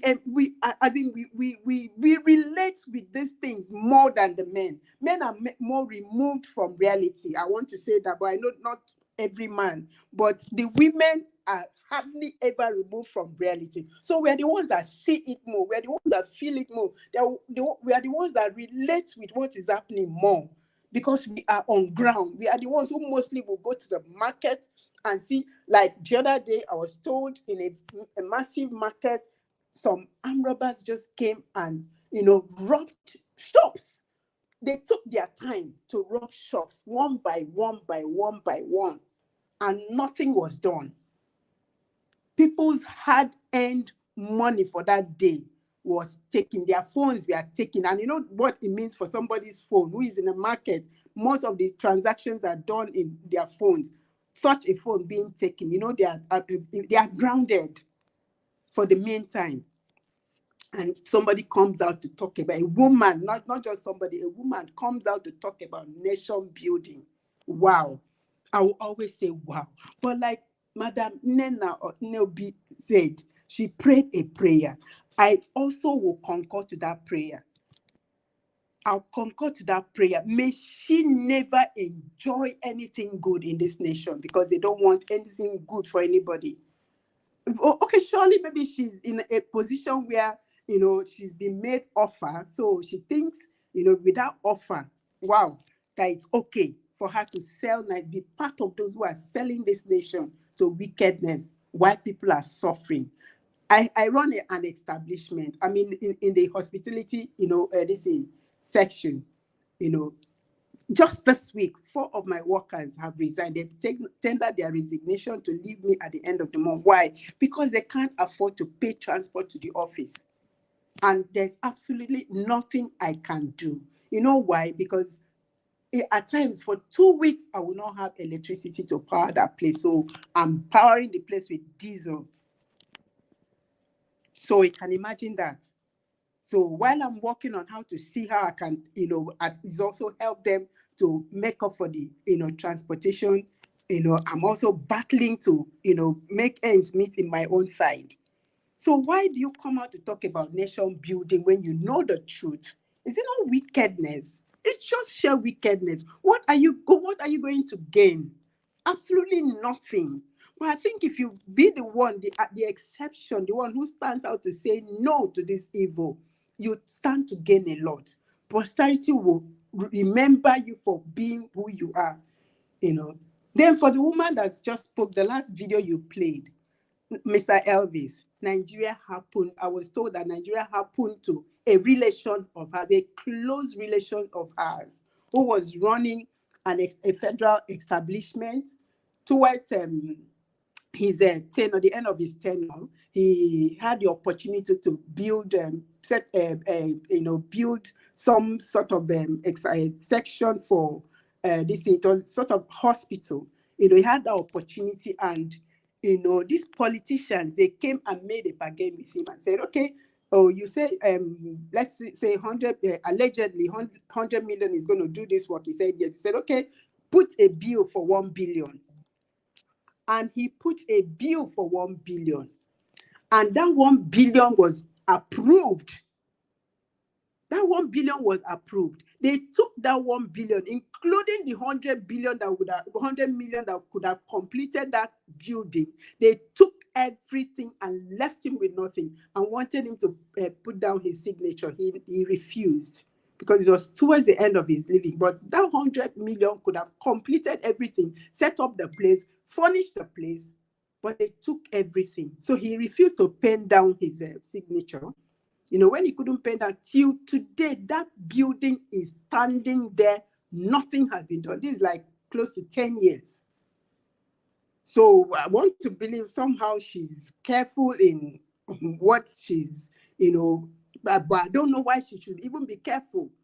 For somebody like you who has encountered Nigeria, why will you not say the truth? Yes, she was speaking the truth to an extent, but why hide in corners? Why play, in corners? Come out and say it how it is. Let it be how it is, Mr. Elvis. You see, this country, whether we like it or not, this country must work. Because why it hit us like this was because our parents, yes, they fought for a better Nigeria, but I guess they didn't have what we have today. They didn't have the technology, they didn't have the information, they didn't have the people, the right mind. They did not have, because a lot of them were not able to also access information that could make their mind right. But we have all that. So I know a new Nigeria is possible, and I stand with you to declare that a new Nigeria must come, and it must come in my time. Not when I'm, not when I'm feeble and I can't jump and scream and run on the street and say, truly, I'm enjoying a new Nigeria. You understand? It is now that I still have the strength. It is now that I can, scream, I can run like a mad woman and say, Nigeria truly is new. There's a rebirth. I still want to thank everyone who speaks the truth on this panel. The comment section, I bless all of you. And for those of you who come to this platform to want to create problems, to want to, cause distraction, to want to take and deposit your evil, don't let me curse, because I don't like using my mouth to curse. Be careful, because the fight is not for one person. The fight is for us all. Know the truth, and the truth will make you free. You know the truth. Let it make you free. Let it set you free. They don't mean well for us. They can never mean well for us. While while Nigerians are suffering, somebody is parking their private jet and just like that, spending money recklessly.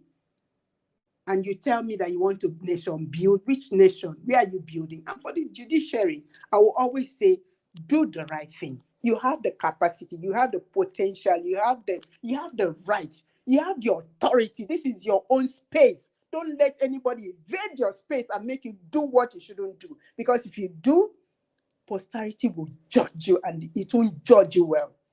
Do the right thing. You have the capacity. You have the knowledge, you have the authority, you have the wherewithal. So do the right thing. Mr. Elvis he has chosen his path, and his path is the path of truth. Choose your path and choose it well. Choose life and choose life. That's what I would say, Mr. Elvis. I end it here. Thank you so much, Madam Helen. Thank you.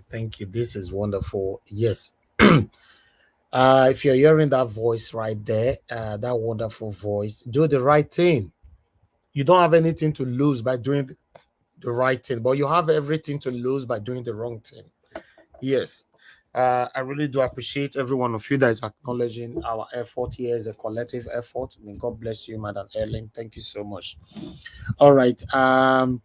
Oga CM, we don't miss you. Where you dey? We want to hear your voice in what is going on right now.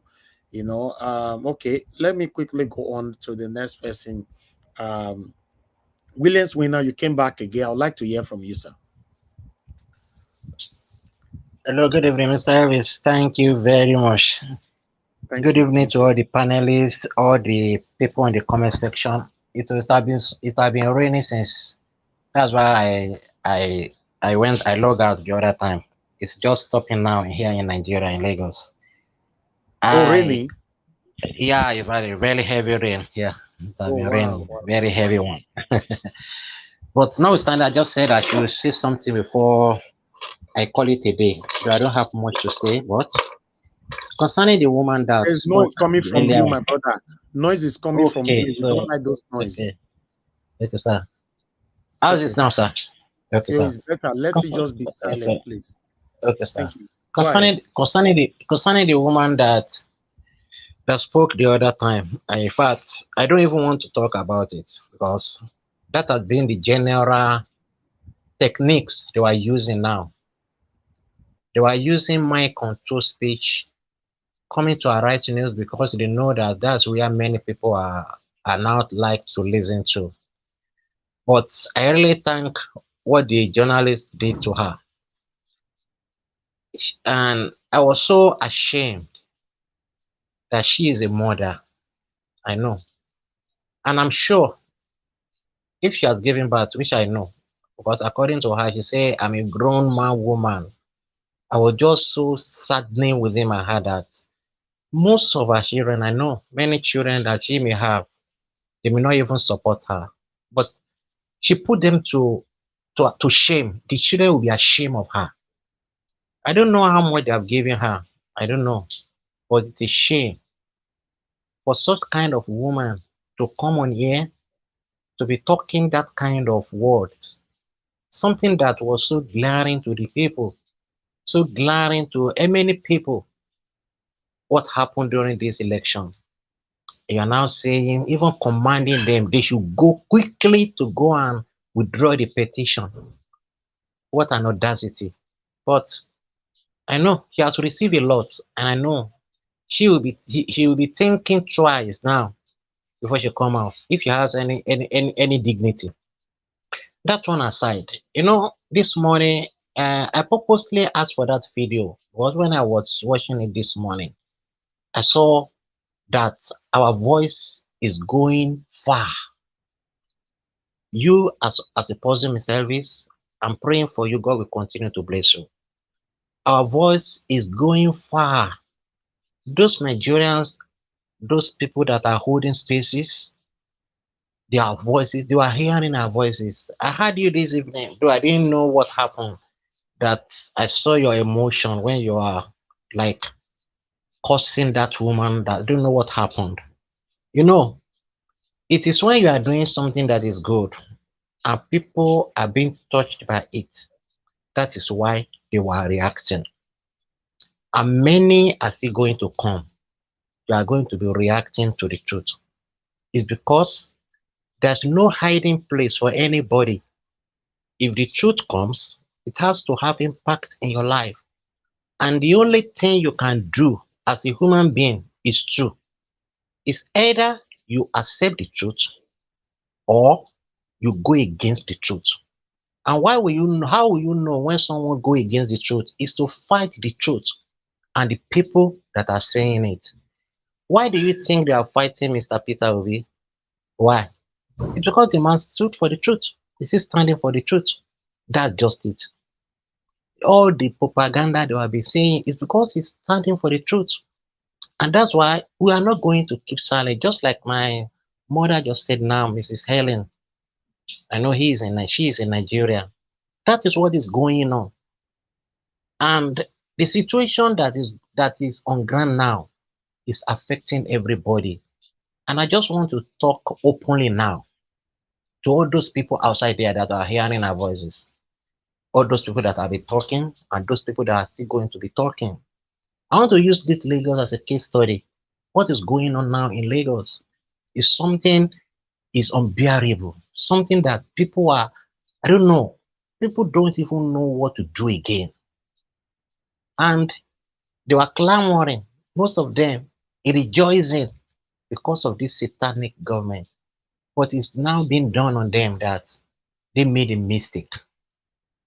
I don't know, some are saying, just like this woman, we have them as a woman, we have them as a man. But my question to them is this: where are they going? What is the joy they want to enjoy in this nation? The way things are going on now. Someone was talking this morning when he was asking about the condition of the road in Lagos. Mr. Elvis, I won't lie to you. Everything is like a pit hole. This rain that just stopped now, many people outside don't know how to get to their houses because of bad roads.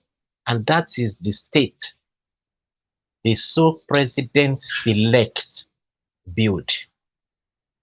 That is the state he built.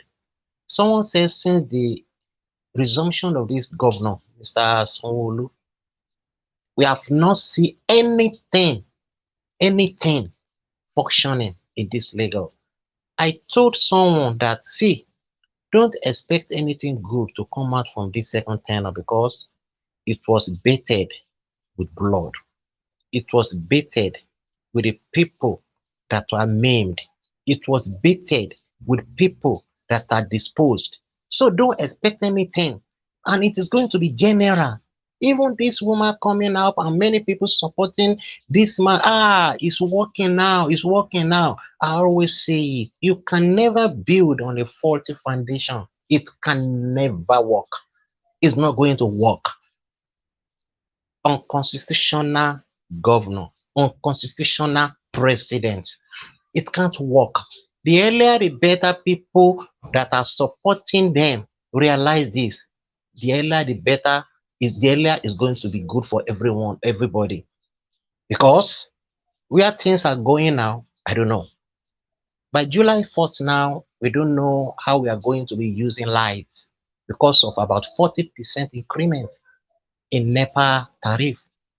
Petrol now, we can't buy it. Diesel, just like my mother said there, we can't buy it. Transporters, many are closing down because they can't afford the petrol. They can't afford it. The price was just too exorbitant. And that is the nation. And these people are continuing ruining us and we are following them. We should rethink. Now, the hope now is the judiciary. If they like, we don't even want to beg them. They should do the needful. All eyes on them. If they continue to support evil, they will see evil. That's what God has said.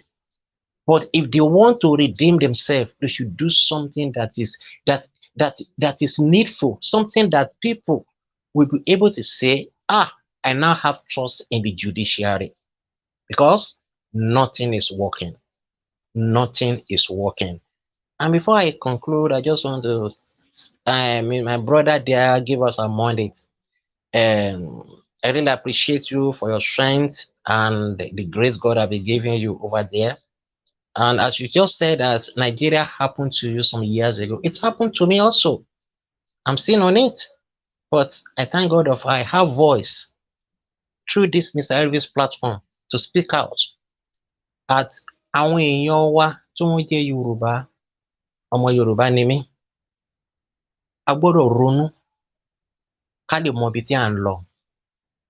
Nítorí pé ẹnìkan jẹ́ ẹ̀yà, ó jẹ́ ènìyàn yín, tó bá ń ṣe búburú, ìyẹn ò túmọ̀ sí pé kẹ́ ẹ tẹ̀lé. Wọ́n máa ń sọ ọ̀rọ̀ kan, mo mọ̀ pé àwọn tó bá jẹ́ Yorùbá wọn á gbọ́. Wọ́n ní ẹni ẹ̀ ò fẹ́ èṣù lábúlé, bàbá ń ta igbó, ìyá ń ta ògógóró, ọmọ ó jẹ́ olórí àwọn ọmọ ọ̀ta, ẹ̀dẹ̀ ní ẹ̀ fẹ́ èṣù lábúlé.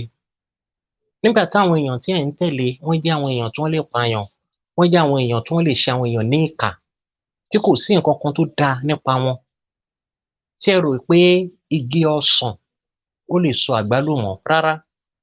Tí ewúrẹ́ bá bí ọmọ, a ò ní mú lọ sí ọ̀dọ̀ àgùntàn kó lọ jẹ. Ọmọ tí ejò bá bí, oró ló máa bí. Gbogbo ìpinnu yín nítorí pé ó jẹ́ èèyàn wa ni, nítorí pé jẹ́ èèyàn wa, ṣó túmọ̀ sí wípé ẹni tó bá ń ṣe ìkà, dandan ni kẹ́ ẹ tẹ̀lé. Ọ̀nàmọ̀ yóò ṣàgbàfọ̀, ó ń kaṣọ wálé, ẹrẹ́jú olè ẹ ò mú. Ìwà ibi, ìwà ipá, ìwà tí ò dára, a ò lè fi kọ́ orílẹ̀-èdè. A ò lè fi kọ́ orílẹ̀-èdè. Nítorí pé ọmọ ìlú wa ni ẹ jẹ́ ó ṣe é, dandan ni kó lè ṣe ìlú yín níbí.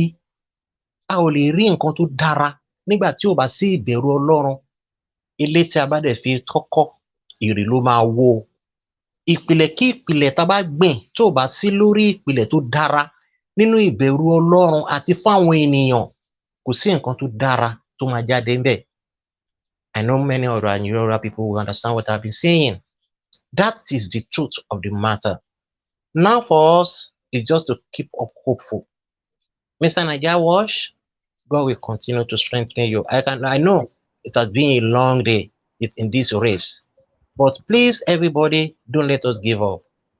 Don't let us give up. As we said, a new Nigeria is possible. It's now, of course, or never.